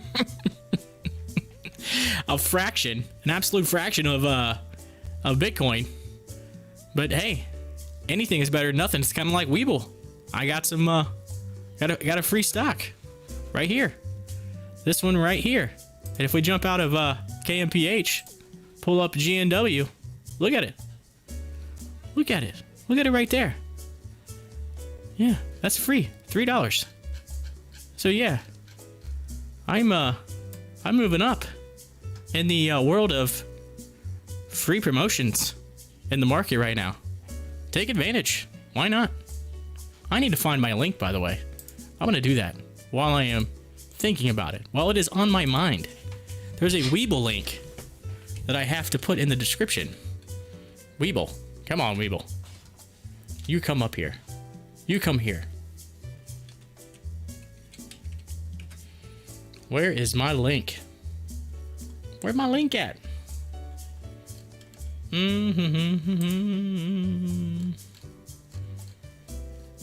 Where is it at?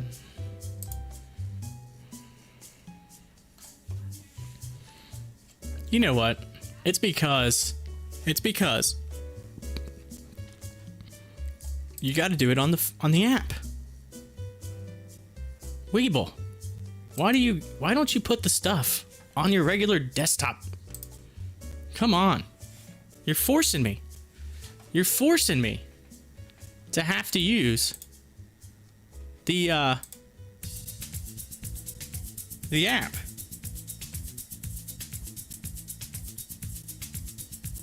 That's okay. I'll have to do some copying and pasting.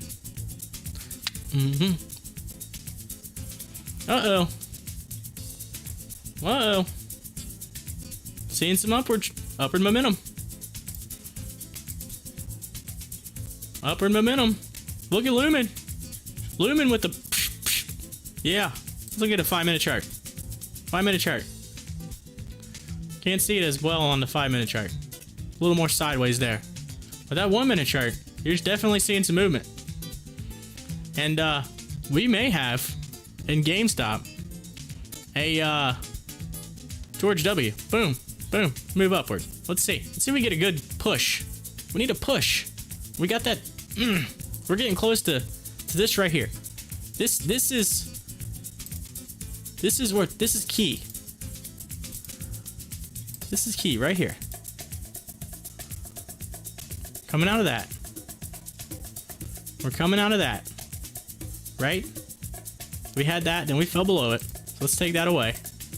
We're trying to get above that. And then, if I trend line it again and do it from like right here, and I may have to move this just a hair. Right? Right there. So we are in a downward moving channel. But we are testing. We're testing that top. And I'm curious to look at it and see. Uh-oh. 1-minute chart. You're starting to see it. We're starting to get there. We're popping out of that channel. Let's make sure it's not a false break. There's a W. You can see it. There we go. I'm calling it. I'm calling it. After the day we've had, we deserve a pop of the chart.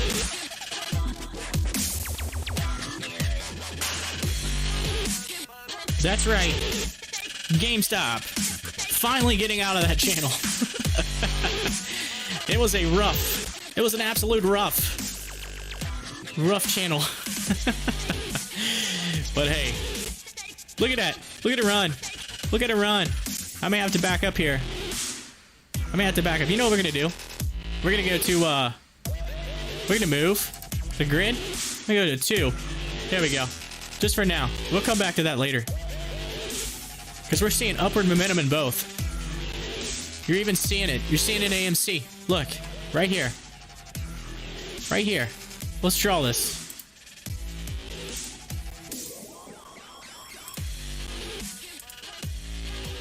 You're seeing it. You're seeing it right there. We're seeing it. Let's back out just a little. Same thing here. Hold on. Let's look at the channel. Upward movement. Right there. Breaking out. Actually, it was a little more down here, truthfully. If you think about it. Right about there. But look. Look. Look at this. A double. A double. You already know. You already know. A double pop of the chart. Because, look. Look at the momentum. Move it up. And, we're 6 minutes until power hour. 6 minutes. I did not forget about that WEBULL link, by the way. I'll get that in just a minute. I'm too excited. I'm too excited. Right now, we're moving. We're seeing movement. Been needing that. Look at them. They look like twins. It's like twins. Twins on the pop the chart. Live stream. Come on. Let's go. Let's go. Let's move.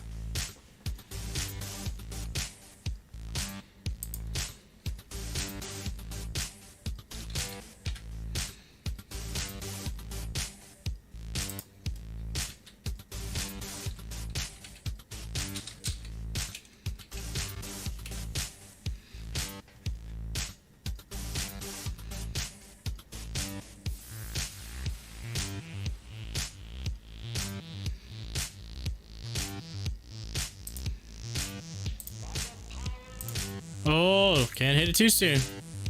Can't hit it too soon. Gotta wait for that moment. Still got 5 minutes. I'll just tease you a little bit there. You might have just a hair heard it in the background. Just a hair.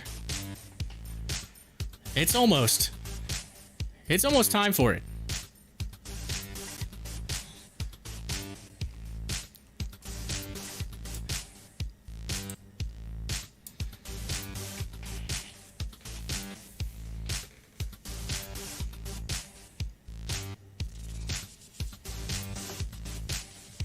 All right.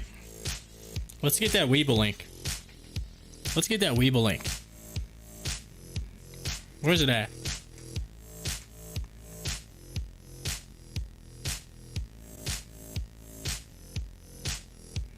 Here we go. Here it is. Here it is. Okay. So I need to message this. You know what? I know how I can do it. I know how I can do it. I'll make this so easy. I just figured out a really quick way. I'm gonna post it in the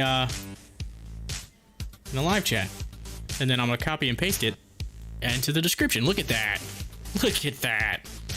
I just had a moment. There it is. There it is. Copy link. Look at that. Didn't even take a minute. Didn't even take a minute. Already getting ready to put it in the description. Again, you may need to refresh. I don't exactly know 100% if it just goes in there. I would say probably not. But in just a second.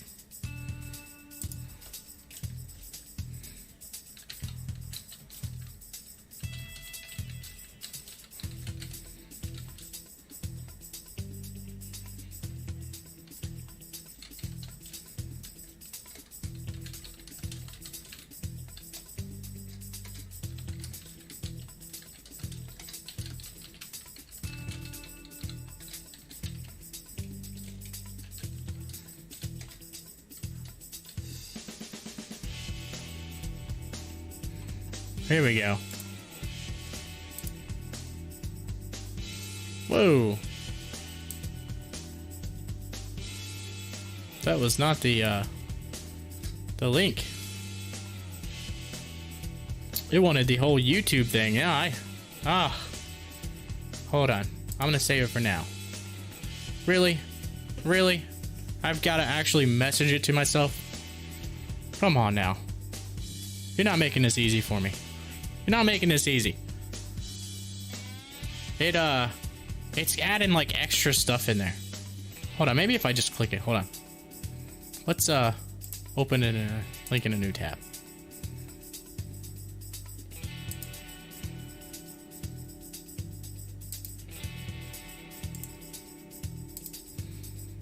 I'd say that's it. We'll see. We will see. You might hear, by the way, in the background, you may hear my wife. She is working from home today. She was a little under the weather. So if you hear that, I apologize. So she must be getting excited on a work call right now. It's exciting. It's because we're 1 minute. We're 1 minute away from Power Hour. Less than 1 minute, actually. So let's get ready. Let's get ready for that that big moment. Here we go.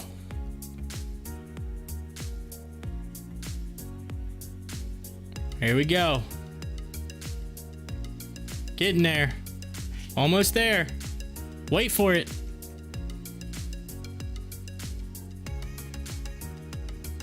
Oh yeah, we're almost there. It's a countdown.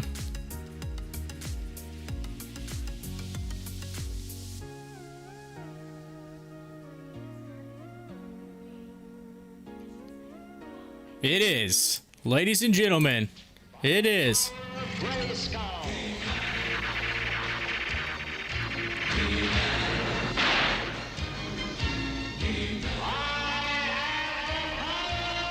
Yes, it is. Woohoo! It's Power Hour right now. Ladies and gentlemen, March 3rd, 3/3/21 at 3 p.m. It is currently Power Hour. So we're seeing some momentum in both stocks. Again, this is the Pop the Chart live stream. I am your host, Corey. We cover everything from the AMC, GME, short squeeze, gamma squeeze, and it's been for the most part a downward channel since the majority of the day here. But now we are seeing an upward trend. We went out of those channels and we're moving upward just in time. We had a little bit of a pullback, but we're still above those lines. So we're starting to see a movement, and hopefully with the final hour of our regular day, the regular hours of trading before we get into the afternoon, we call, evening hours, the after hours. So here we go. Let's see what happens. GameStop setting at 120.18. AMC 861 currently on the chart. AMC had a high for the day at 914. GameStop at 127.75. So, whew, big $7 drop off of that high. That's a big drop. Volume 14 million for GameStop. 47 million AMC. There's a big buy wall. 856. Spread it even across the sell. More buying than selling. And so, also, we got some news over here to the side. News at the bottom. Check it out. Keep track. It is in real time. It may be just a hair delayed for you because it's coming across the stream. But there you go. We are in Power Hour.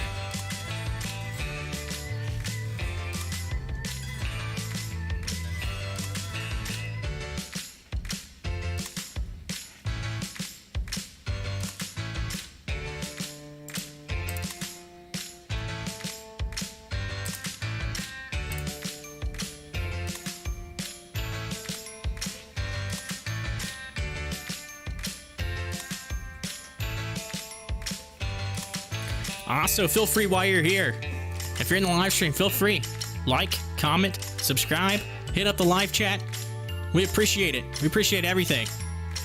We are looking to grow the channel. When I say we, I also mean me, myself. I would enjoy that very much. That is the goal, to grow this. We're a community here. We're all working together. Look at this. Right up out of there. Right up out of there. We had a nice pop of the chart a little bit ago. Hit that pop the chart sound. Hit that special that we do every time we see that. And hoping to see a big spike and a big run up here in the final hour of the March 3rd, 3/3 at 3 p.m. in Power Hour of this day in 2021. Yeah.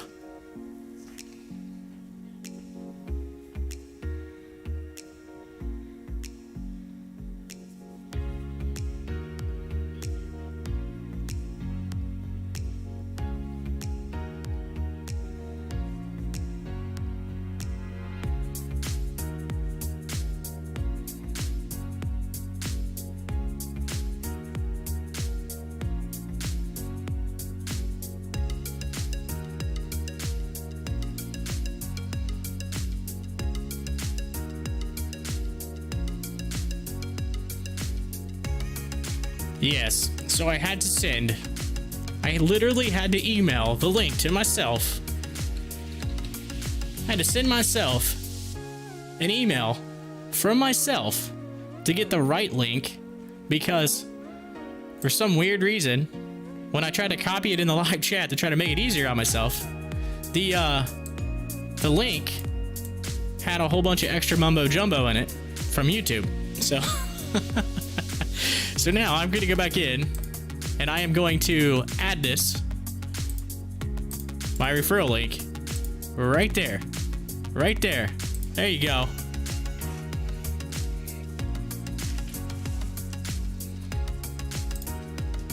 Here we go.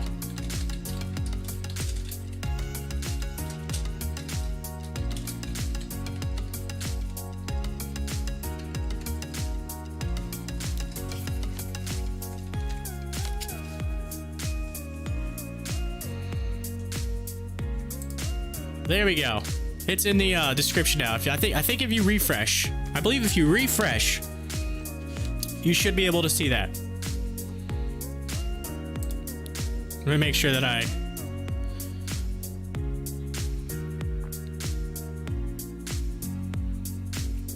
There you go. It's in there. There's a link.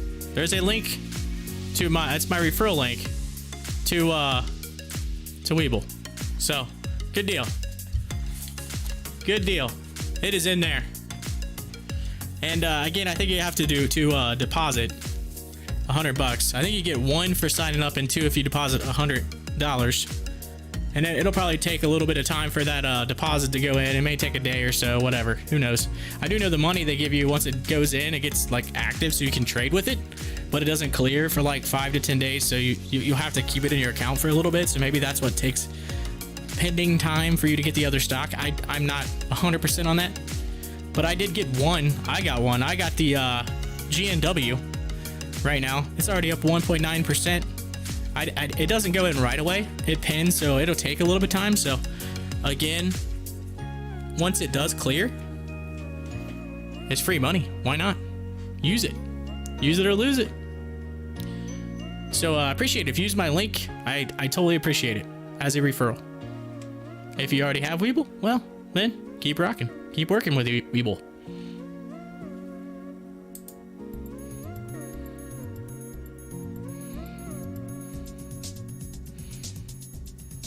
All right.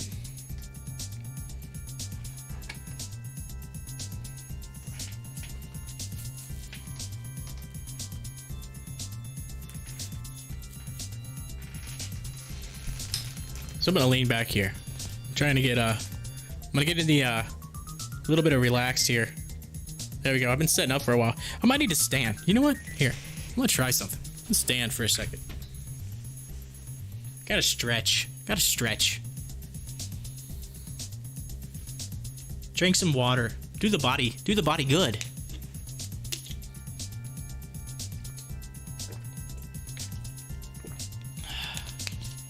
Yeah, that's good. That's good. High quality H2O. All right, there we go. That was a good stretch. Give the back some love. I'm not as young as I used to be. I ain't as young as I once was, but I'm as good as I ever was. All right.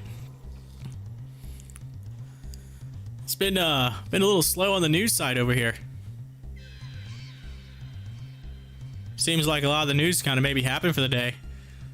Flip over to CNBC. See what they say. Hey, they're talking about Rocket. Hold on. Let's hear what they have to say. Let's hear what they have to say. All right, hold on. Let's pull this up here. Rocket Mortgages didn't quite see the level of mentions Rocket. that GameStop did in its heyday, but it's Here we still go. getting a lot of attention on social media after a 70% rise yesterday. As that stock comes down a bit today, though, we're also seeing some traders on Reddit now commiserating over those losses. Rocket's solid fourth quarter earnings may have been what originally started this online snowball. It's also been the target of shorts based on its valuation and potential impact of rising interest rates. Guys, if we've learned anything from the GameStop rally, Reddit traders do like to bet against short sellers. And the last piece of this whole Reddit recipe, Rocket Companies happens to share its name with the favorite emoji of Reddit traders. Of course, the rocket symbol. That's become synonymous rocket ship, with a baby. stock going to the moon. Meanwhile, another mortgage company might be she said riding going to the moon. or the spaceship in this case of Rocket Companies today. That's United Wholesale Mortgages. It's seen a big run up in the past 24 hours, and it's getting mentioned on Wall Street bets. Not quite a YOLO trade, as they say, but one to keep an eye on. Guys, back to you. Okay, Rooney, thank you very much for that. We have, by the way, the Nasdaq down 2.1%, 280 points. The low was 360 points. The Dow still high.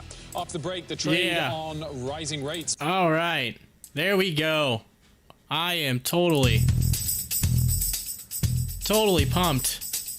And for that, I will use that rocket emoji in the live chat. Rocket to the moon. Look at that.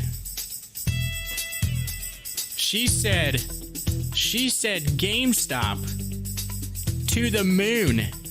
I know you heard that. And you know what? You know what? We gotta tweet that out. We gotta tweet that out. That has got to go. Like I've gotta put that out. Here we go.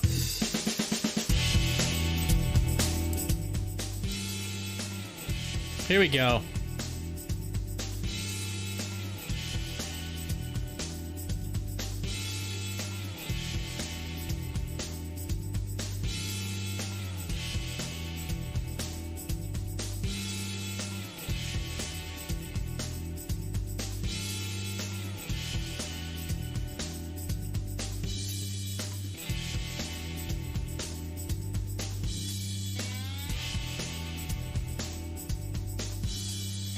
Here we go.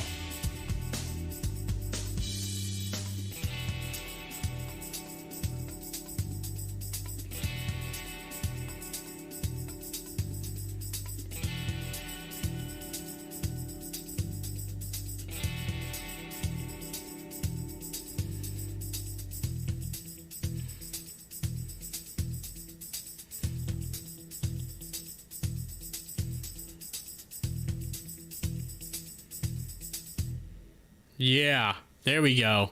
I'm putting it in right now. Right now. I'm putting in the rocket. Put it in the rocket. I mean, they just said it. They just said it. To the moon. To the moon.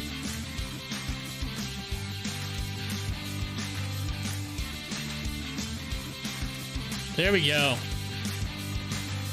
Love it. Already getting likes. Already getting likes. They're liking it. Absolutely. Let's look at this.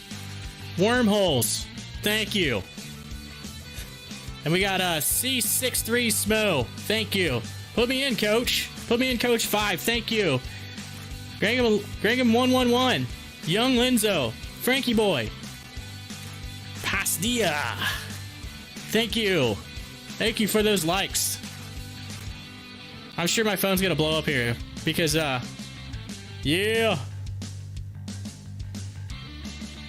Uh-oh. Let's see. Now we got some, oh, it's blowing up. It's blowing up. Oh, man. People are dogging CNBC. And dogging it. They're dogging it. Hey, you know what? You can dog it. But you still got to get news from it. You still got to get news from it. It still brings news. And what drives the market, besides buying and selling, actually, not selling, buying. But news. Look at today. Look at some of the stuff I've shown you today, where stuff has moved based on this right there. Yes. That's what I gotta say. To the person who's being negative right now on Stocktwits.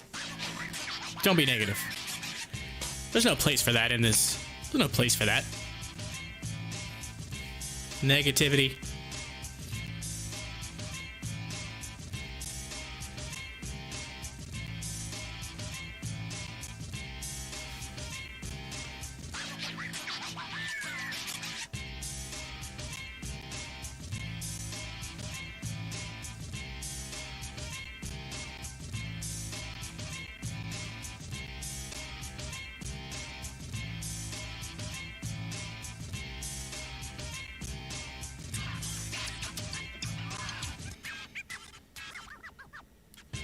Yeah.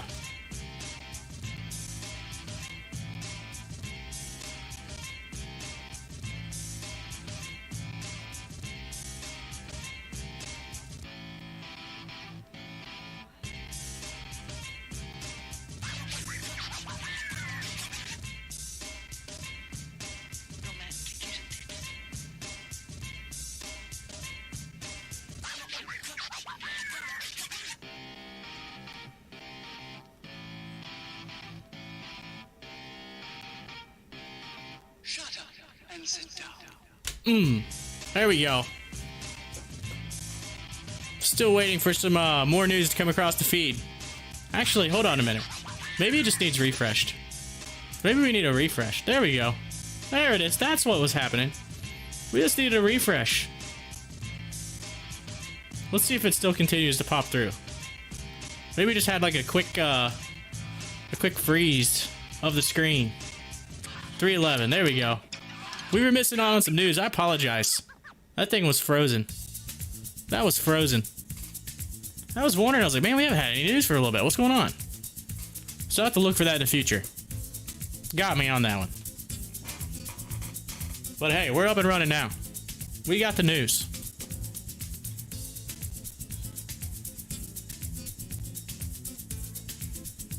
Roku's in the news. It's gonna take a lion's share of the streaming market, according to old Kathy Wood. That's what she's saying.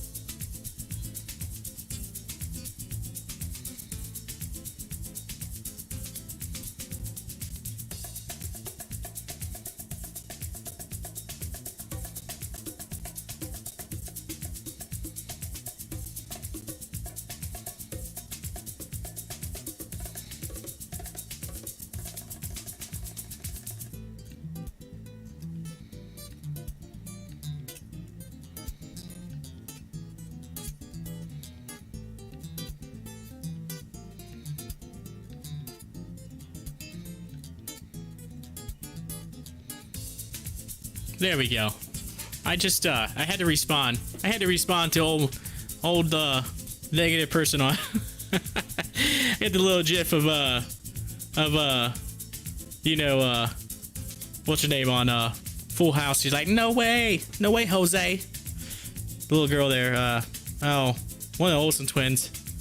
She I said, why you gotta be so negative, my friend? Why you gotta be so negative? I says, no way, Jose.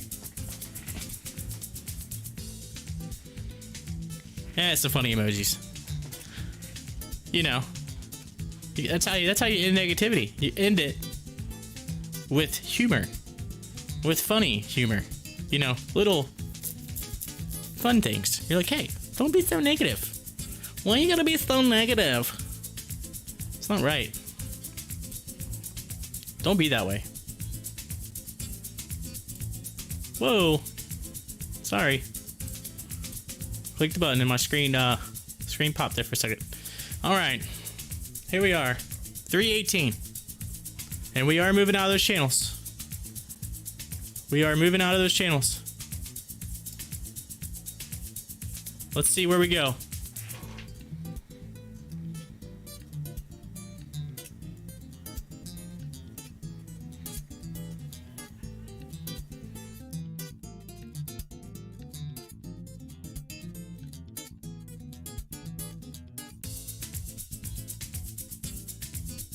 Old Kramer's talking again.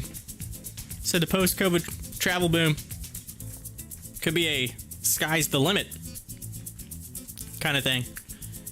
And investors aren't ready for it. So he's basically saying that we're not ready. We're not ready for that. Not ready for it yet. But I think he is onto something. I might agree with him on that. The travel industry is gonna increase. It's gonna come back. People want to go places. People want to go see things. People want to go to the movie theaters. People want to go buy video games. Of course, I'm going to say GameStop does still need to do an online video game service. But, people, they're wanting it. They have an earning. They have an earning. A yearning inside of them for those things. So that might be the one thing that I do agree with. I do not 100%. I do not agree with his little take earlier on GameStop.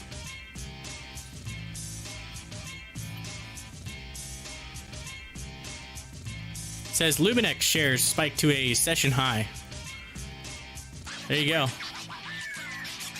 LMNX on session highs.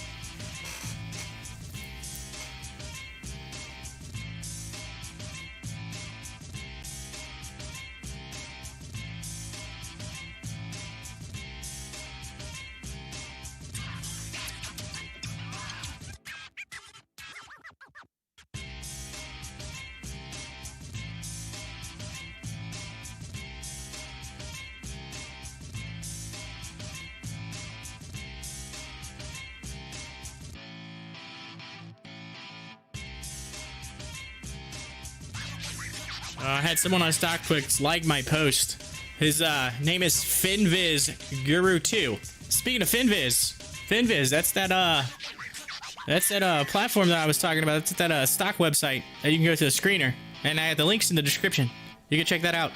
And they talk about there's different like parameters that you can set, and it will give you good stocks for the day to check out. So there you go.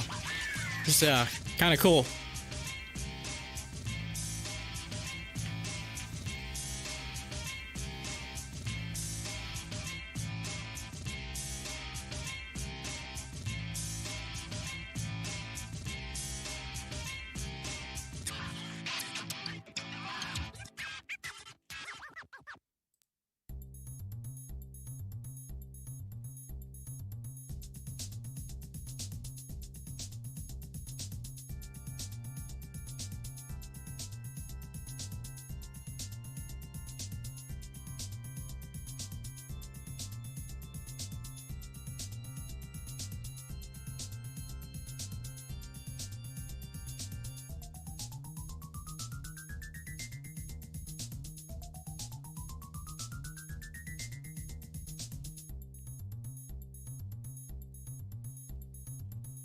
Uh-oh, Tesla. Uh-oh, we got Tesla in the news. Tesla shares quiet. Following report, SpaceX Starship abort in Texas came after Raptor engine ignition. So did they have an abort? They had an abort. So, uh-oh. Let's look into that. Let's look at that. Oh, it's just gonna say it. It's according to Bloomberg. So let's look it up.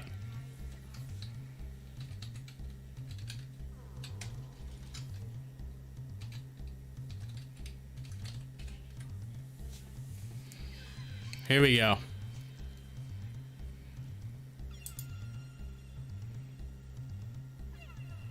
Let's see what they're saying. There is a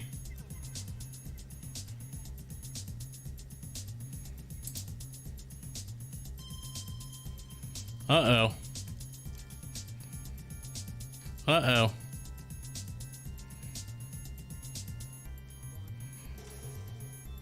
Uh-oh. Uh-oh. Let's look at this. Let's get a pause here. Let's pull this out. I'm assuming.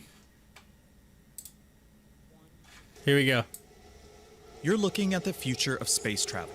Built by a private company, SpaceX, Starship is designed to transport people deeper into space than ever before, and possibly take 100 people at a time to Mars. The first high-altitude test flight of the Starship prototype was carried out in December, stunning onlookers with a landing flip maneuver that, until that point, had never been done.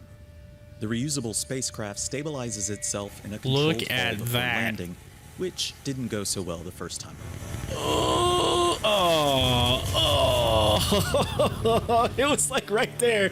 They're like, oh, it was there. To fail, so later versions don't. Data from test flights are used to make improvements to the production line in Texas along the U.S.-Mexican border.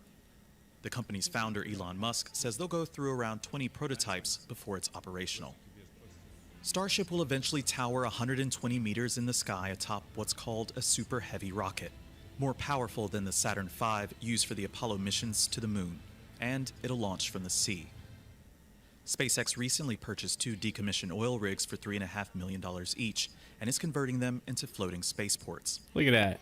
Musk says 1,000 Starships will be needed to build a city on Mars, and he's committing billions from his personal wealth to finance it. Do you want the future where we become a spacefaring civilization and are in many worlds Elon and are out there among the stars, or one where we are forever confined to Earth? And I say it is the first. And I hope you agree with me. Fully reusable transportation systems have significantly reduced costs for each launch, for humans and cargo. Multiple ships, then start building up the city, then making the city bigger, even bigger. Even after defying expectations, Musk's critics doubt his billions will be enough to finance his dreams, a vision that will likely cost trillions of dollars to realize and will depend on future technology not yet invented. But for now, the next Starship is fully assembled and nearly ready for launch. Andrew Chappelle, Al Jazeera. All right. So, here we go. Let's scroll down, because there was news off of this.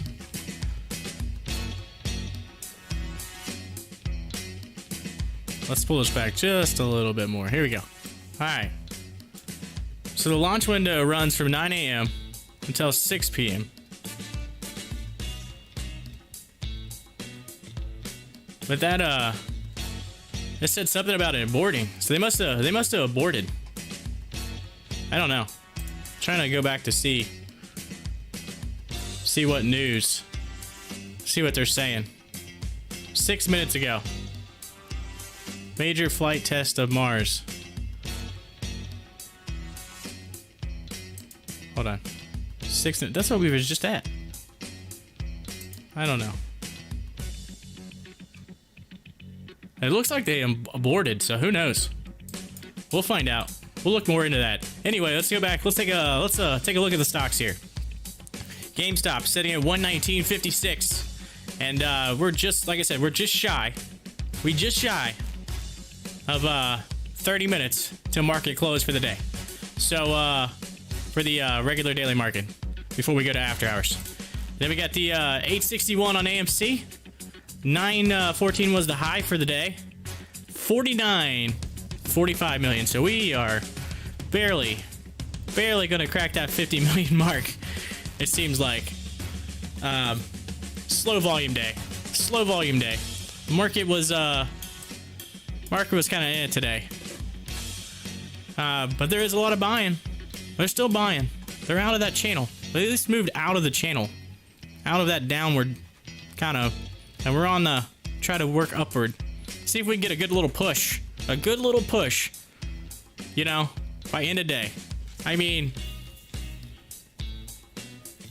we really need to get back above that $9 mark for AMC. But we'll see. You know, I was watching Trey's trades this morning. He actually called this, I think. He said today's probably going to be a int day. He said tomorrow, meh, probably meh today. Tomorrow as well. But he said Friday. He said Friday. Friday would be the day. Probably the day. Probably. Again, no guarantees.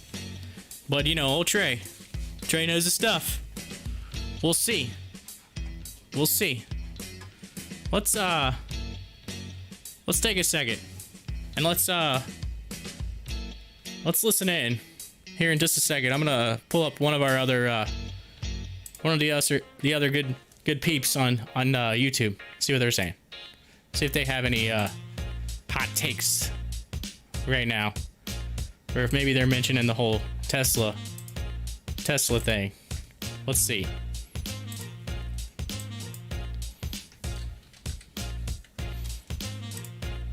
Maybe, hold on. Maybe they have the, when I said Tesla, I actually mean Starship thing. Let's type Starship.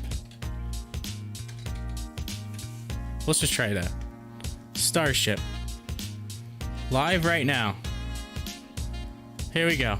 This is actually, well, this is actually SpaceX. So this is SpaceX. We're gonna replay SpaceX here. Here we go. Let's hear what they're saying on SpaceX. Are they talking, or I don't know. Let's pull it across. Because they're mentioning. They're mentioning it. It says live. Here, let's play some I don't know, turn this up. Hopefully we'll be able to hear some. Let me see.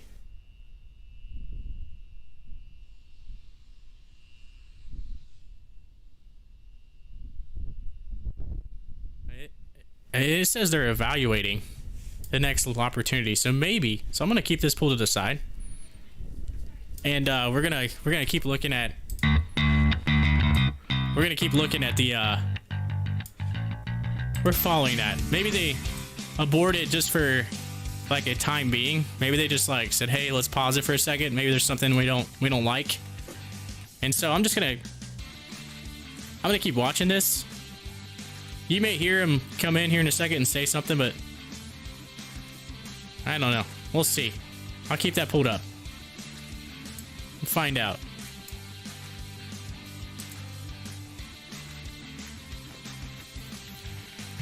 It would be kind of cool to see that, to actually watch that. I'm sure. Look at that. There's 148,000 people watching just that stream I just pulled up. 148,000. That just goes to show you. And that's just one channel. There's like 10 live streams of that right now.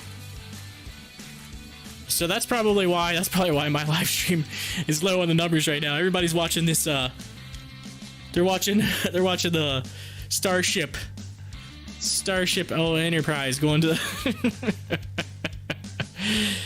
the going to the sky. They want to see that test.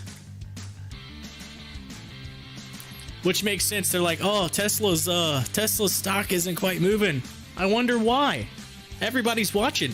Everybody's watching the stock. Or I mean, not stock. The ship. The Starship. They're watching it launch. They're like, we're busy right now. This is about to happen. Which is crazy because watch. They'll like abort. They'll abort this.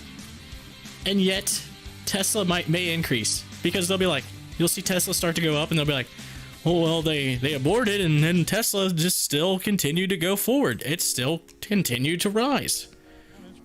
You know what I mean? Uh-oh. Here we go. Uh-oh. Here we go. Hold on. Let's hear what they're saying.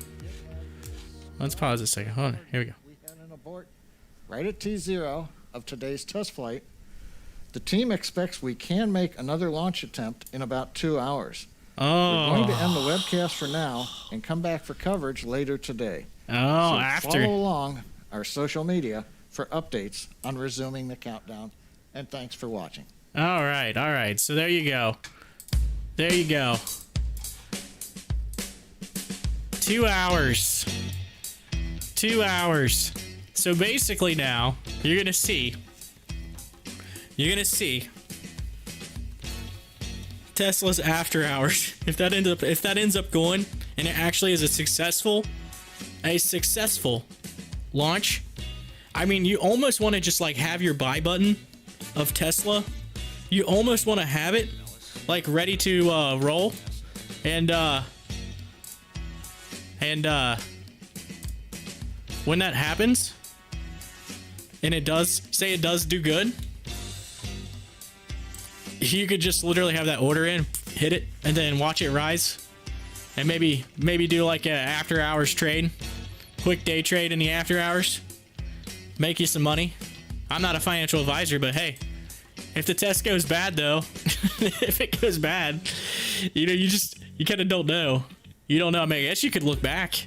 You could go back to when the previous rocket, when it exploded, and you could look at that and see what the market did at that point in time, and then maybe make a decision there to see if you can get in and get out, maybe make just a little profit for the day.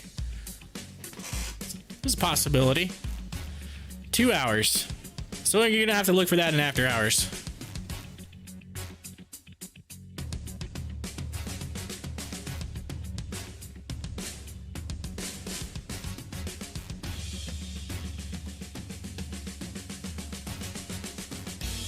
I'm gonna ask. Here's what I'm gonna do. I'm gonna ask all the people in Tesla and see what they say. I'm literally gonna post, in the Tesla Stocktwits feed. I'm just gonna ask if the test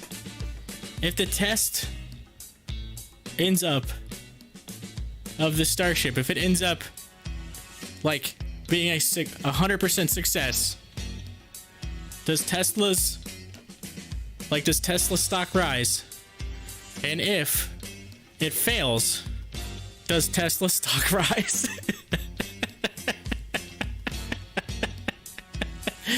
It's gonna be my question. And just say, let us know. Let us know in our live chat. Come to our live chat, let us know. We want to know what you think.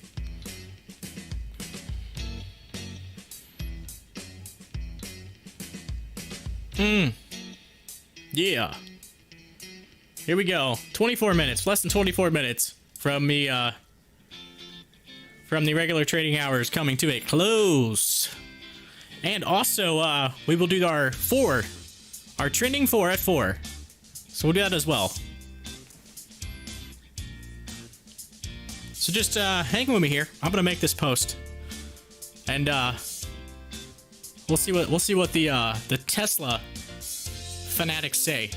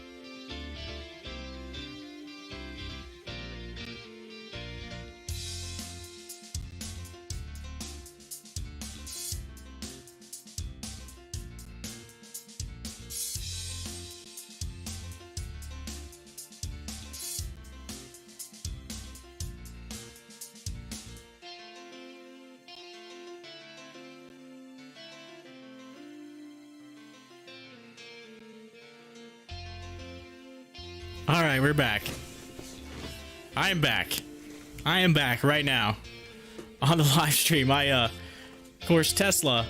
Here we go. Let's see what they're saying right now. It says, Gordon Johnson on Tesla says company lost market share year over year. Says they are losing most of it to Ford. Whoa, so Tesla is losing to Ford. Also saying continuously cutting prices to create illusion of volume growth, though its company cut prices 14 times this year. Notice that share is collapsing in Europe and China. And also says the idea of Tesla being disruptive is the biggest myth of all. Oh man, so Gordon, GLJ's Gordon Johnson is a negative on Tesla right now. And that's so we'll see they're talking about Tesla. Let's pull it up in the grid. Let's go to the 4 channels here. I'm gonna type Tesla in here. Let's see where they're at. So obviously Tesla's like insane for the day, but they are down. I mean, it's still insanely priced, like 655, right? So let's see what happens, because look, stock's moving downward. Let's zoom in. Let's take a look. We're in that downward moving channel. And then over here, let's put let's see where KMPH ends today. Well, it's not gonna. I'm gonna type it in. All right. So Tesla. Let's look at it. Let's see what these peeps say. 654. So I mean, it's down 4%. 4% on the day. And again, their rocket. The rocket that and the sister company of SpaceX is been aborted. So let's see how that affects. Again, it's like a slow downward trend for the day. So again, I think a lot of that is to attest to, like, everybody's watching that rocket. So like me posting that out right now is like, you know, they just said 2 hours, guys, 2 hours. Basically, go eat, come back, we'll be ready for you. So you know everybody's probably jumping back on social media right now. You notice the news came across. You got three people posting news about Tesla. Why? And it's negative news. Why? Because they're moving their launch window back. So then, you know, I'm gonna hit this, hit that post. So, you know, people are gonna see it. They're gonna go on, they're gonna look and say, okay, what's going on with Tesla? What's going on? SpaceX having some issues. What's going on? And you know, Elon, I need to look. Let's see what Elon is saying on Twitter. Let's see what he's tweeted about. Twitter. Here we go. Twitter. Let's go to the Elon. Elon, where you at? There you are. Yeah, he's got a pinned tweet from 6 days ago. Starship to the moon. And then 34 minutes ago, 5 minutes to Starship test flight. So, and unfortunately, he hasn't tweeted anything since. So he's probably being interviewed right now. I'd say they're probably interviewing him in some media room somewhere. He's probably sitting there. Or he may even be, like I said, might even be in the like control room or something, you know, hanging out with some people talking, you know, finding out the info, the deets. What's going on, guys? What is going on? You know, and again, slow trade. So here's the thing. Maybe. And we'll throw on the elevator music because it's like dun, dun, dun. This is what the SpaceX the fanatics are doing right now, waiting for this rocket to launch. They're sit back and they're just like, Same thing with the stock. Look at it. They're like 15 minutes till till closing bell. 15 minutes to the closing bell. And we're sitting here. And, waiting. However, think about it. Let's jump out. Let's do the daily chart. We're gonna look at Tesla on the daily. Okay? If you go back, actually, let's just do an hour chart, right? Let's do, that way you get like just a few days here. Let's just look at the past few days. You had a pullback. In the bottom. Holy smokes. Look at the bottom. Look at the bottom. I'm not gonna lie. They are at the bottom. That is a boom. Boom. So, I'm gonna say, if you had the money to even buy one share, and I am not a financial advisor, if you had the money to buy one share of Tesla today at $655, you, if this, I believe, if this launch goes successful, it's a successful launch and it goes successful. Now remember, you're betting money. So like, this is like Vegas right now, right? And I don't like comparing the market to Vegas. But this is like Vegas. You're saying, hey, if this happens, then you could potentially see a run up past 731 and maybe back up to this spot right here, up to like the 800 mark. And you could be that one dude, that one man or woman that goes and makes a nice little profit, a nice little gain. Because Tesla, you would think, being that the owner of Tesla is Elon Musk, if his rocket ship does good, and that his other companies would also reap some of the rewards. Because why? They're going to be in the news. That's why. So, I think that's why you're seeing that. You're seeing that because they're like, everybody's just kind of waiting. They're like, we're just waiting. I mean, there has been a lot of news about Tesla. So we'll see. Uh-oh, GME. GME in the news. And we're seeing a movement. We're seeing movement. Here we go. Let's go back to the 1 minute. Let's go to the 1 minute chart. Moving up. Oh, yeah. There we go. There we go. Let's go to the 5 minute. Let's zoom out a little bit. Oh, we're about to pop. We're about to pop. We came out of the channel. Moved up to that, there was that mark I said. We're going to test that mark. There it is. That's that mark. And, let's see if we can continue. Let's see if we can get past it. We're in the news right now. GameStop shares move higher on, looks like volume. I think I was trying to say volume. So let's just look at it. Here we go. Yep, GameStop shares move higher on volume. Touch 125 level. There you go. Hit the 125 mark. So basically, it just popped up a little bit. Popped up. News is coming across. Let's look at the, let's see. It's still like, I don't know. Maybe there's just like an afternoon. Someone's like, give us some news. Give us some news. Give us something. We're waiting on this rocket ship.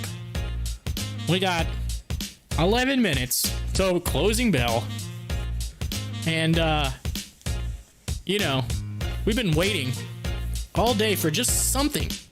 Just something. And then we get this GameStop shares moving higher in volume. We got some news. News. Ladies and gentlemen, we've been waiting for this. We've been waiting for news. And we're getting it right now. We should be getting excited. We should be going, oh yeah. Oh yeah. Here we go. Here we go. Come on. Don't you do it. Don't you do it to me, GameStop. Don't you back off of that 123 line. You better not do it. Don't you do it. Oh, you shall not. You shall not do that to me. Come on. Come on. AMC is moving out of that channel too. See? A little downward movement though. Right here. They're kind of flat though. They're flattening. They're flattening. There's a pullback. Maybe we're going to see a quick push. We're gonna see a quick push. 10 minutes to go. 10 minutes to closing bell.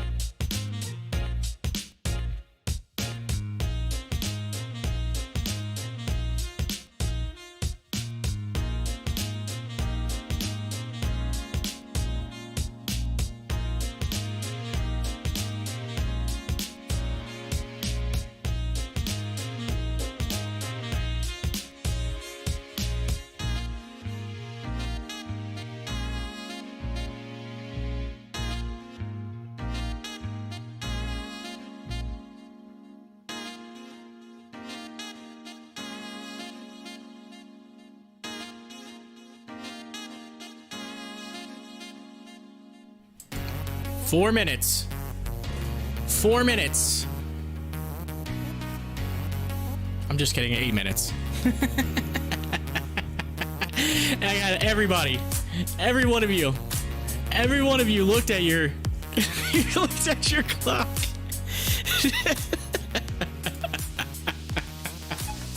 You know, you looked at it. Don't even sit there and say you did not just look at your clock and be like, 4 minutes.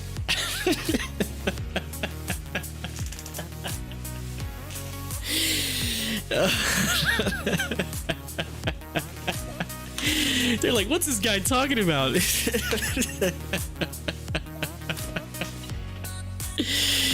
It was ladies and gentlemen, we got 8 minutes.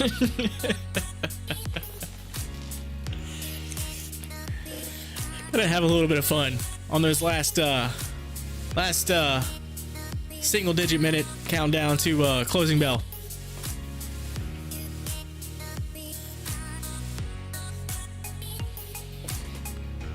Oh, SOS. Cryptocurrency. All you cryptos.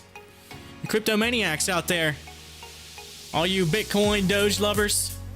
SOS. Miner continues. It's continuing. A big rally.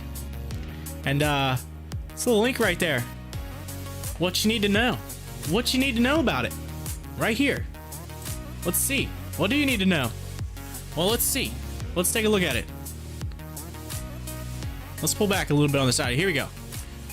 So, they're advancing strongly today.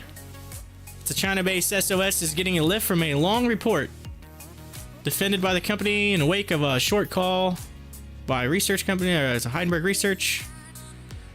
Cloud-based emergency service to businesses. Let's see. Scorpio VC has a $40 price tag. What's SOS at? $8? $8? And it's at a $40 price tag? Ladies and gentlemen. Ladies and gentlemen. You know what? I am going right now on Webull and buying. I'm going to buy a share. I'm going to buy one share. I'm going to buy one share. One share. Why not? Why not? Here we go. Let me go to my account right here.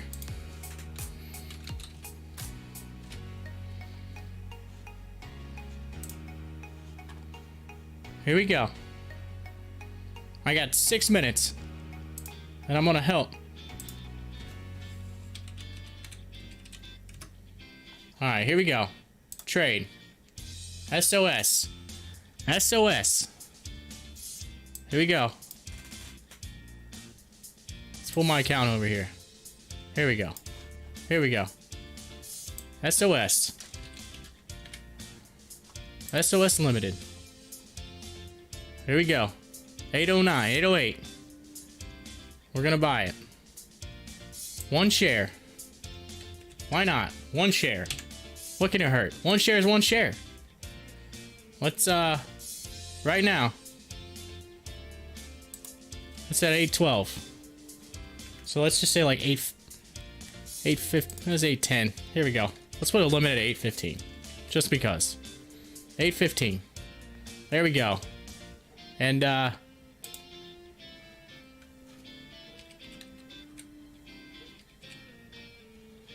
Here we go.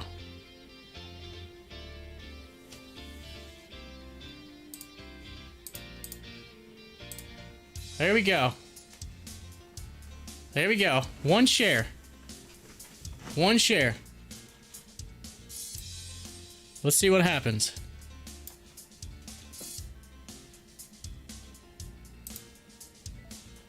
Successfully submitted. And it filled at 803. 803. I got one share. 803. We're going to follow that now. We're going to follow it. SOS. 4 minutes till close. So I got one share.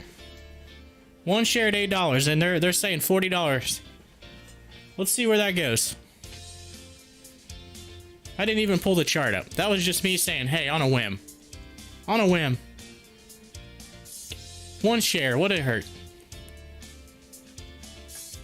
Let's see it. Let's go right here. Let's go SOS.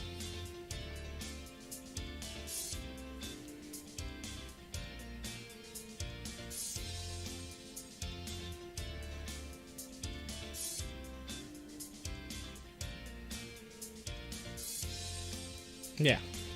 That should be it, right? SOS Limited. I believe. I hope that's the right one. What's this one? No. It's definitely the Limited. Alright. SOS Limited. There we go. I'm gonna make sure I didn't get the wrong one. Like, wait a minute. What happened there? Hey, I got it pretty... It wasn't the low for today, but... There you go. It's moving up. We shall see. 3 minutes. 3 minutes. 3 minutes. I got it at 803. I'm already in the money. Look at that. Already in the money. In the money. In the money. I might even make $1 on this thing. I might make $30. Let's do it.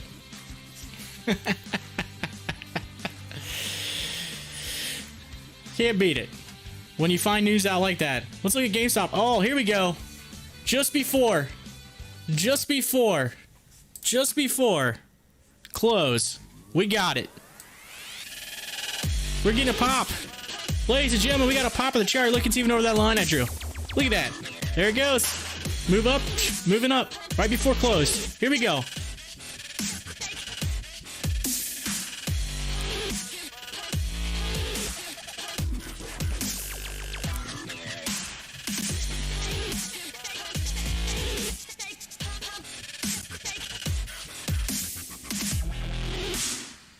Yeah.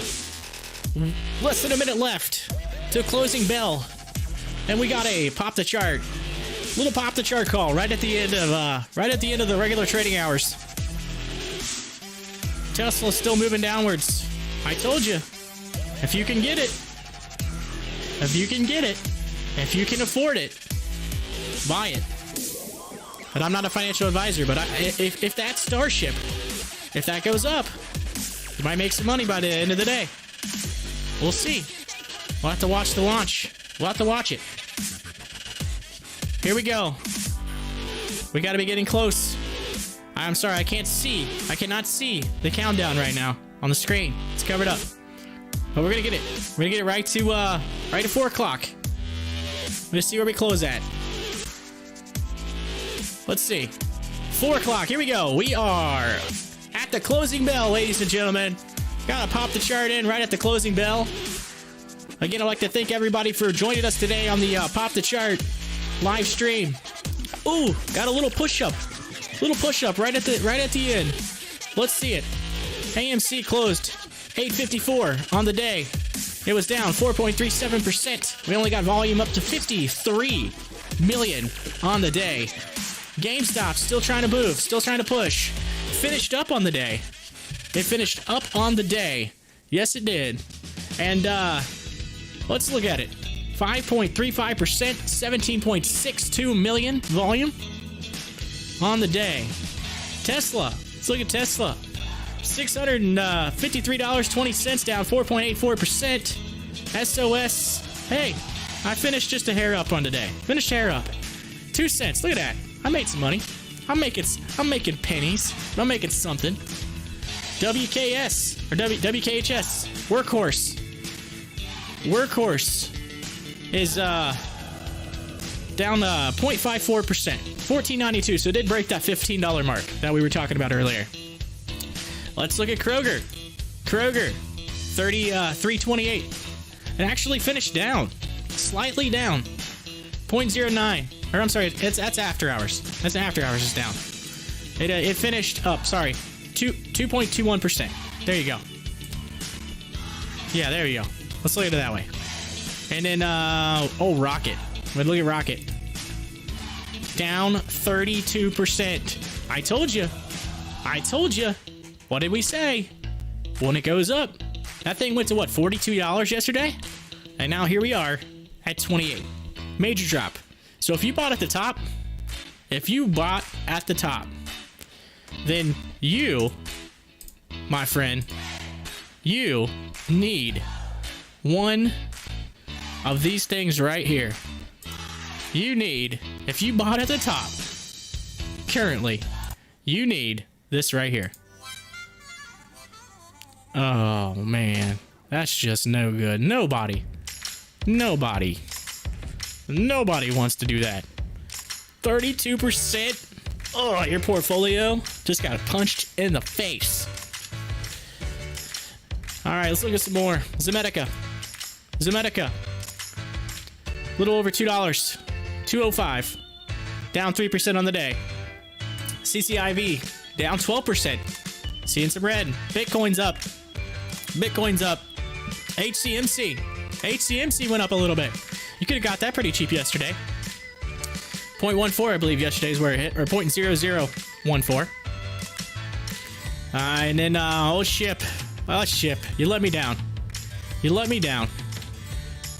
The vessel rates were up. And you, finished the day down 1%.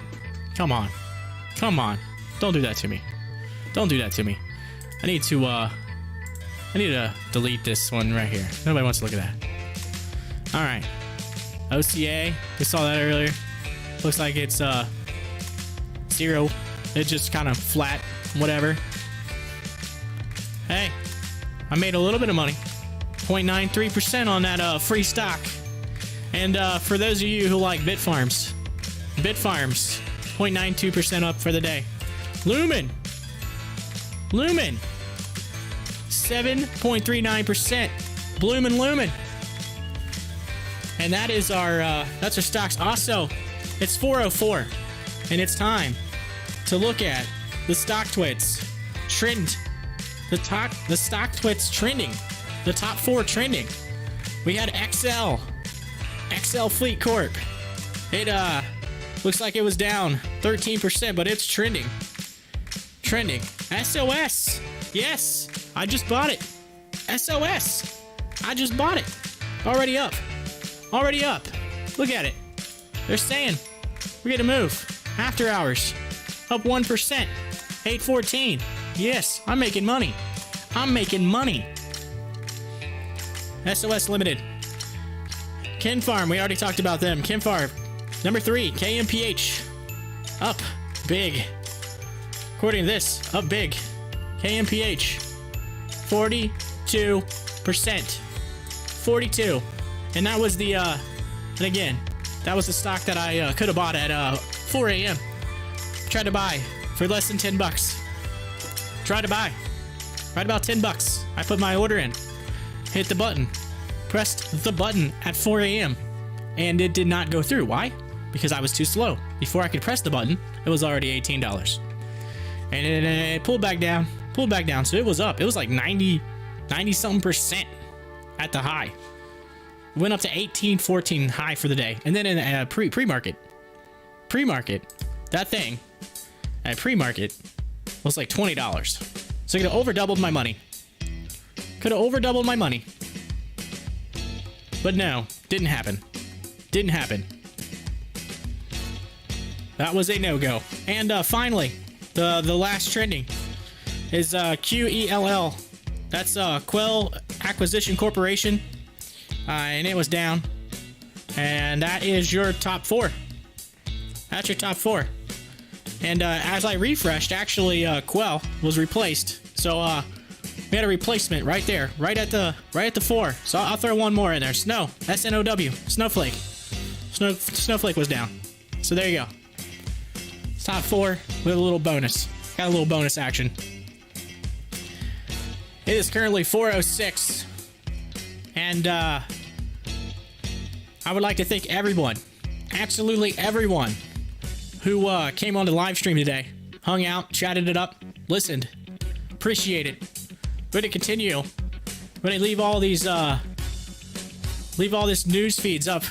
The live chat's going to go all the way till 8 p.m. That's what we do here. We start early, we finish late, and I will be around. I'll be around. I may come back in and pull up that space flight here in about an hour or so. Pull that up and see if old Starship gets off the ground. And looks like a lot of news coming through. Let's just look at the news real quick before I head out of here. Marvel says temporary widens guidance range on net revenue. So there you go. Marvel Technology Group Q4 adjusted EPS at 29 cents. Sales 796 million and beat the 794 that they were estimated at. So there you go. MRVL is getting a beat for the day on their earnings, and they are in the news. They're trending hardcore right now. So Marvel, let's look at them. Let's look. There you go. 45.98 Marvel Technologies, which that's not the group. Is that the group that makes the comics? Marvel Technologies, the comics. Let's see. MRVL Marvel. Oh, I don't think that's it. I don't think that's the Marvel Technology Group. No, not even close. No, but they chose a cool name, right? They did. They chose a cool name. All right, ladies and gentlemen. It is time for this cat, this guy, this dog too, this dog, to pop out of here, to go be with the fam, and I will keep track. I will keep track of that launch, and I may bring that back here shortly. Until then, this is your host Corey from the Pop the Chart live stream. Thank you for joining us today. Appreciate it. Hit up the live chat and keep it real. I may see you shortly. If not, have a good evening.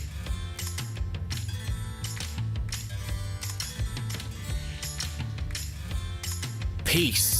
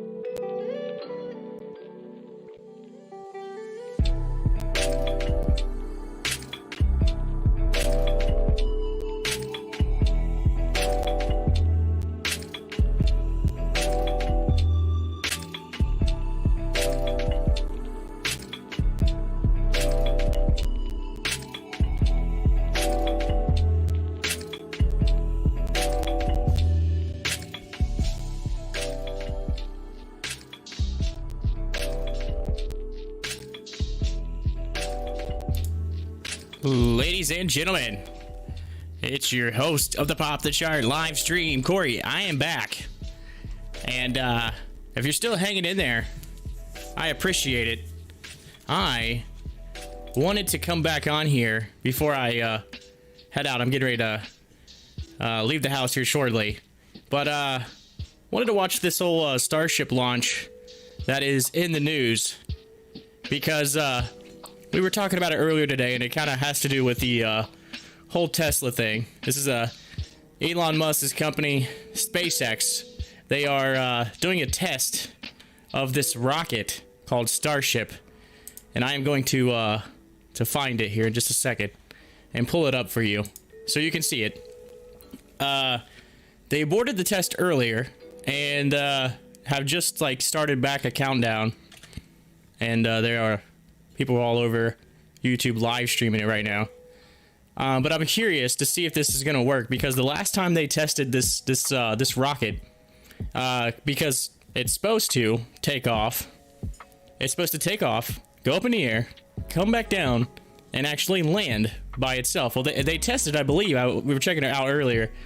They tested it, and that Starship, old Starship, came back down in December, and it just, right beside where it was supposed to land at, just exploded. So, people are interested.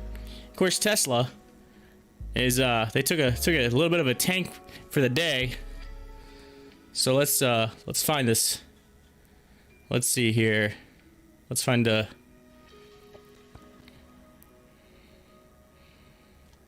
Let's find a good one. I mean, you would think NASA would have this, but these guys right here, I've been kind of listening to them. They, I was kind of following them, so I'll pull them up. Hold on, let's get past this this advertisement. Let's get past the advertisement here, and then we'll get to it. And I'll pull it over. All right, here we go. Oh, that's not what I wanted. Let's go full screen for right now. Let's go full screen. Full screen. All right, for right now. And so basically, oh, so 2 times. Okay, so you're saying the last 2 times that it failed.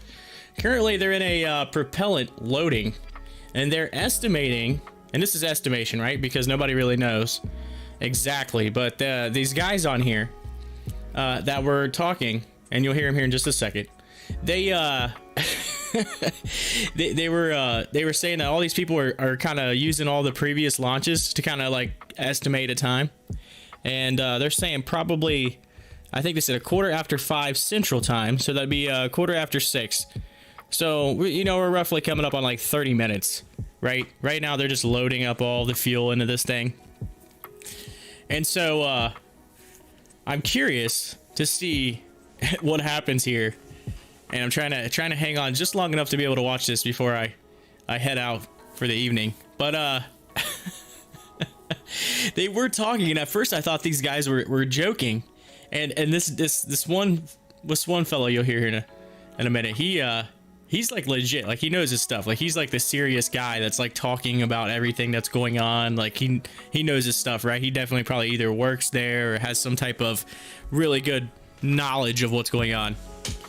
He actually said that on this rocket is Tesla like batteries, like the Model S. There's like four somewhere in this thing.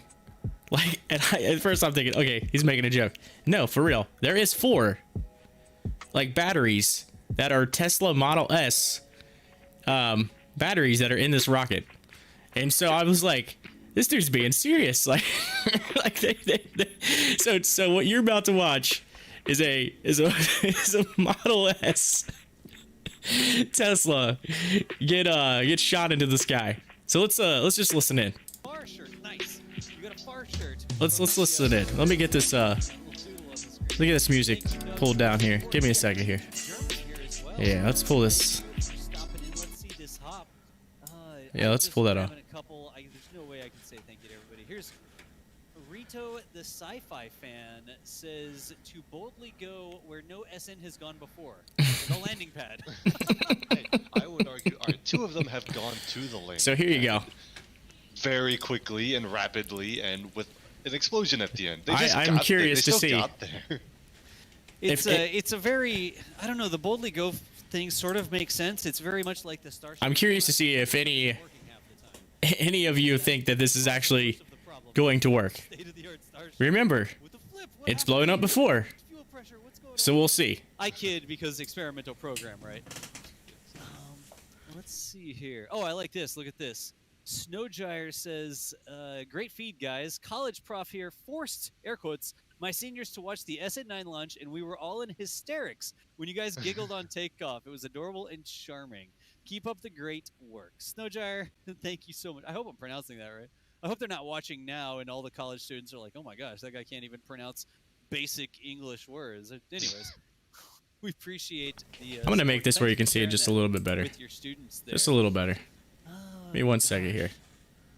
Let's go to like... all over the map, folks. I'm they call it trying to theater mode. I hope that I didn't miss one that was like Yeah, I'm going to have to like... $50 Here, let's do or this. I really got to say I appreciate everybody being so patient. There's just no way that we could read every single one. I mean, I even feel bad missing the things that are like $5, $10. I wish that I could answer every single super chat. Hey, here's one from Jonathan McDowell. Here we go. Look at this. If this is the Jonathan I'm thinking of, I think you might be able to see it better now. We know if Planet is in there. Probably, it almost certainly is. He's been on streams before. What's up? Yeah, yeah. Says, thanks for the coverage, guys, but pics are all very well. When is NASA spaceflight going to invest in its own radar to track the flights? Thomas, can we get hooked up with that or something? Hey, if you get me the radar, I know how to do the math on the back end, but I don't personally have a radar tracking array that I can donate. But listen, I'm all in favor of doing so. It might help Michael's auto track software a little bit, maybe. See, exactly. Like if we could have it radar tracked where it's feeding information back to the cameras and using that to actually point them. I mean, that sounds like a good time. So, anyways, Jonathan, thank you so much for stopping in. Thank you for the support. As we've got to the, what is that? McGuadalupe? Is that the name of that shrimp boat? This is a shrimp boat just with it's like he's like, oh, hey, wait a minute, hold on, we gotta hold the countdown. There's this shrimp boat. Bubba Gum Shrimp Company just showed up to the SpaceX launch. Did someone put an ad on top of it? There's gotta be an ad on the boat. Like as it drove by, it's like somebody, if you zoom in, that probably had their pants down, like mooning the camera. Like it's the streaker from the Super Bowl.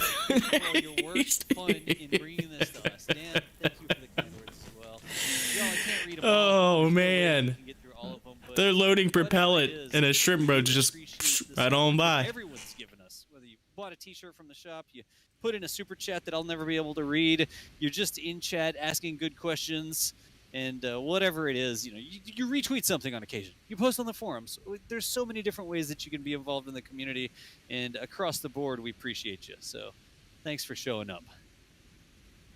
Oh, how are we looking here? I've got a couple quick questions that we can run through too while we're still waiting for really activity to start really picking up here.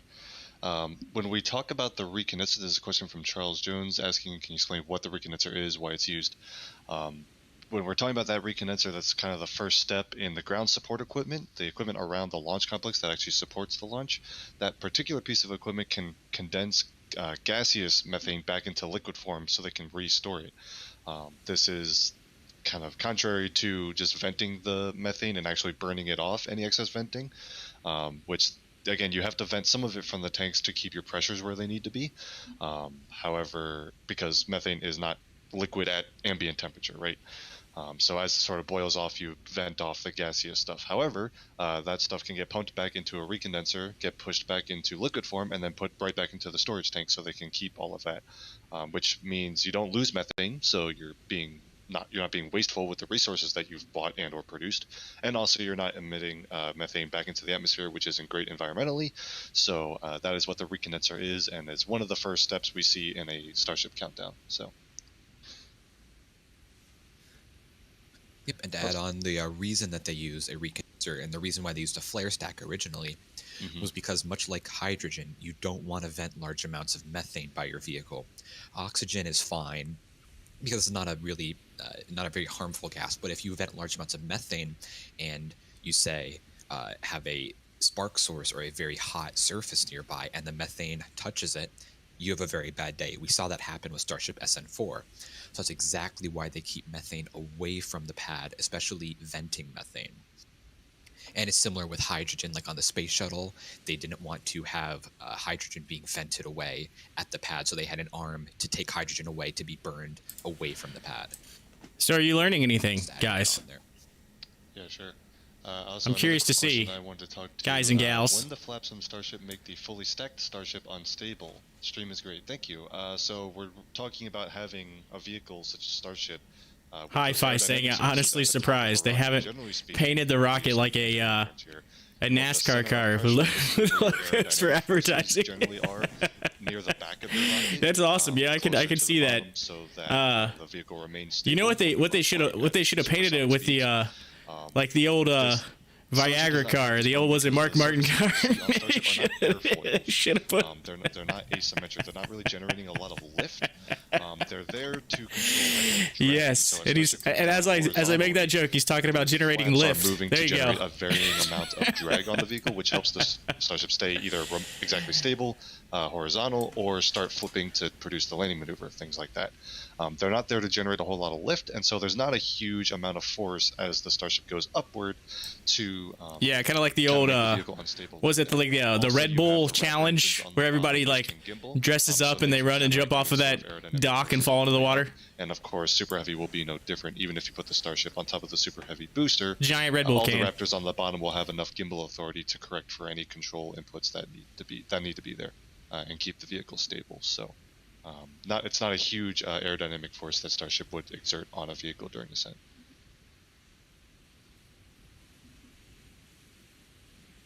But if anyone has tried to build a Starship in Kerbal, you know that all of those airfoils produce way too much lift, and it becomes very, very difficult.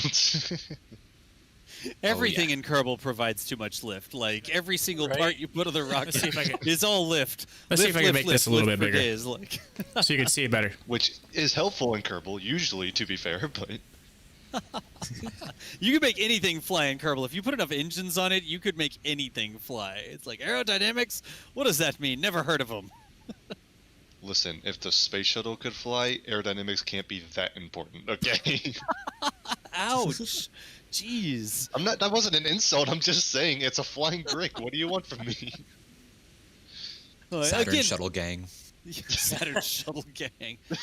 Again, folks, we are here standing by. Things continue to look like they're progressing towards hopefully a flight. SpaceX still has just under an hour and 15 minutes in the window. Window closing at 6 p.m. Central Standard Time. You can see our clock, local time in the upper left-hand corner there is 4:47. So just under an hour 15 remaining.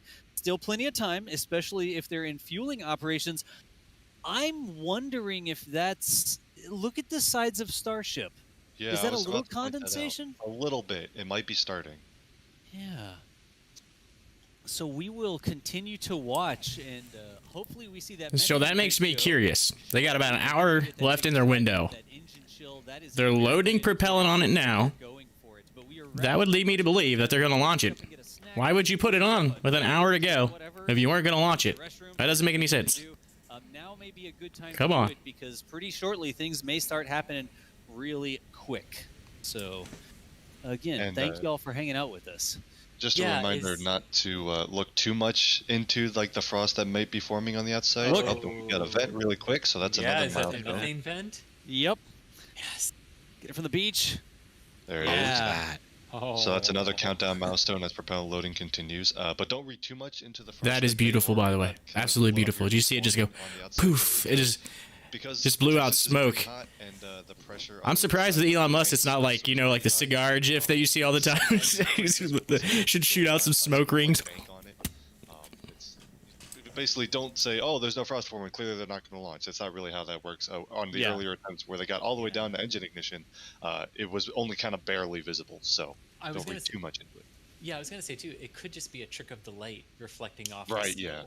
as we head towards sunset, because I'm having to remind myself, right, we're headed for sunset. All right, Thomas, if you could grab some super chats or questions or something like that real quick. Yeah, sure. We actually got one here asking, are there tiles on the lower left wing? Can we go back to the view that we just saw? Because I think they were visible from the other camera view. How's that? There you go. Yeah, so at the very bottom left of the vehicle, you can see a little bit of black patch. Those are some heat shield tiles that they've got on that lower left. It's not technically a wing, the aero surface, whatever they're calling it. And that's just part of their kind of incrementally added more and more heat shield tiles to test how well they are attached to the vehicle. Interestingly, that part of the vehicle would never be, or likely not be, subject to a lot of aerodynamic heating during reentry. So they're likely just testing methods of actually attaching the tiles to the vehicle, which of course makes sense because this vehicle will not experience reentry heating anyway. So it doesn't really matter where you attach them if you're just testing that. And honestly, and this is something I hadn't really think about, because it's so near the bottom of the vehicle and out on the flaps, if the way they've attached them is not the way that's going to work and they fall off, for example, there's not much for them to hit from down there. Whereas if you put them way up on the vehicle, there might be more risk of that. So I wonder if that's why they put them there. And I wonder how none of us even thought of that until now. But that might be one possible explanation. Wait, say that again, Thomas? I'm just thinking. We got Hi-Fi talking in the chat right now saying, he's a little kid. He had like a red clear plastic pump water rocket. Reminded me of like the old school lawn darts. Lawn darts that were illegal back in the day. They made them illegal. Because eventually they're going to need to put thermal protection on the wings, the flaps themselves. Right. So I think this is just testing, attaching it to the flaps and having to deal with aerodynamics, even though. But it would be on the other side, because that's exactly. the wing side. That's what I'm wondering too. But I'm wondering if it's just testing the attachment methods. Because I know on SN11 we saw a lot of attachment points on the top fins. True. And it seems like on SN10 here, there's like scattered patches on the windward side too. Yep. Yeah, there's a whole bunch of different places. So. Yeah, exactly. I can't wait to see the first Starship with a full heat shield. That's going to be, that's going to be cool. Crazy. It's going to bring back memories. Yeah. I wonder if all the heat shield tiles have those little serial numbers on them, like if you look at the shuttle heat shield tiles. I don't think they do. I believe not, because the Starship ones are all designed to be the same, plug and play, whereas those serial numbers on the ones for the shuttle, literally, it was like that serial number could only go at this one specific location, right? And That's only true. on Atlantis's airframe, none of the others. Yeah. You know? I do wonder if they'll track sort of. You know, if I was if I could do a super chat on this if I could do a super chat, I would ask them if they've ever known a bird to land right on top of the tip of the rocket right before zero, right before the countdown. He's like, uh-oh. Yeah, I could definitely see them having small little punches, like batch 310 or whatever, or built on.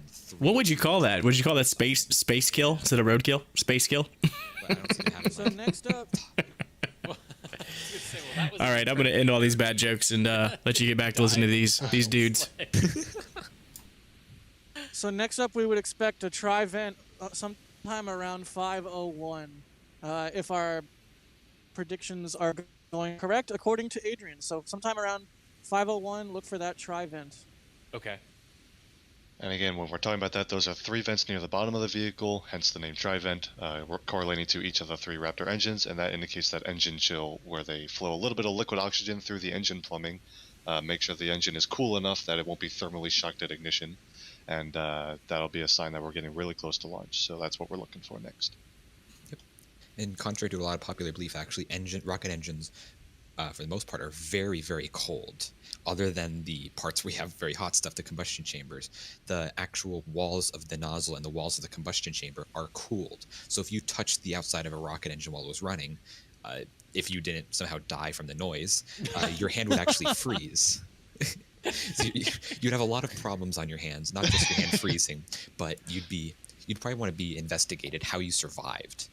But yes. I know there's some awesome photos of, I think it's an RL10 engine test where there's icicles forming on the rim of the engine while it's firing, which you would think, well, that's combustion happening there at very hot temperatures. But the outside of the engine is so cold, there's still ice forming. It's very cool. It's and beautiful. That's very common on rocket engines. Yeah. And you could see, I think that was a test of a deep throttling RL10. So they throttled to literally 8% throttle. I did like a deep dive on this a few weeks ago. It's so interesting. Wow. And so it was a beautiful like dark blue exhaust with the icicles forming at 8% throttle. I'm like, that is insane. Well, I know what Ian is pitching in Monday's article meeting. I am a fan of rocket engines. Yes. Man, Deep Throttle needs to be the name of a space industry leaguer. Really? Nicely done. That is, I'll give you credit. That's pretty funny. Great, right? Pack it up, Jack 1. Let's all go home. Oh, well, yeah, there you go. But Oh, that was great. Oh, it was good. That was beautiful. And you know what? I couldn't help but just picture like Dana Scully's patented eye roll as I was laughing hysterically. This is what it sounded like. Mission accomplished. Successful test, Space 16. Thanks, Space 16. Or congrats, Space 16. Oh, I messed it up. We can start detanking. Alright, if you are just joining us, we're probably coming up around 5 minutes until the Tri-Vent, which should be our next countdown milestone, and at that point we should be very close to a Starship launch attempt again. Of course, an aborted attempt earlier today due to an issue with a Raptor engine. They have adjusted a thrust limit on said engine and confirmed that they are all still good to go for another attempt. And today's window extends for just over an hour longer, so they've got some time to work with, hoping for an SN10 flight up to 10 kilometers and back today. And I just kind of want to touch on something that Chris Bergen, our managing editor, touched on a couple of hours ago. For those of you who have joined us since the first attempt or come back since then, it really is one of the key elements to the Starship design and Raptor is that ability to rapid fire, right, and come back from an abort, because as he was pointing out, right, other rocket engines, even though they are really good engines, once you light them, it's an automatic scrub for the day. I mean, and sometimes it's multiple days or a week if you light them, or 3 weeks, as the case may be. So, this part, baking that element of being able to refire them rapidly over and over and over and over and over again comes in handy on days like today, where you realized you had a sensor limit that was set too conservatively and that caused you to scrub. Well, at least that only cost you a couple of hours and a cryogenic tanking cycle and not a week, because your engine can't be restarted in a week. Yeah.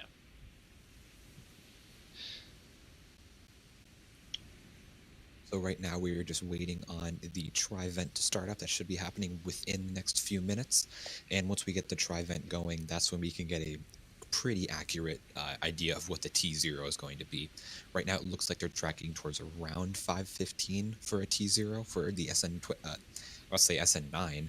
The SN10 launch. It's going so fast for me. I know what you mean. I need a nap. Yeah. But so yeah, we're looking for around 5:15 for the T0 for SN10, so that's just over 15, about 17 minutes away from now. So the big thing we're looking for is the Tri-Vent. I was gonna say, enjoy your ability to nap now, because when you're part of when you're part of a broadcast team, Ian, and you're staring down this and the 3:30 a.m. launch, you get a bit giddy. We do have a question here in chat. I want to talk about what gases other than methane are being emitted, and are they pollutants? So all the vapors you're seeing right now are a result of mainly 3 different gases. The first and most prominent one is just nitrogen. Because nitrogen is such an inert gas, they use that to purge all of the ground lines and clear them out of the way for the other propellants and stuff to get pumped through. Of course, Earth atmosphere is what, 80-something% nitrogen or something. So that's not any sort of major pollutant or anything like that. The other two you see are methane, which, like we said, there's only a little bit that gets actually vented. Most of it gets recondensed and back into storage, so they limit that as much as they can. And then the third one is oxygen, which of course is also very prevalent in the atmosphere and not a major pollutant there. So all of the vapors you're seeing are just really super cold gases, most or all of which are not really having any big environmental impact, which is of course important when you, for example, build a new spaceport. SpaceX had to do an entire environmental assessment with the FAA to make sure that they don't put any major pollutants into the area in the event of normal operations or in the event of an anomaly as well. They analyze those too. And that's a very important part of, especially when you're going to be launching these vehicles multiple times a day at some point. You want to make sure you're doing so responsibly. So that's what you're seeing though on your screen, all very normal and environmentally friendly. And just to point out too, one of the byproducts of methane and oxygen when you burn it is water. It has other byproducts too, but one of those byproducts is water. So is it the most environmentally friendly fuel? No, that's hydrogen and oxygen because its byproduct is literally just water. But it is the second most clean fuel that's a viable fuel for us right now.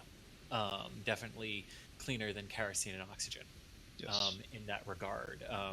But the biggest benefit and the reason why it uses methane and why it makes that particular trade-off when we talk about environmental protection and space flight's sort of, symbiotic relationship with that is because it's incredible. It's far more difficult to produce hydrogen and oxygen in other environments throughout the solar system. And hydrogen is very unstable, and methane's a bit more stable in that regard. But it's easier to produce methane, no matter where you are in the solar system, no matter what body you're at, really. So, in that regard, they chose the most universal of the fuels that it is possible to create at the sites they're going to send Starship, or want to send Starship, or are potential sites to send the vehicle to throughout the solar system. Yep. And to get a little nerdy, if you don't mind for a second, in terms of pollution, methane is one of the worst greenhouse gases. It's about 4 times worse than carbon dioxide. So it's the reason that they had the flare stack and they now have the recondenser is because if you vent large amounts of methane, it's actually much worse than just burning it off. So they burn it off to release carbon dioxide and water, which are still greenhouse gases, but not as bad as pure methane. And obviously using the recondenser and not having to burn it at all is the best case scenario. Exactly. And Ian, actually, maybe you can speak a little bit more to this too, because we talked about this one of the streams earlier this week, month, year. I don't remember. It's been COVID brain. It was recent. I know that it was within the last week. We were basically talking about one of the things you have to do as well in this regard is to factor in, once you start pulling carbon dioxide out of the atmosphere to actually... Trivent apology. There's Trivent. Yeah, look at that. Right on time. Look at that. All right, so we're about 12 minutes away from launching that right now at this moment. Indeed. Okay, folks. This is go time right here. This is where it's... I told you earlier that if you needed to get a snack or something like that, that was the time. But now we're rapidly approaching T-minus 10 minutes. That Trivent is definitely the best indicator that we have of activity on the rocket. So let us see... Or launch activity, I guess is the right way to say it, huh? But we are now probably coming up around 10 minutes before the launch, so get in your chairs and get ready to see this thing go. I hope SpaceX is able to get it going. And Adrian's telling me that we got apologies. No, go ahead. Adrian's saying about 5:14 and 27 seconds is the current T0 from his estimate. 5:14 and 27 seconds, according to Adrian's estimate. I'm gonna call that 5:15. He said 10 minutes. 10 minutes. I love this. Now, I'm so pumped now. I'm getting pumped. 10 minutes. Is my nerdiness. I love it, I guess. Well, I have just put his estimate into our clock, so 10 minutes and 30 seconds approximately. Perfection. Ian, I did just want to finish the thought really quick about the pollutants and everything, because one of the things we ended up talking about earlier this week was it's kind of a little disingenuous to just look at the Starship system as to what does it put out from what it burns, because part of what the operation... Is it just me, or is there cows in the field right now? It looks like a whole bunch of cows right over there. They zoomed away from it real quick. They're like, oh, don't show anybody. Don't show anybody that. Pulling out of the atmosphere versus how much is it pulling in or putting back in, and there might be a comparison where it ends up pulling slightly more out than it puts back in when it burns and things like that. But we were basically talking about how that will become something that you'll need to that should be balanced as well in that thought process. Yeah, exactly. And it looks like they're actually doing a sort of beta version of that at the gas well site. At least for liquid oxygen, they'll be making their own liquid oxygen from the air. So it seems like that's sort of a beta test. And then, especially with the recondenser at the launch site, if they can just combine those two together into a sort of, not really combine them, but just use those side by side to make methane and oxygen from the air, that'll be not only great for reducing pollution on Earth, but also a great prototype for eventually producing fuel on Mars and the Moon. So it'll be all around an extremely clean system, even cleaner than airlines, I would assume, because airlines have to use oil-derived fuels. Right. And with just making it out of the air, it would just be amazing, honestly. Just airliners can use biofuels, for the record, but different conversation. All of these things aside, what we need to be looking at on the screen right now, the 3 big tri-vents that are T-minus 10 minutes before the flight, and we're talking about whether or not algae can fuel airliners. What are you talking about? Seriously. Dad, we'll get back to the rocket. Jeez, chop, NASA spaceflight crew, pay attention. Man, we are paying attention. We mentioned the tri-vent, and we said we had 8 minutes to talk about something else. No, I'm kidding. Oh, by the way, there's a tri-vent that might be happening. I don't know if that's important or not. Anyways, viewership went up. That's what matters. Hey, they are getting super chats. Suffering free fall. Yeah, in the middle of the flight, right? Again, can we actually get but yes, a cloud cover tri-vents. check? Yes. One at a time. What? Go ahead, Thomas. I was just saying, can we get a cloud cover check? I want to see what our viewing conditions I have it on the other. Yes, you can get a cloud cover check. Check this out in terms of cloud cover. All right, not too bad. Yeah, not terrible. We'll see. For some interesting visuals. Can you check the level for us, Thomas? Like, are those up at 10,000, 15,000? Is Starship maybe going to punch through those? Or? 1 second. Yeah. I have to stay on this. The cascade that you can see from this angle right here it's just such a fantastic angle. And by the way, while we were hanging out there, also we got Mary's camera online as well. So across the board, all the NASA spaceflight cameras are online to show you what happens in about 7 minutes when Starship, for the second time today, reaches T-minus, 1, and then hopefully reaches T-minus 0 and actually launches. You got to T-minus 0.1 before, so I couldn't say T-minus 0. Anyways, we'll see if we get a launch here. 7 minutes, that countdown timer, based on the activation of the tri-vent, those 3 big plumes that are cascading off the side of the rocket.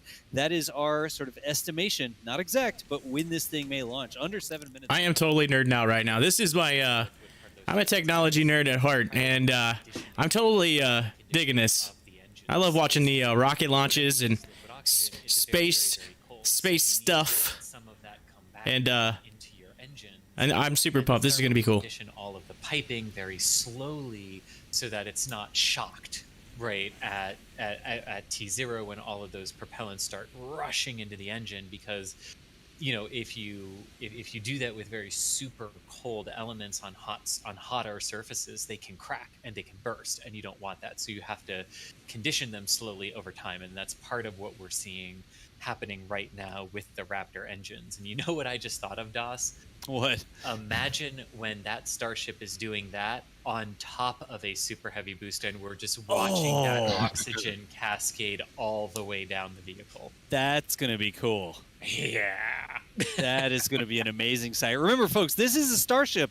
This is just We need someone to quickly run out there, super fast, and slap a AMC and GME sticker right on the side of that rocket real quick.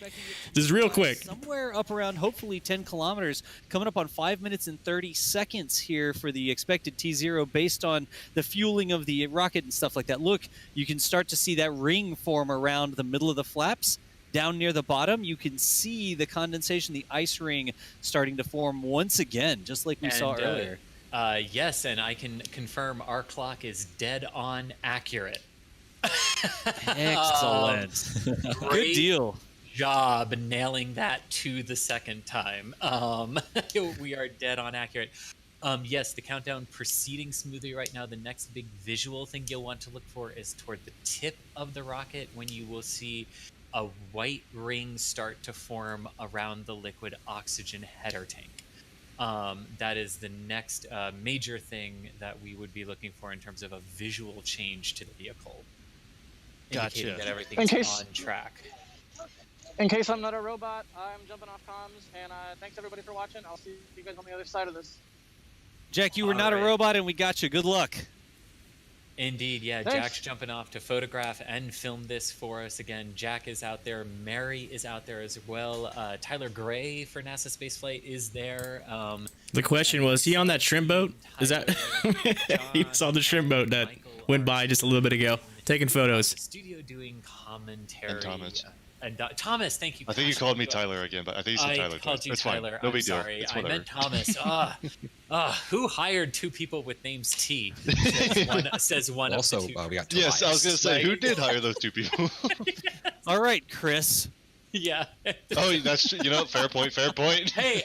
I said it first. I said one of the two Chris's. Anyway, we're T minus 3 minutes and approaching 30 seconds. Excellent. Yes, and And, everything. I did check on well that with cloud the cover, countdown. DOS. Yes. It's about still approximately about 12,000 feet. So Starship should have to punch a hole through the clouds, maybe, but it didn't look too bad. So hopefully we'll see. All right. Well, again, folks, it's just about go time here. Just about 3 minutes. Hopefully, Starship gets a flight. You can see more and more ice. Look at that really clear ice ring around the bottom, and then the frost starting to form up on the top. These are all indications that Starship is fueling up and ready to do this flight here. So we will continue watching at all the different angles. This camera here is Mary's camera. Like we're saying, she is a safe distance away, all the way over at South Padre. We've also got Jack. There's his view. That duck is going to be surprised in a few minutes. Yeah. I'll tell you that much. And What, we've got the all duck? the robots online. We've got our beach angle up. Look at this, Michael framing the beach angle there. That is going to be a cool shot. We don't try to track with all the robots. Some of them oh, there's a SpaceX in the sky. Yes. It's the signal.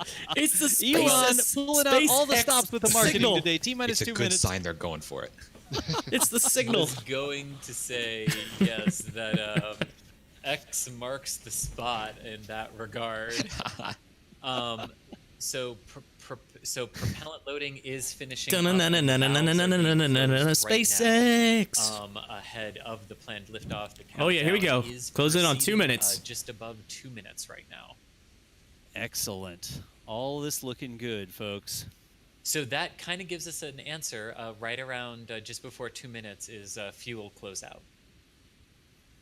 Spreadsheet, folks. Nice. Adrian's ears perked up. I know, right?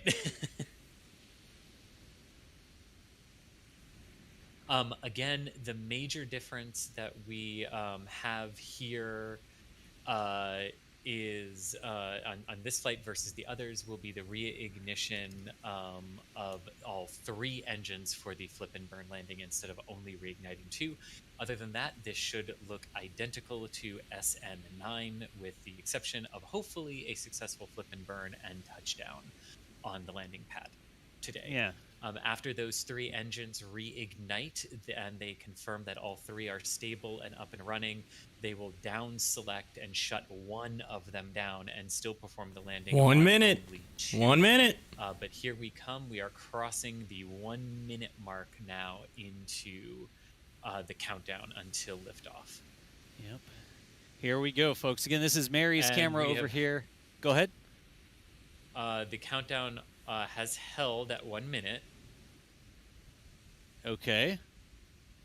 So the countdown Is has this like indeed the held. stock market when it gets too crazy? They put a hold. They have not It's said like, why. hold on, it's moving too quick. Not an we abort. got And we got a hold. And counting again. There we And go. counting again. Here we go. So just a little hiccup there. Yeah, so we're just not going to put our countdown up there. It's been That was a I mean, teaser. Michael, It teased us. On the fly, but okay. Again, our countdown up base- there is estimated, y'all. Estimated. Basically 35 seconds to go. All right, so watch the tri-vents here. What we want to be watching are the tri-vents. You'll see them hold for just a second. They'll sort of stop. Then you'll see a big spurt, and then hopefully we'll see a Raptor ignition, and we'll There see it is. liftoff. Yeah. Yep, there we go. All So that right. was About T minus 20 16 seconds, I believe. Yeah, something like that. So this is what we've been waiting for, y'all. Yeah, don't worry about our countdown clock. Just look at the rocket. When it lights, you'll know it. So Starship SN10, this is your shot. Let's see if we can get up to 10 kilometers here. Here we go. Stand by for engine ignition. There it is. Here we go. And we have We- a liftoff. There we go. of Yes. Oh SN10. yeah. All right, folks. Let's see what we get from this. All right, look at those this. 3 Raptors Beauty. go. Right through the SpaceX. Look, it's going right there. God. Oh, look at the triple Raptor plumes. Oh, they have their own mock diamonds. 3 strong Raptors early on. Look at those 3 Raptor engines go and those mock diamonds, that shape that it makes. Absolutely gorgeous. About 30 seconds into the flight, everything going well according to the telemetry. Gonna start to get the shake over here at the village. Look at that. Starship just taking off in that big plume down below it. awesome. Yeah. Looking at Jax over here. Let's go see if we're getting some sound now. Telemetry continuing to look good aboard Starship SN10. Might as well not talk for a second, Chris. Woo, that's loud. That is right in my headphones. Wow. I had to take my headphones off. That was so loud.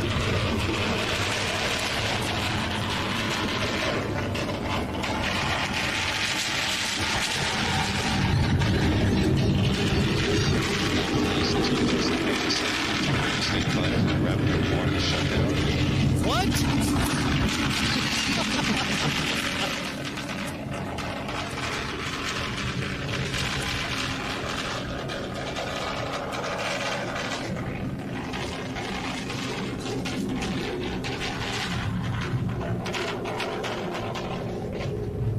Again, all telemetry indications as expected aboard Starship as it climbs. Okay, Chris, whatever you say. I still don't know if chat can hear us. Ladies and gentlemen, Shutdown. AMC and GME has lifted off. Telemetry confirms that was Look at that. The Look at camels this. adjusting. This is off one of the robots. This is Michael at that. controlling the robot. Oh, Wow. God. thrust offset. That's full zoom on my. That is amazing. All right, when we talk about thrust vector, folks, that's what we mean. Look at Yeah. that. Look at that.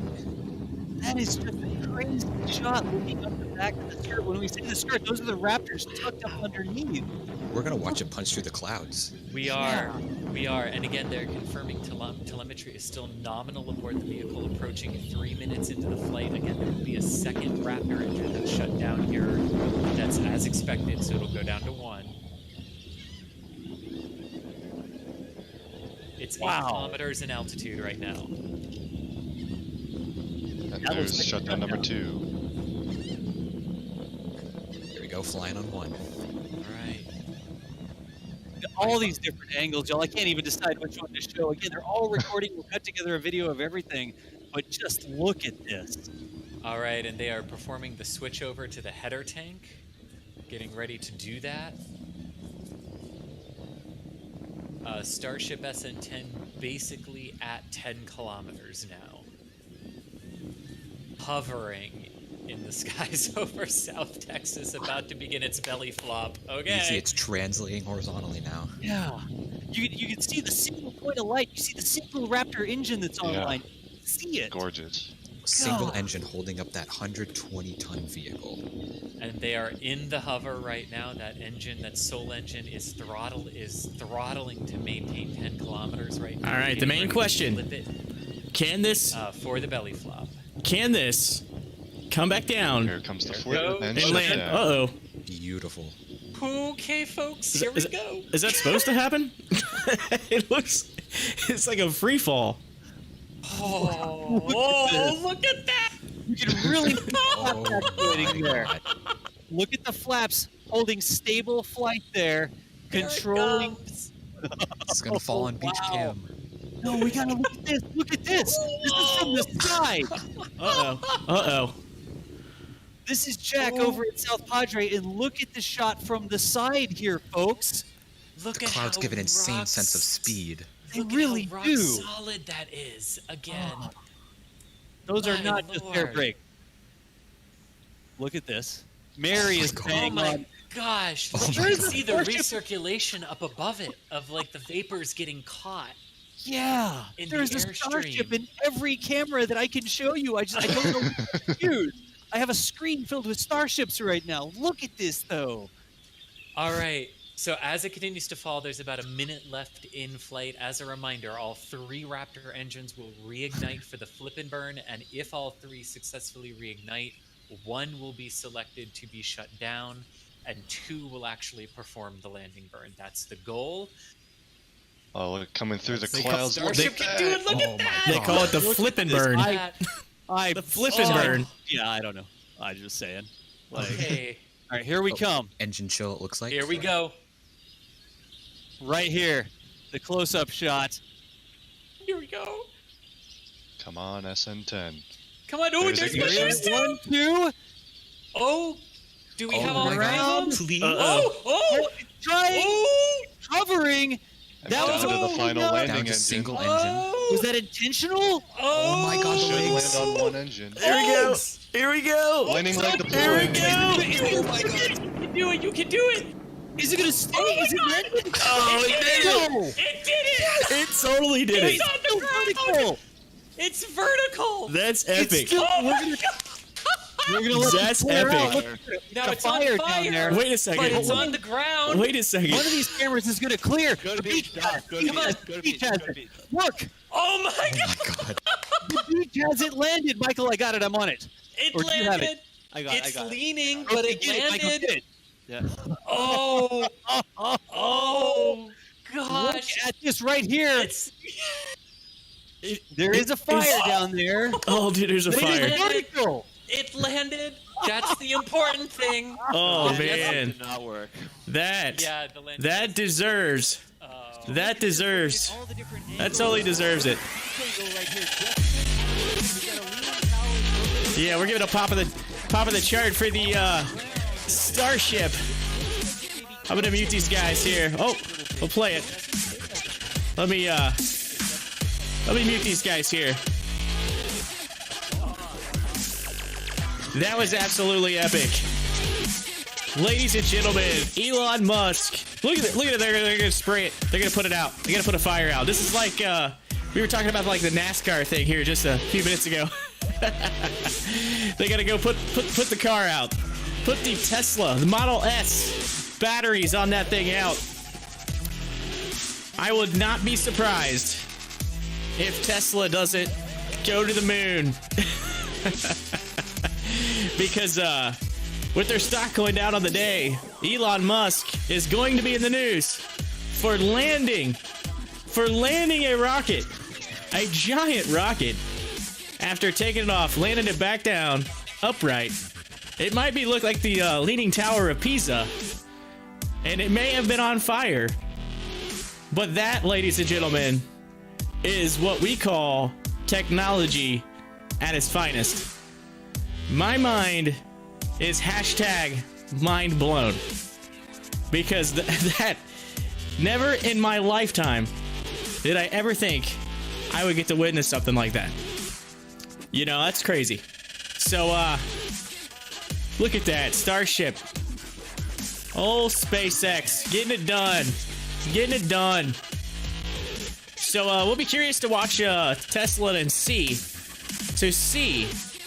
how going forward their stock price will be, considering the positive takeoff and landing of the Starship.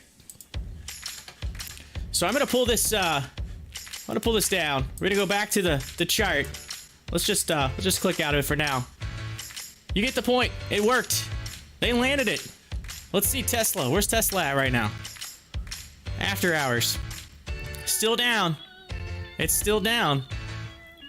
However, I would not be surprised to see that start moving up, because you know news is going to hit this wire here very soon.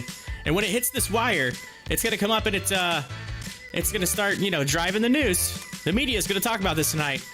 I'm telling you, if you got the chance and you got the money to get into Tesla right now at 653, I would not be surprised if you are not a happy camper tomorrow and getting up to maybe that 700 mark. I mean, that could be a good $50 gain, a good little percentage chunk of profit for Tesla. Again, I am not a financial advisor. I can't tell you what to do with your money, but I really think that you're going to see, positive news come out of that. Again, I appreciate every one of you for hanging out with me today. And I am going to leave up the live chat. I'm going to leave up the screen all the way through the market close here in the after hours. So later on this evening, I will pop in and I will pull down the live stream and get ready for tomorrow. Thursday. It'll be Thursday, March 4th tomorrow. We are hoping to have a good day. I appreciate every one of you that hung with us. Thank you. Appreciate it. And have a good evening.